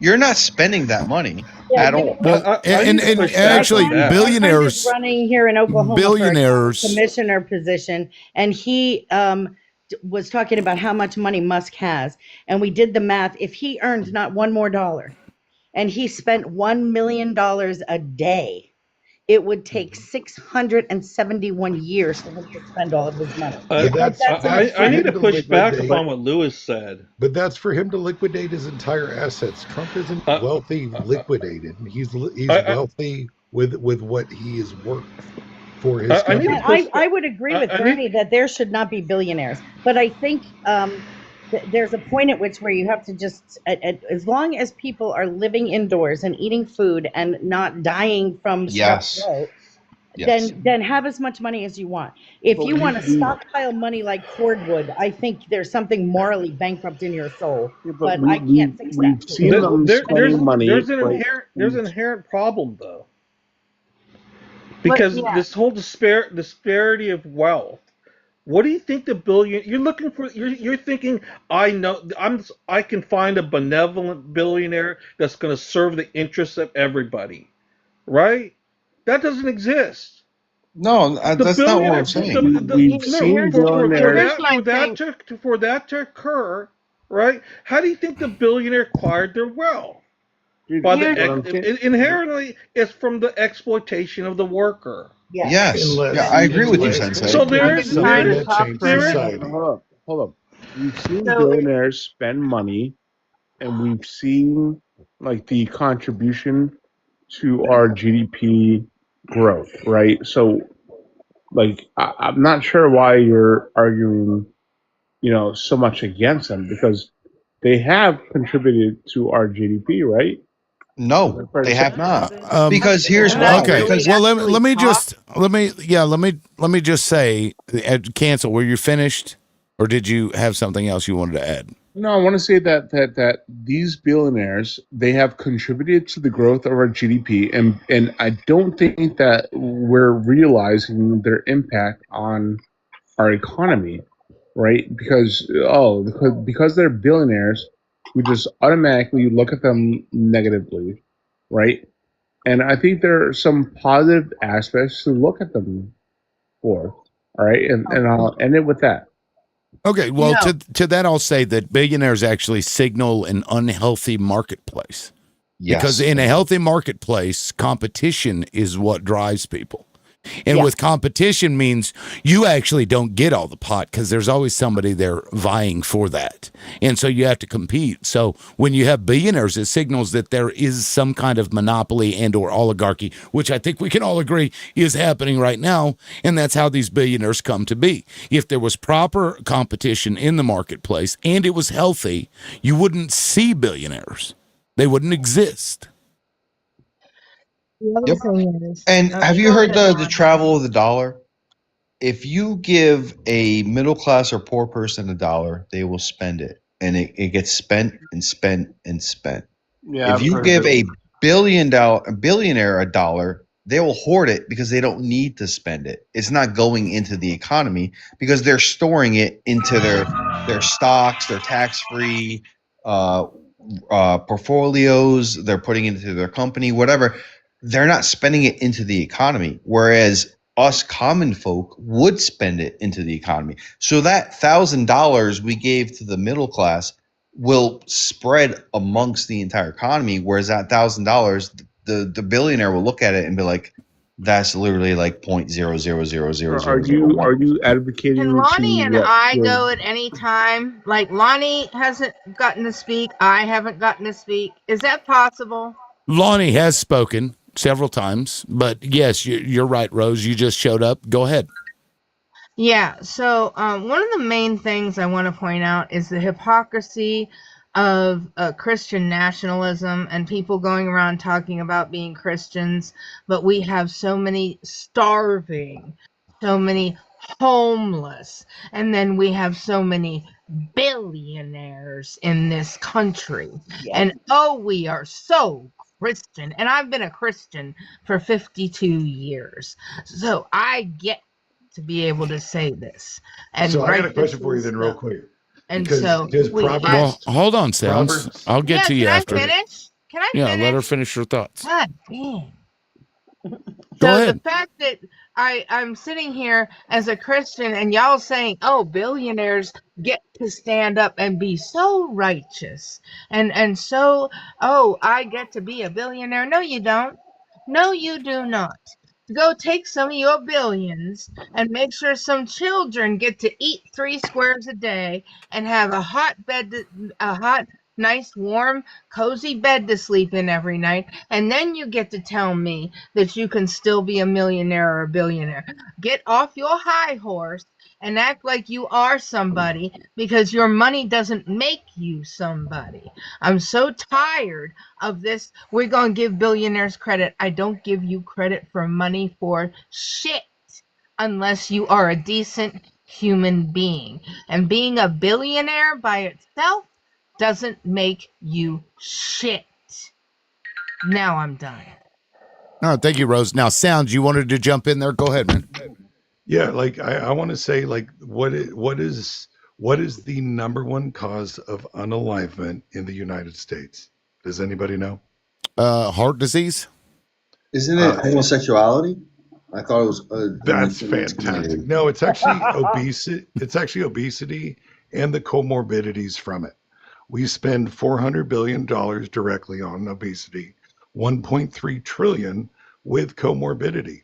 So how about because we don't go out and be like, oh my God, all you people leaning out in the street, we need to get you more of the F rug. So why are we giving obese people food? Why are we catering to addiction? Obesity is literally the number one cause. If you are obese, you are the number one negligent part of human society to this day. Real life. Sorry. Okay, it's actually It heart changes per disease. country. It's actually heart disease. And is that true or false? Is that not and then comorbidity cancer. from obesity? Not necessarily. Not necessarily. No. It is. It is. Sir. Not It is. necessarily. You can have. Well, hold. Are you medically hold on. trained? I'm not Yes, trying to be mean. I am, and you do not have to be obese to have heart disease, sir. But the majority of people who are obese have heart disease. You can look True or into false? that, but you look saying No, there's no look into guess that. what? It's the Every facts, person that has heart disease has in common. They breathe oxygen. Breathing oxygen, heart disease is a comorbidity of that, right? I mean, come on. That's ridiculous. No, breathing oxygen is not a comorbidity. Breathing oxygen If is you a breathe, every necessity of the person that human breathes body. oxygen, every person that died of Bro, heart disease obesity actually is the breathed number one oxygen. cause That must of be unalignment in our country. okay. It just is, bro. Okay.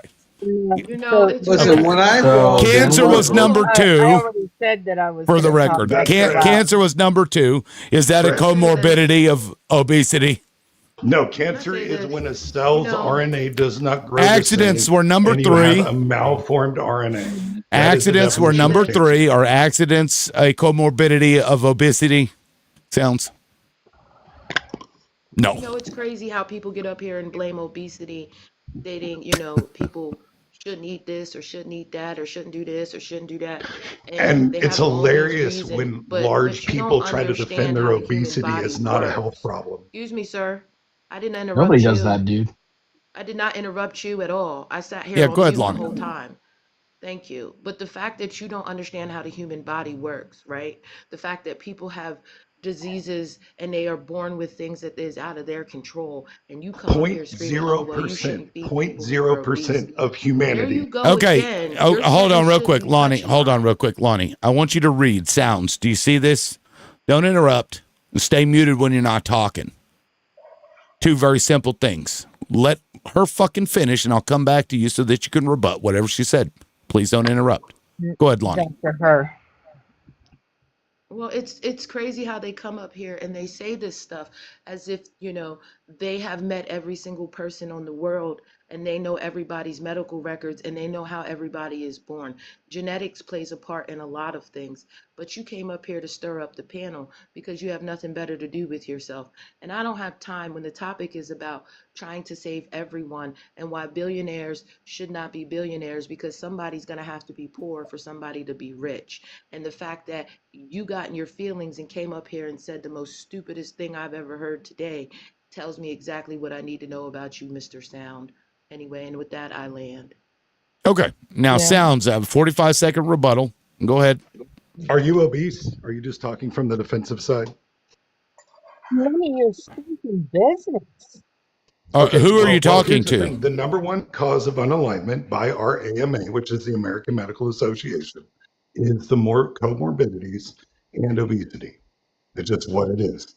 This is not a fallacy. This is not a You a side I'm picking. doctor? This is just the truth. No, when you call So you can't 911, diaggnose Hold I'm on, the one that Rose. Mr. Vinegar. Hold I'm on, the one Rose. that came and got your morbidly obese grandmother some water because she was a diabetic. That's what I was. And as a 911 responder, I will tell you the number one call I made was for old people who were dehydrated and diabetics who didn't want to stick to their regimen. I'll land my plane there. Okay. Or couldn't afford their insulin because of billionaires running health No, insurance. ma'am. It was Nadine? people who wanted to I go was be next. alcoholics for the weekend and I was not worry next. about eating solid food. You landed your plane. I was next. And I won't bring Wait, this were you back to next, politics. Yes. Rose? I said I was next when Well, Lonnie you was had just gone. You had just gone, and then one other Okay, person I went. called I'm it, just. okay. I mean, I can go to you. I just didn't know that you were next. Can you tell me who's after you then? Can you Me, tell me who's after obviously. you? Yeah, it was Just me, I said I was pick after let Lonnie. Rose go ahead and choose who goes after you, and we'll just go in your order. When Lonnie was talking, I said I wanted to go after Lonnie. Well, so if one person says after every person talks, after they We'll talk, just go do with they get to whatever just you go want. back and forth and just those 2 people as long as they call shotgun? Is that how that works? Go ahead, Rose. Well, I don't know what to say. So whatever you want to do. Go ahead, Rose. I was going to say that our Food and Drug Administration does not take all the toxic things that they put in our sugared cereals for our children and all the other additives and things that we eat every single day and our children eat every single day, which add to the obesity of our children. they put hormones in food, in our meat, and the things that we eat every day, which contribute to the overweight part of our population. So if you actually want to complain about obesity and the health of our children and our society, you may want to talk to our government about that. Thank you. I land my plane. All right, thank you. Now, Nadine, I think you had wanted to jump in there. Yes. I have two things. I want Good. to let's tap the screen. Come on, look at the numbers that we need to let's be 75,000 by 2:00. Let's be 75,000 in 5 minutes because we can do that. Look, come on, tap your screens, folks. Let me see the hearts. Come on, hearts, hearts, hearts, hearts, hearts, hearts, hearts. Second of all, what Rose just said is 1,000% accurate. And I don't know, is it Sound or Soul? I don't know who he is. Yes. People are getting fatter, and people are getting fatter for a lot of reasons. Many of them are, and no one wants to talk about it because, again, money. Number one cause is because people view children as. Excuse me. I'm talking. High fructose corn syrup is addictive. It's a drug, and it is in almost every single thing that you eat. If you buy something that is packaged, it has high fructose corn syrup in it. Unless you are cooking your own foods and buying vegetables, it's virtually impossible not to eat high fructose corn syrup, and that's is killing us. Yep. Sugar is just sugar in general even is a fucking huge problem. Absolutely. That's actually one of the only things I really kind of agree with RFK on is his move to try and make our shit more healthy, although the guy's a little nutty, I got to say. Although, can I go next? I was actually going to go to you next. Yes. Do what, Nadine? I said, do you remember when they tried to outlaw big soda? Was it in New York? Yes, I remember that. Freak, I know. Like, I need more sugar. I still have my toes. I don't want them anymore. Give me sugar. Lewis, go ahead. I just want to say, so one of the highest suicide rates in the world is Japan. Self-unaliving. Self-unaliving. That has nothing to do with obesity. Secondly, when I walk into a grocery store and I see one aisle labeled as healthy food and the rest of the aisles are not, what does that say about our food product? What does it say when Skittles are illegal in the rest of the world except for the United States? What does that say when a lot of our products are illegal in the rest of the world? Bread is not even considered bread in the United States because it lasts for 3 to 4 weeks. Bread should last 2 to 3 days at most.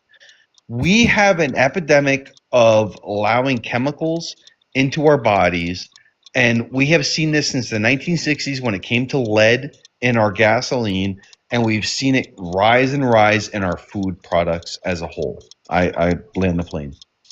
Yeah, thank you, Lewis. Great points. Let me get to Lonnie. You talk. Yeah, right before Rose. Sensei, go ahead, man. If you'd like. Sorry, I was multitasking because people were speaking. But I mean, if you look at, I mean, why is all this occurring? Right? Why do we have all these how we call it chemicals in our food system? Money. Right? Yes, it all boils back down to money. Fat cats. And this is fed to everybody, right? Pretty much, unless you're wealthy enough to avoid it, because the least affluent of us, they can barely afford their food. Are they going to Whole Foods, which is a misnomer in general, because over 50% of their foods are not organic foods. But people can't afford to eat healthy in general. Yeah. And some places don't even have access to good food at all. The food deserts, as Lonnie had pointed out in the comment section, like you got people that have Dollar General as the only thing around them for like 30 fucking miles access to, like here in Mississippi, fucking Dollar General every 10 fucking miles. It's weird. And they have a lot of like produce, I say a lot. It's like a little bitty thing because they're the only grocery stores in this area. So unless you can travel, you're eating crappy food, and it's bullshit.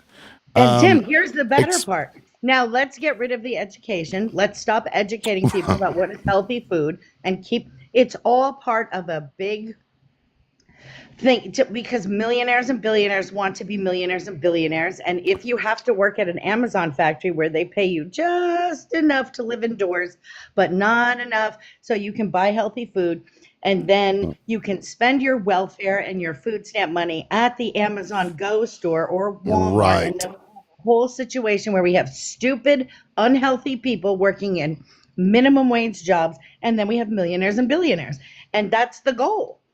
Yep. Now, expentifundi, ex-Pentecostal, I think is what you said. Yeah. Yeah. Interesting. I always wondered what the fuck that I can meant. always change it. No, you're fine. No, you're fine. I just, I always thought your name was a little strange, but it makes sense now. Anyway, go ahead, man, if you want to jump in.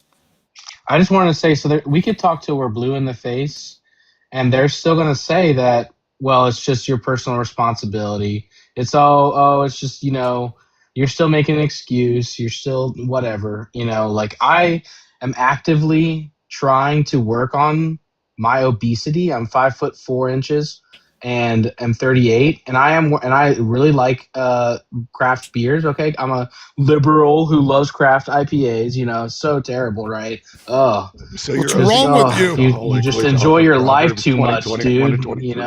Christianity as a whole said never listen to you. Okay. Go what ahead. about it? Yeah, well, No, go I'm ahead, just saying- Penta. I'll get to you next. Sounds. They won't ever. It's always going to be about personal responsibility. You can talk to your blue in the face, and they're just going to blame. Well, you just need to be miserable. I guess that's how it feels. Honestly, I'm just being straightforward with everybody here about that. It's just like, oh, okay. Well, I'm not supposed to have any beer at all or whatever. I could have one. I don't know. Anyways, it's just I'm sick and tired of it, and it's not realistic to treat people like, oh well, it's your personal responsibility. It would be much more helpful if, like we've all been talking about here, is if the food, if it wasn't such a situation where corporations refuse to have cheap, healthy food on the in the aisles. So Yeah. Okay. Now, Sounds. Go ahead, man. And thank you, Penta. Go ahead, Sounds. He's probably talking, doesn't realize he's muted. You are muted. Let me in. All right. Let me reset hear your me time. Yeah. Go for it. All right. So that's the thing. It's like it's the government's responsibility to tell you what to put in your mouth.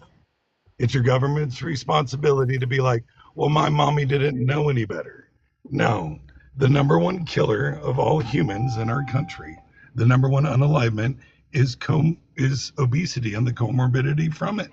I'm not trying to be mean. I'm not trying to pick on people. And you're right. Our FDA no longer does their job. They lost the F part of it. They just do the D part of it now, right? That's really what it is. Yeah, I like the smoke rings though. By the way, host, good job. Yeah, but here's the thing. He's still got 20 seconds left.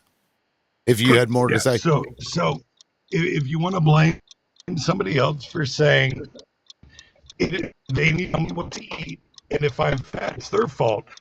You should not have kids because you're not a stable, self-controlling human. Go. Oh, well, but the problem is, Sounds, that if I'm good. Thank you, host. I know that what I buy on a grocery store shelf is filled with poison. I know that. But most people think you can't sell poison. So if it's sold at the Walmart, I should be able to eat it. No, you shouldn't. And we don't educate people. And the government does have a responsibility to protect people from big corporations who are trying to kill you with chemicals and high fructose corn syrup and addiction, things that will get you addicted. People are shocked and horrified that they're addicted to Oxy, but because a doctor gave it to me. Well, the government is supposed to protect people, not corporations.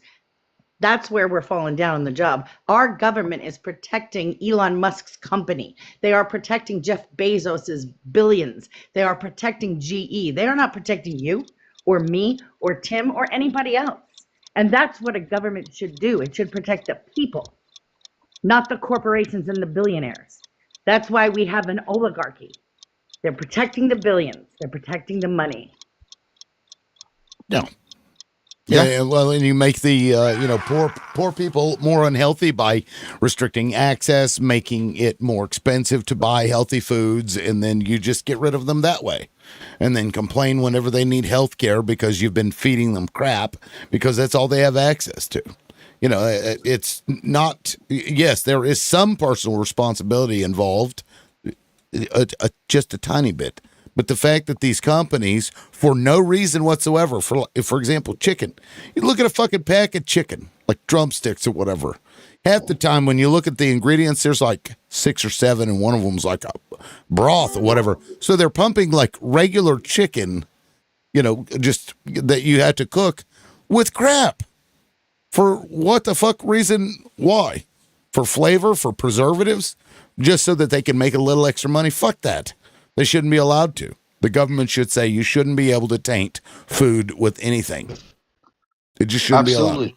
Yeah. Liberal, and it wasn't too long ago that we started adding sugar as an ingredient to the FDA labels. If we're going to add labels to what we consume, it is now the government's responsibility to let us know what's going on in those labels. And we've been doing that since in the late 1980s. I remember in the 1990s when there were commercials that said orange juice causes cancer. And then like 4 years milk later, and eggs. it was, yeah, right? You Milk remember and that? eggs. And Yeah, then, I'm like, still 4 not years sure. later- Are eggs bad for me or are they good for me? Right. So if you're going to put that information out to the public, it is now your responsibility. And like I said, sugar was not added until recently because of the sugar lobby, right? So, and sugar is addictive. We all know that. Like, sugar is very addictive to the average person. And when we look at the whole world, obesity is not the number one reason why there are unalivings. We can look at Asian countries like Japan, South Korea, where they have a 2% obesity rate, yet they have some of the highest unaliving rates. Has nothing to do with obesity. It has to do. Go ahead, Sam. It's open discussion, by the way, guys. So, just try not to talk over each other. Yeah, this is kind of like my argument against the free market. If we recall back in the 1900s or so, Upton Sinclair's The Jungle, and how food was unregulated. This is what the free market does, or freer, I can't say free market, freer market does. And you were literally fed shit, literal. Feces was in the food system. Now it's tolerated in parts per million or billion or whatever they do. Rat shit. Yeah, there's a level of tolerance there. Yep. And fingers. They need to put Thank you. labels on the Thank you. You can thank the freer market for those fingers and rat shit. Well, I want to say I have a this, question right? for the open discussion. Is there a reason why they don't put any ingredients on the beer that we drink? Like, why do they not have that? Well, I want to say this. It's crazy how, Sound came up here and said what he said, but there was a time early 1900s and before where it was okay to grow food in your own front yard and backyard, and the HOA was established and they lobbied to get rid of that. So now people can't grow their own produce in certain areas in their same yard. Just like Nadine said, in some areas it's illegal to collect rainwater, so therefore how are you going to water the crops? So even if you took the produce that you spent an exorbitant amount of money on, question one is it going to grow again? Because GMOs only produce maybe one more time and then they're done.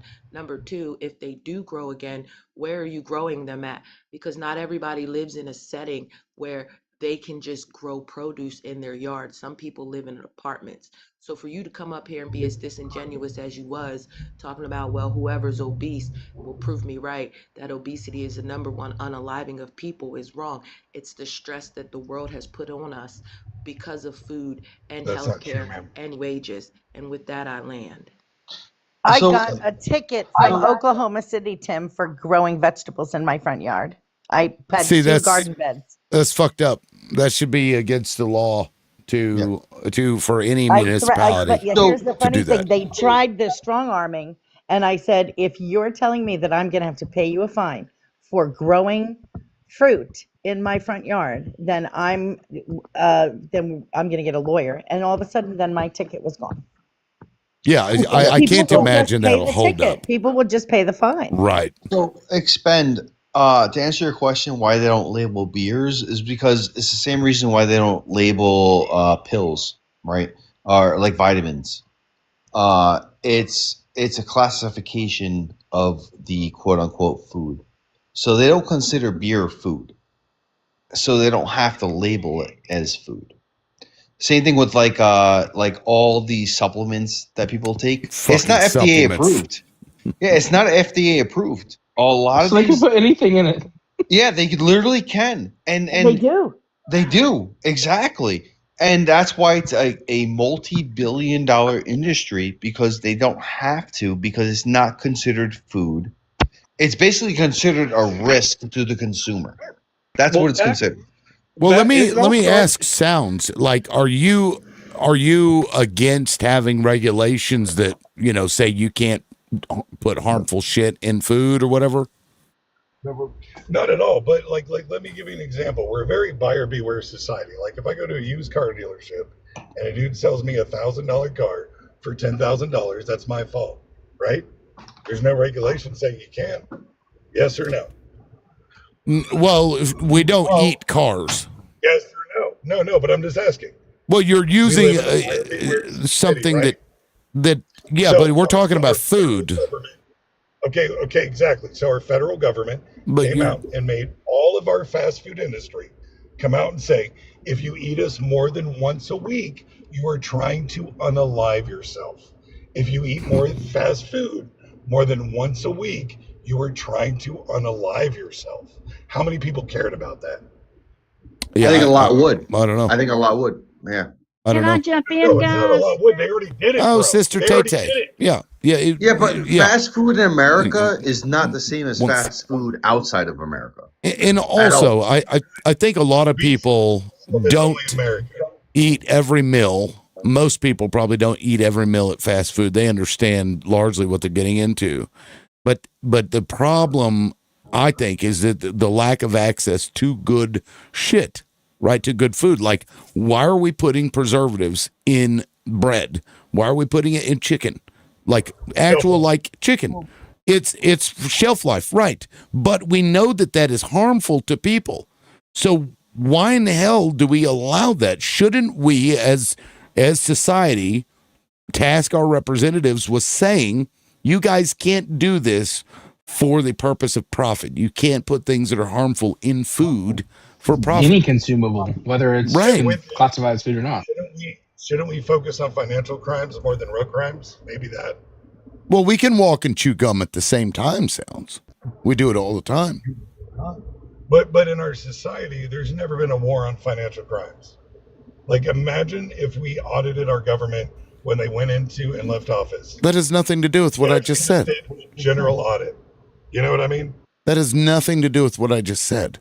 Are you okay with the both government things at the same regulating like food and saying you can't put nasty, like RFK is doing right now, which is the one thing I agree with the guy on, like removing preservatives and shit.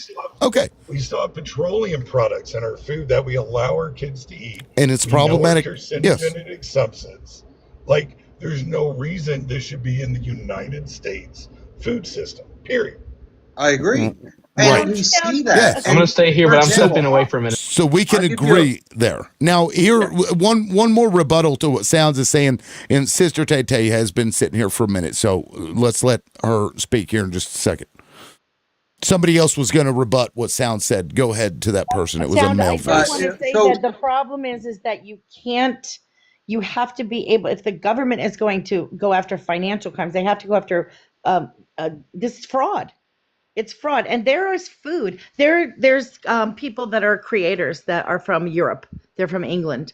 There is food that we sell that your children or my children could eat for breakfast, Fruit Loops, that it's against the law. You can't eat them in England because they're illegal. It's the food dyes and the high fructose corn syrup make them illegal. We eat food that is illegal in other countries because it's so bad for you. And we just sell it. And that's a problem. And that's what I'm saying. It's like you have the ability to go out and go to a farmer's market, and there's already If legislation. you have a car, Sounds, do you have a car? Are you poor? Ma'am, Do you live in an apartment and walk to your Ma'am, job, your minimum there's wage job at housing, ma'am, there's a housing and railroad authority in every single state that will give you free transportation. On top of that, you get 1.5 to 2 times benefits from your SNAP benefits if you shop at a farmer's market. And Now let's if you count know all that, these and people. you are assuming that people know things that they don't know. You are assuming that people have access to things that they don't have access to. Everybody You has are access to victim that, ma'am, blaming. in any You are type of victim municipality. blaming poor people continually, and you just don't stop. And I don't know what kind How the, am I the victim world that blaming, you man? envision. Our housing and railroad authority is not a thing. Do they not provide free transportation to anybody that calls and asks? Is that a fallacy? Am I just blaming, or is that a fact? Railroad does not give free transportation. A railroad and housing authority in the majority of the southern states actually do. They So provide southern. Okay, so you're talking about what about the northern states? What about what about? You're Okay. updating No, your no, comments no. Okay. in a world that I don't even know Guys, exists. he just keeps pivoting from one thing to the next thing to the next thing. You know, you I'm are. saying- You've done it multiple times. Like you tried Bro, an the analogy ability is there to with cars. self-survive. You then People jump to don't wanna do white collar fraud. You're just kind of all over the place. So let me get to Sister Tay Tay here. Tay Tay, welcome in. I'm gonna Hello, go ahead. how you doing? Doing fine. I'm gonna bring back the timer actually. So since you didn't go yet, I'm gonna give you a little bit extra time here. Let's do 80 seconds. Go ahead. Go ahead. Okay, well, I want to offer my perspective. I'm a retired registered nurse. Part of the reason why I went into nursing was because of my weight and mental health. I'm part Native American, so everybody, me and all my family struggle with obesity, heart disease, diabetes, infertility. It's all in my family. And I always suffered with food noise, but I never realized I had food noise because I didn't know what a normal person felt like. But I was always starving because of the insulin resistance. You know, when you eat, the sugar stays in your bloodstream, but you don't have insulin to carry it into your tissue. So you always feel hungry. Well, I got up to 300 pounds. I had the Rowan Y, and it saved my life back in 2001 because I lost over 100 pounds. But slowly but surely, I gained the weight back. But then I discovered GLPs, and that is Ozempic and Mounjaro. Now, I'm real big in TikTok, not so much on the political side because I promote GLP medicine. I have lost Shame on you. 200 pounds. I have lost 200 pounds in a year and a half on Ozempic. And I'm just like excited about it. You can work out, and you're portraying the whole thing where people can get cured of a shot. Sure, you're Why are your can I words finish? touching hers? Can I finish, Yes. sir, Yeah, please? your fat ass is literally unaliving children because of what you're promoting. Sir, She didn't interrupt you not one time. Stop. I know you did not. Bro, raise what? Time, shame on you. Liberal. He's I mean, a hot mess. sister Dude. can I tell get my her time. story? Yeah, sister, finish up, please.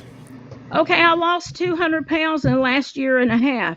This medicine I take, I'm not, when I say promote, I'm not making no money off of it. I'm just a regular housewife. What I mean is I'm on TikTok telling everybody about it. I'm not an affiliate. I'm not making no money. I'm just telling people about it. It removes the food noise. For the first time in my life, last year and a half, when I take this medicine, I feel normal. There's no food noise. You just eat, and then you're satisfied and you go on. It gets rid of all the inflammation out of my body. There's all my life I was told, shame on you for being fat. It's not a good Christian witness. Shame on you. You're an RN. You should know better than to be fat. Proverbs I 20, had to deal with a lot. 23 Sir, says, please. do not listen to the obese or the alcoholic, ma'am. So you're not a But Christian. I'm not Shut up. obese. I'm not obese anymore, sir. Would you let me Now, tell my thanks story? to drugs, you're not Why are obese. you Not a interrupting lifestyle her? drug. You're rude. Stop interrupting. Let her finish. Jesus. Okay, I'm gonna leave. That's fine. But this Yeah, mentality bye. she's promoting Thanks. is Nobody wants literally to Bye. hear gonna what you're Thank undermine your you. selling. children. Best decision Nobody you Oh, made buying all what guys, night. you're guys, selling, guys, Sam. Bye. we Stand up have and exercise. decorum. Guys, we have decorum. Please let sister finish her thought.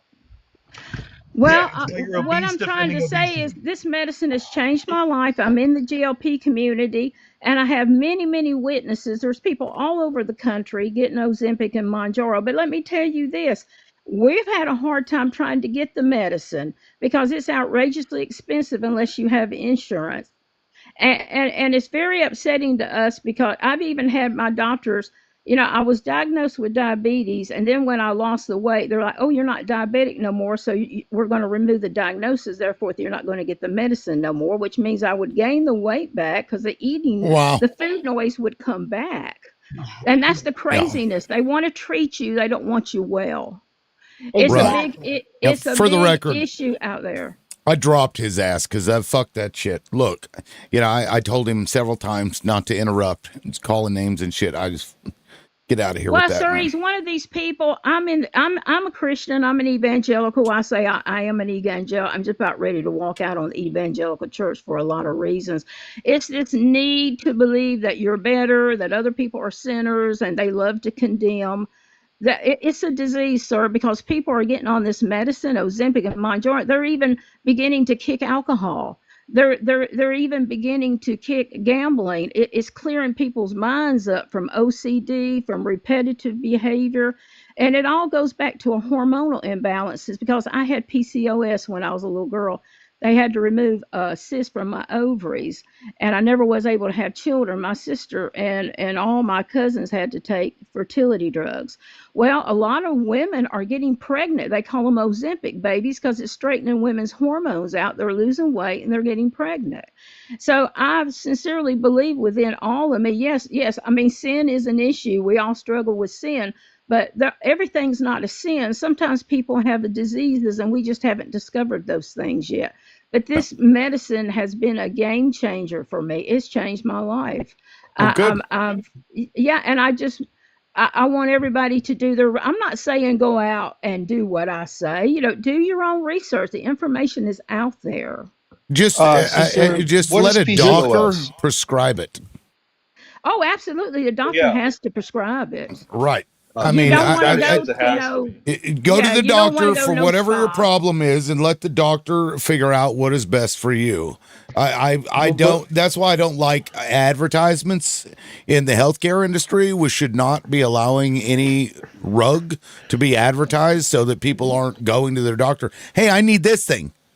I think that's ridiculous. I think doctors know, and now Sounds is wanting to come back up. Sounds, I'll let you back up, but you got to fucking quit that shit, bro.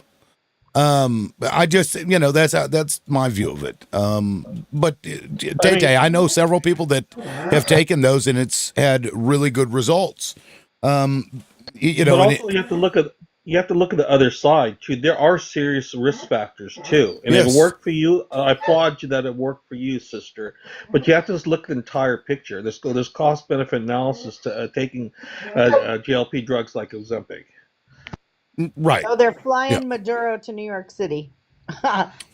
Maybe we could get the new mayor to release him.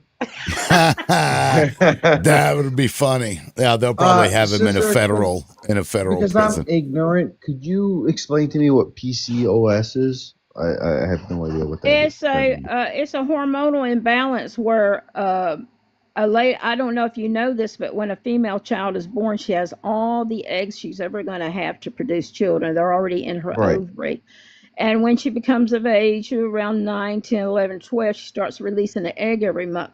Well, with PCOS, that egg sometimes gets stuck. It becomes infected and it doesn't mature. And then you might have to end up having surgery to take them out.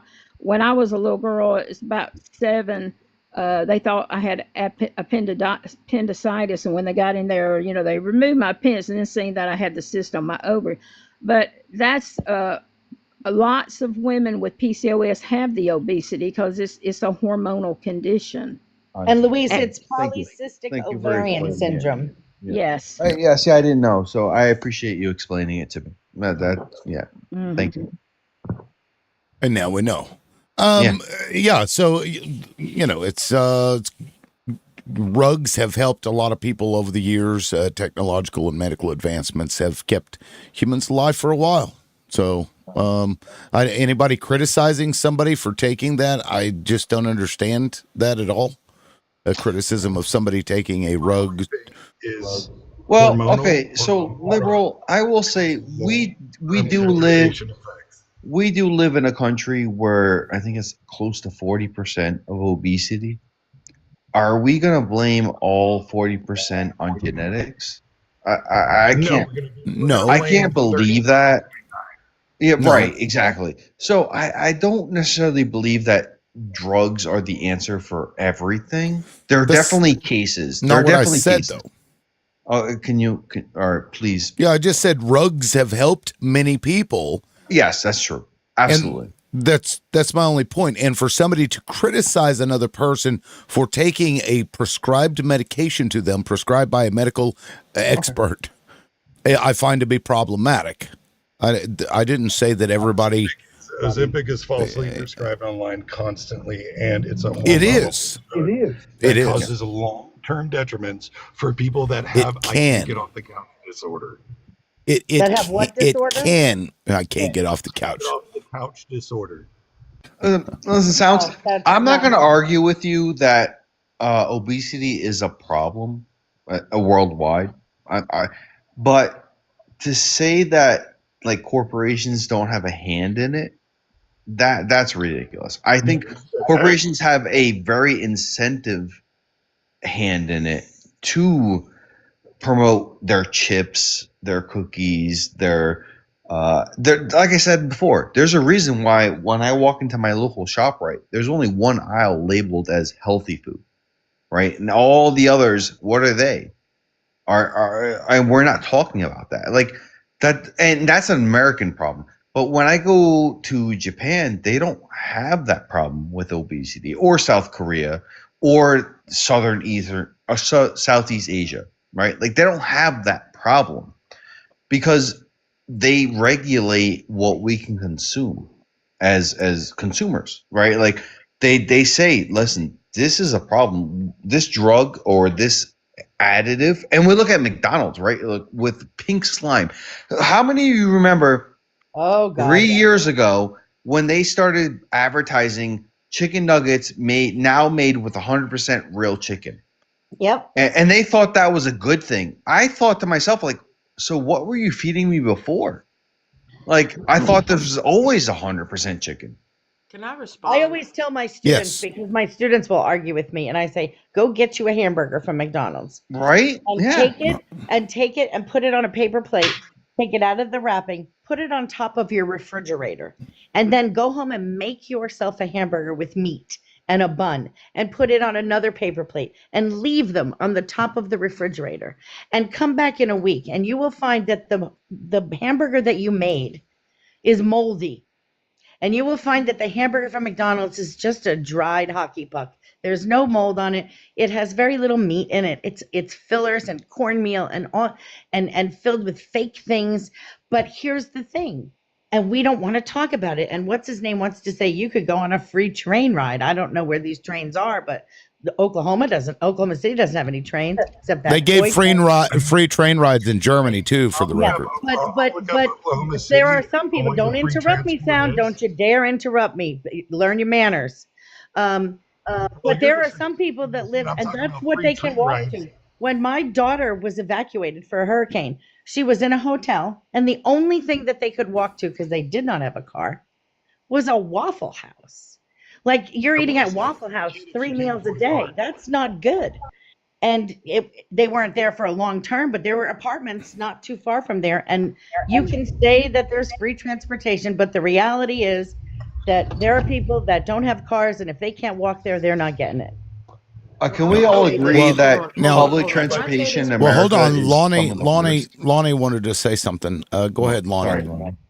So the biggest question is who told us what obesity is and what it looks like, and in order not to be obese, what standards have to be met? Because I believe it's called the European Beauty Standard that decided to say that if you don't weigh this amount and your waist isn't this size and your body mass index isn't this, then you're considered obese, right? That's where we got this idea from. But as we know, each and every person in this world is a little bit different than the next, right? Even genetically, even down the line of your own family lineage of you and your siblings have the same mother and father, and one of them can end up with some sort of cancer of some degree. One of them can end up with some sort of other heart disease or something like that. Like, we are not perfect. There's nothing that any of us are going to be able to do that is going to make us perfect people, because we all know that skinny people can be just as unhealthy as obese people can be unhealthy, right? So healthy is your health, right? Size doesn't have much to do with it. Now, being to the point where you can't move and you're immobile, yeah, that might be a little bit excessive, right? Because you're dwindling your quality of health and your mobility and things like that. But we have a lot of factors to take into consideration, right? And pharmaceutical companies are doing the same thing.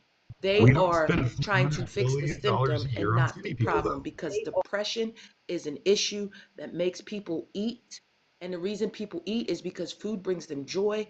And the fact that they're sitting here trying to figure out how they're going to make car payment, how they're going to make car insurance, how they're going to pay mortgage payments, how they're going to pay for tuition for the kids to go to college. Like, can we be so for real about this topic? Because y'all get up here victim blaming like as if you're better than thou, when your own bootstraps town is about to be ripped out from underneath you with this administration. And with that, I land.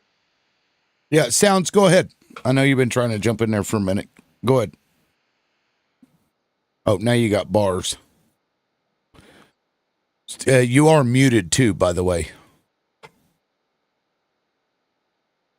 He's going to wait until somebody starts talking.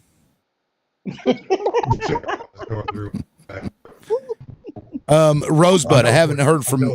Oh, there you. Okay, well, let me know when you're back. I'll keep an eye on, and I'll come to you whenever you get your bars back. Rosebud, you've been quiet for a minute. Did you want to go? Apparently, no. Rosebud, you are muted. Rosebud going once, going twice. She's been put in the bouquet. All right. Anyway. Oh, are you back, Sounds?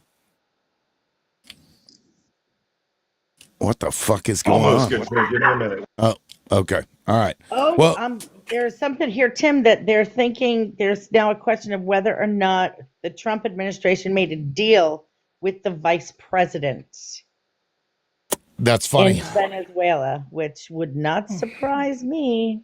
Nope. Probably turned his ass in. You know, they're talking about how intelligence operations work. It was so great. Yeah, when you got the fucking vice president there trying to take over, it wouldn't surprise me at all. I am back, good sir. Are you back? Wait, isn't she sitting I am in, back, good what is it, sir. Cusco, asking for a proof of life of Maduro and his family? And I read an article where her brother is missing too, and He that's already sent a picture. Rodriguez, right? Trump already sent a proof of life. Yeah, picture. there's a picture. Yeah, yeah, and they got, I think, a few other people, because it wasn't just him and his wife. It was some other officials. Yeah, his son was also accused of being part of this rug operation. Of course, the evidence is, they're going back to 2006. I mean, if you really look about when they're talking about there's rugs coming from there, the United States, we are no pristine anything. We are trafficking in narcotics all over. Let's be honest. Let's be who we are. Let's admit.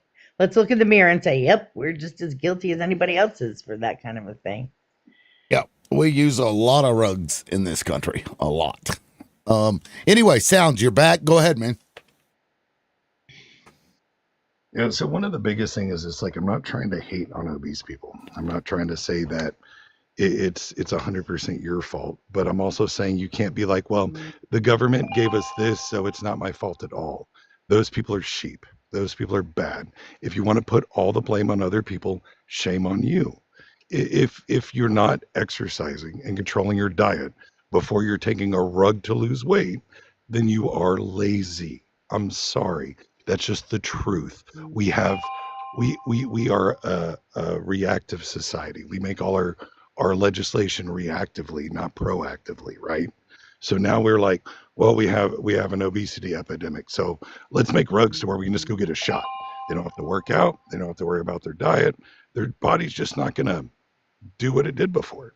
And that's okay. And I mean, for you, if you're like, 40, 50-year-old, like old nurse that, I had to do something for my body, cool. What do you think about it for the 22-year-old girl that is still going through development? Do you think that is beneficial for her? I think she needs that medicine. I want her. I don't want another young lady to live the life I had to live where people constantly heaped condemnation on you and made you feel like you weren't even worthy of the air you breathe. But ma'am, that's because your drug was And putting food in your mouth. You ate yourself. You are not God. You cannot and create now matter. I'm not The only overweight, the so only I fixed reason the problem the with the only medic. reason If the medicine fixed the problem, how am I to blame? If it's a spiritual problem, how do you take Oh, a shot or a spiritual. pill God, and make born it go again. Get off away? this, girl. Come on. Well, If Don't be spiritual and why is Christian. it You're that it obese. helped me with my Jesus said, depression? do not sounds listen to or associate with. sounds Proverbs 20:21 through 23 No, says, no. I do not lost live the sounds with the weight. gluttons. sounds let I me have well receipts. I let me lost the weight. let me What's ask the issue? Mortal sounds sins are I mortal was sins, fat. I'm girl. holy not fucking fat shit. Mortal anymore. sin. That Okay, proves the medicine worked. okay, What is sounds your problem? sounds let me ask you this, do you believe that there are health conditions that cause obesity? Absolutely. I believe it is a point zero something percentage of Okay, people with but you pituitary but and you hormonal acknowledge, disorders. right, I acknowledge 99% of she people are hand to mouth. she already explained that she did have a hormonal issue called PCOS, and we just talked about that. I think maybe you were gone. I don't know if you heard that.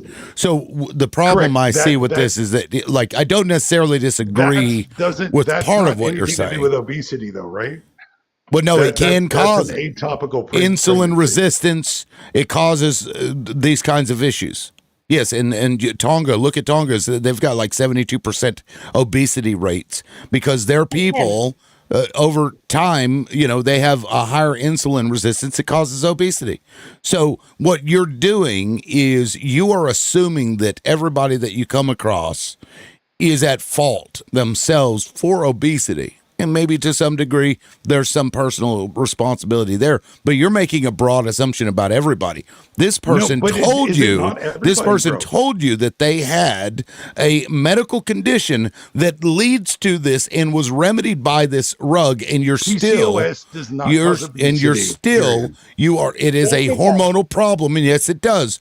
You are still claiming that this person is just hand to mouth or whatever the fuck you said The disease. only reason you have obesity is because you eat more than you burn. You do not create matter. You are not God. You put more I got a calories in your question. body Hold than on. you I burn. did got a eat question too for him. much because I had food noise. That's what He's I don't stuck get. on Where you guys obesity. are like, Hold God on. made me get bigger. Hold on. You eat when you're hungry. If you're always hungry, sounds, what is that? What happens? That's your addiction. I want to know about these my skinny point- people who are unhealthy. That's I your want to know what's addiction. going on that. What about the skinny people that are unhealthy? What do you tell them? Because there's a Which lot ones? of malnutrition people. Correct. Which addiction Exactly. are you talking So about? But here's the thing. what are you going to tell them to eat? Do You the gonna tell skinny them to eat? people?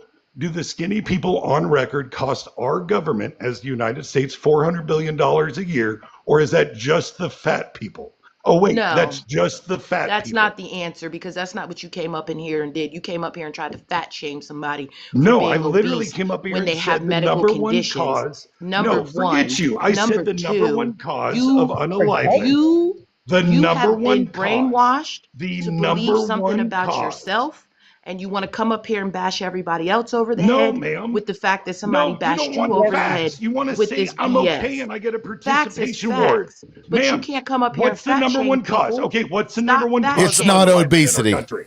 It's not It's not obesity. obesity. Yes, it is. No, It is that's a lie. obesity and the comorbidities from No, it. It is that's a heart lie. condition. That's a The lie. number one That's a lie. comorbidity You're from lying. obesity You're lying. is heart The condition. premise of your argument is a lie, sir. Obesity is not the No, number it's one not. cause of unalignment in this country. Obesity and It's the not. comorbidities It is from not. it are. No, Yes, they are. that word salad means fuck all. Heart disease Okay, can well, be caused if by you were a so many medical other things. professional, it was You not can be word caused salad. by alcohol. It can be caused by tobacco. It can be caused by industrial waste. It can be caused by shit in your water. It can be caused No, by dude, being 2 years ago, sedentary. more It can people be died caused from by a obesity bunch than of fucking cancer. things that have absolutely nothing to do with obesity. Cancer was the There number are one loads cause of of obese unalignment people until that don't 2 years ago. unalive from heart Now it's disease. obesity, bro. No, it just isn't. is. You're lying. You're a liar. No, it's not a yes, lie. It you is, are bro. incorrect.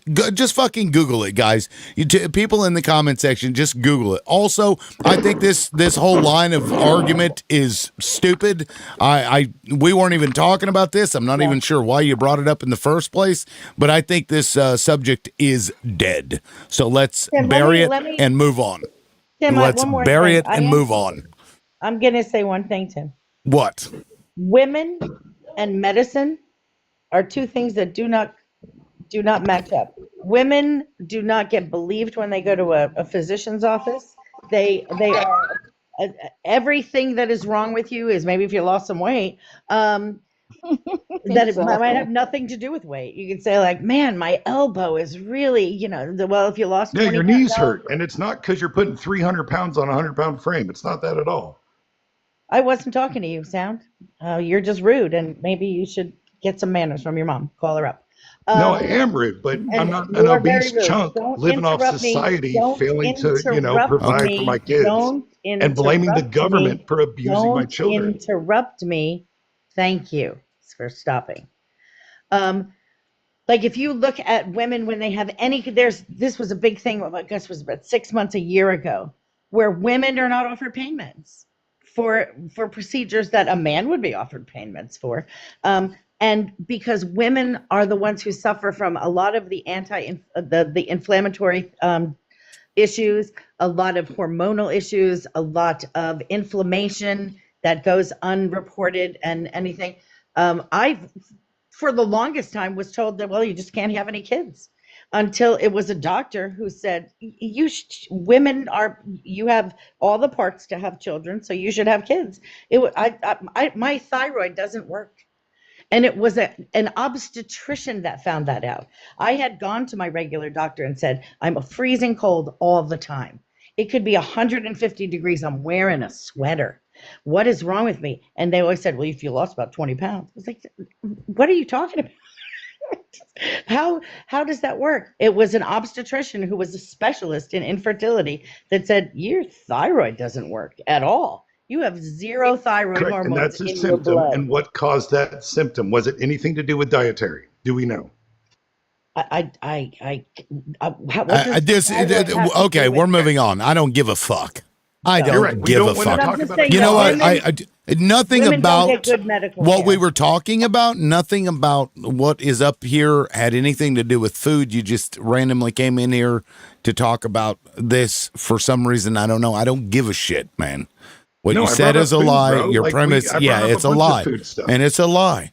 So we're gonna move on. An I don't hour care. ago, Tim. I don't care. An hour ago, Tim, somebody said that Obama sold everybody believing that he was liberal. And I remember, I wrote it down. I was one of those people that believed that Obama sold me the hope and change, and I bought it, and I canvassed, and I knocked the doors, and I was like, yes, let's go. I was a delegate to the convention. And then it turned out he was just a regular Democrat. And I think what we have to do as a nation is find the progressives. And there Yeah. are progressive Republicans. There are conservatives who also believe that the government is failing the people. And we have to find those people and we have to elevate those people. I'm Yeah. not going to be elevating Republicans because I'm not Republican, but we have to find them. And they are out there. Yeah, It's just that even people have- Massey. we have- Yes. Massey, I don't really agree with much that he says, but at least he's got balls enough to say it in the face of an entire party, turning against him. So, those are the kinds of people we need. People that will tell people to go fuck themselves, no matter what. I am really just praying and hoping that Mamdani is successful in New York, because then it takes the scourge away from the words Democratic Socialists. Like, if you can't prove a hormonal disorder and you have a child with obesity, it should be a felony for child abuse. Okay, here's what's going to happen. I'm going to hit disconnect on your fucking profile picture because we already moved on. I don't know what. Go eat a fucking cheeseburger and cry about it.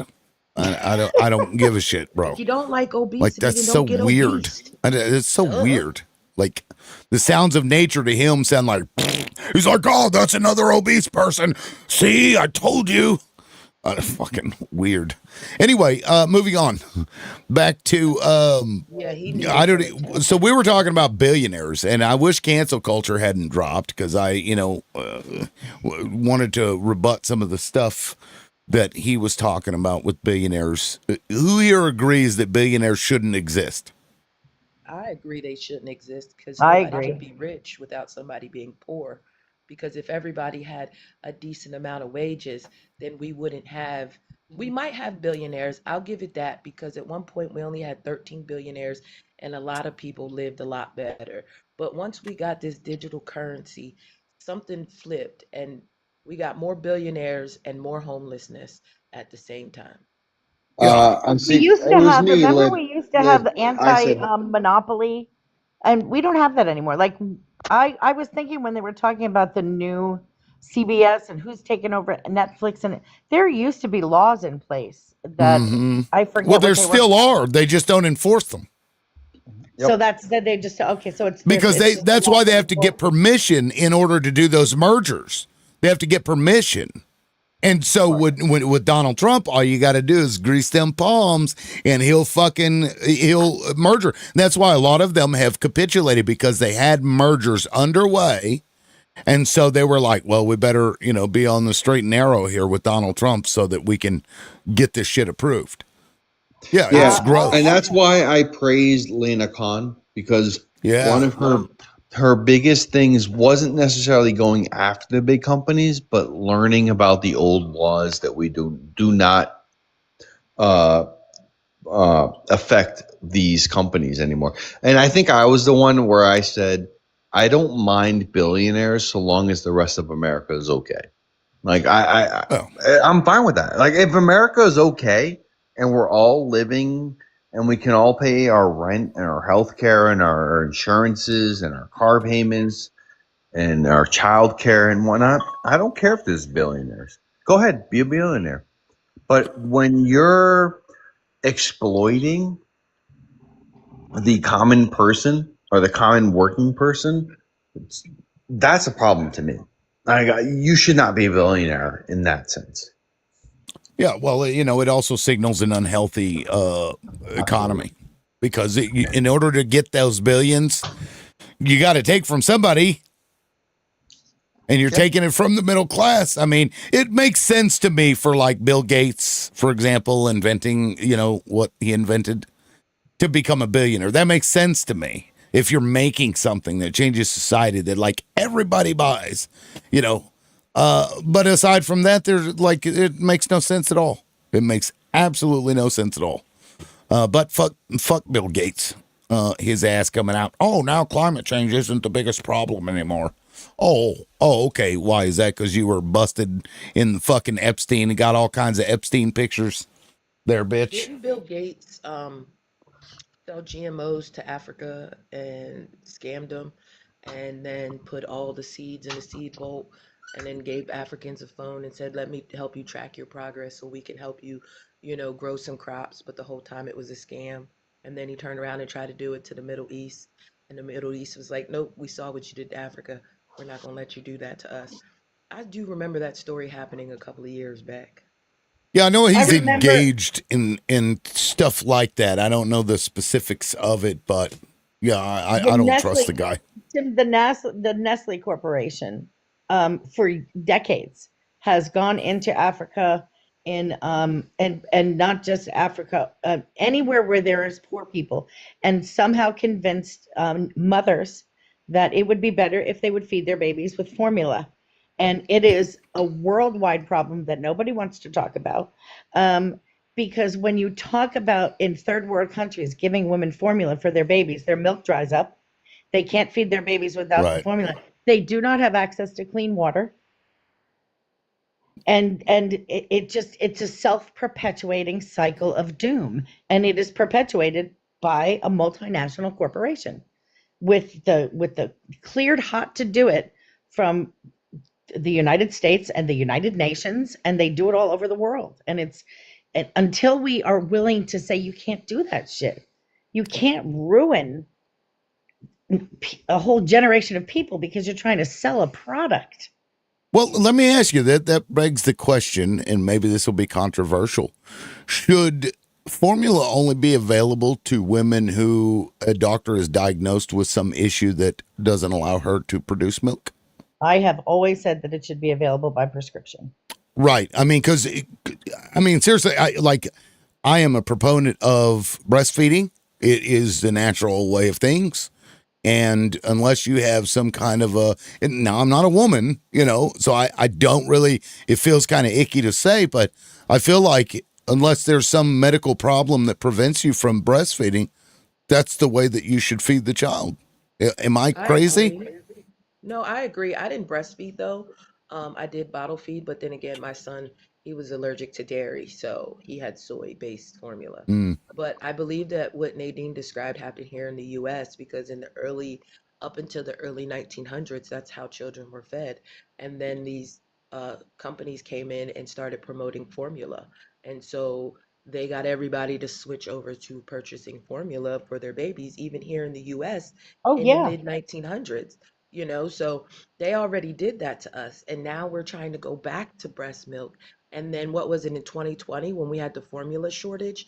They were condemning parents from going back to breastfeeding. They were condemning parents from That's making their crazy. own formula, like all because they needed to keep people dependent on this system. And this is what they've been doing to us ever since.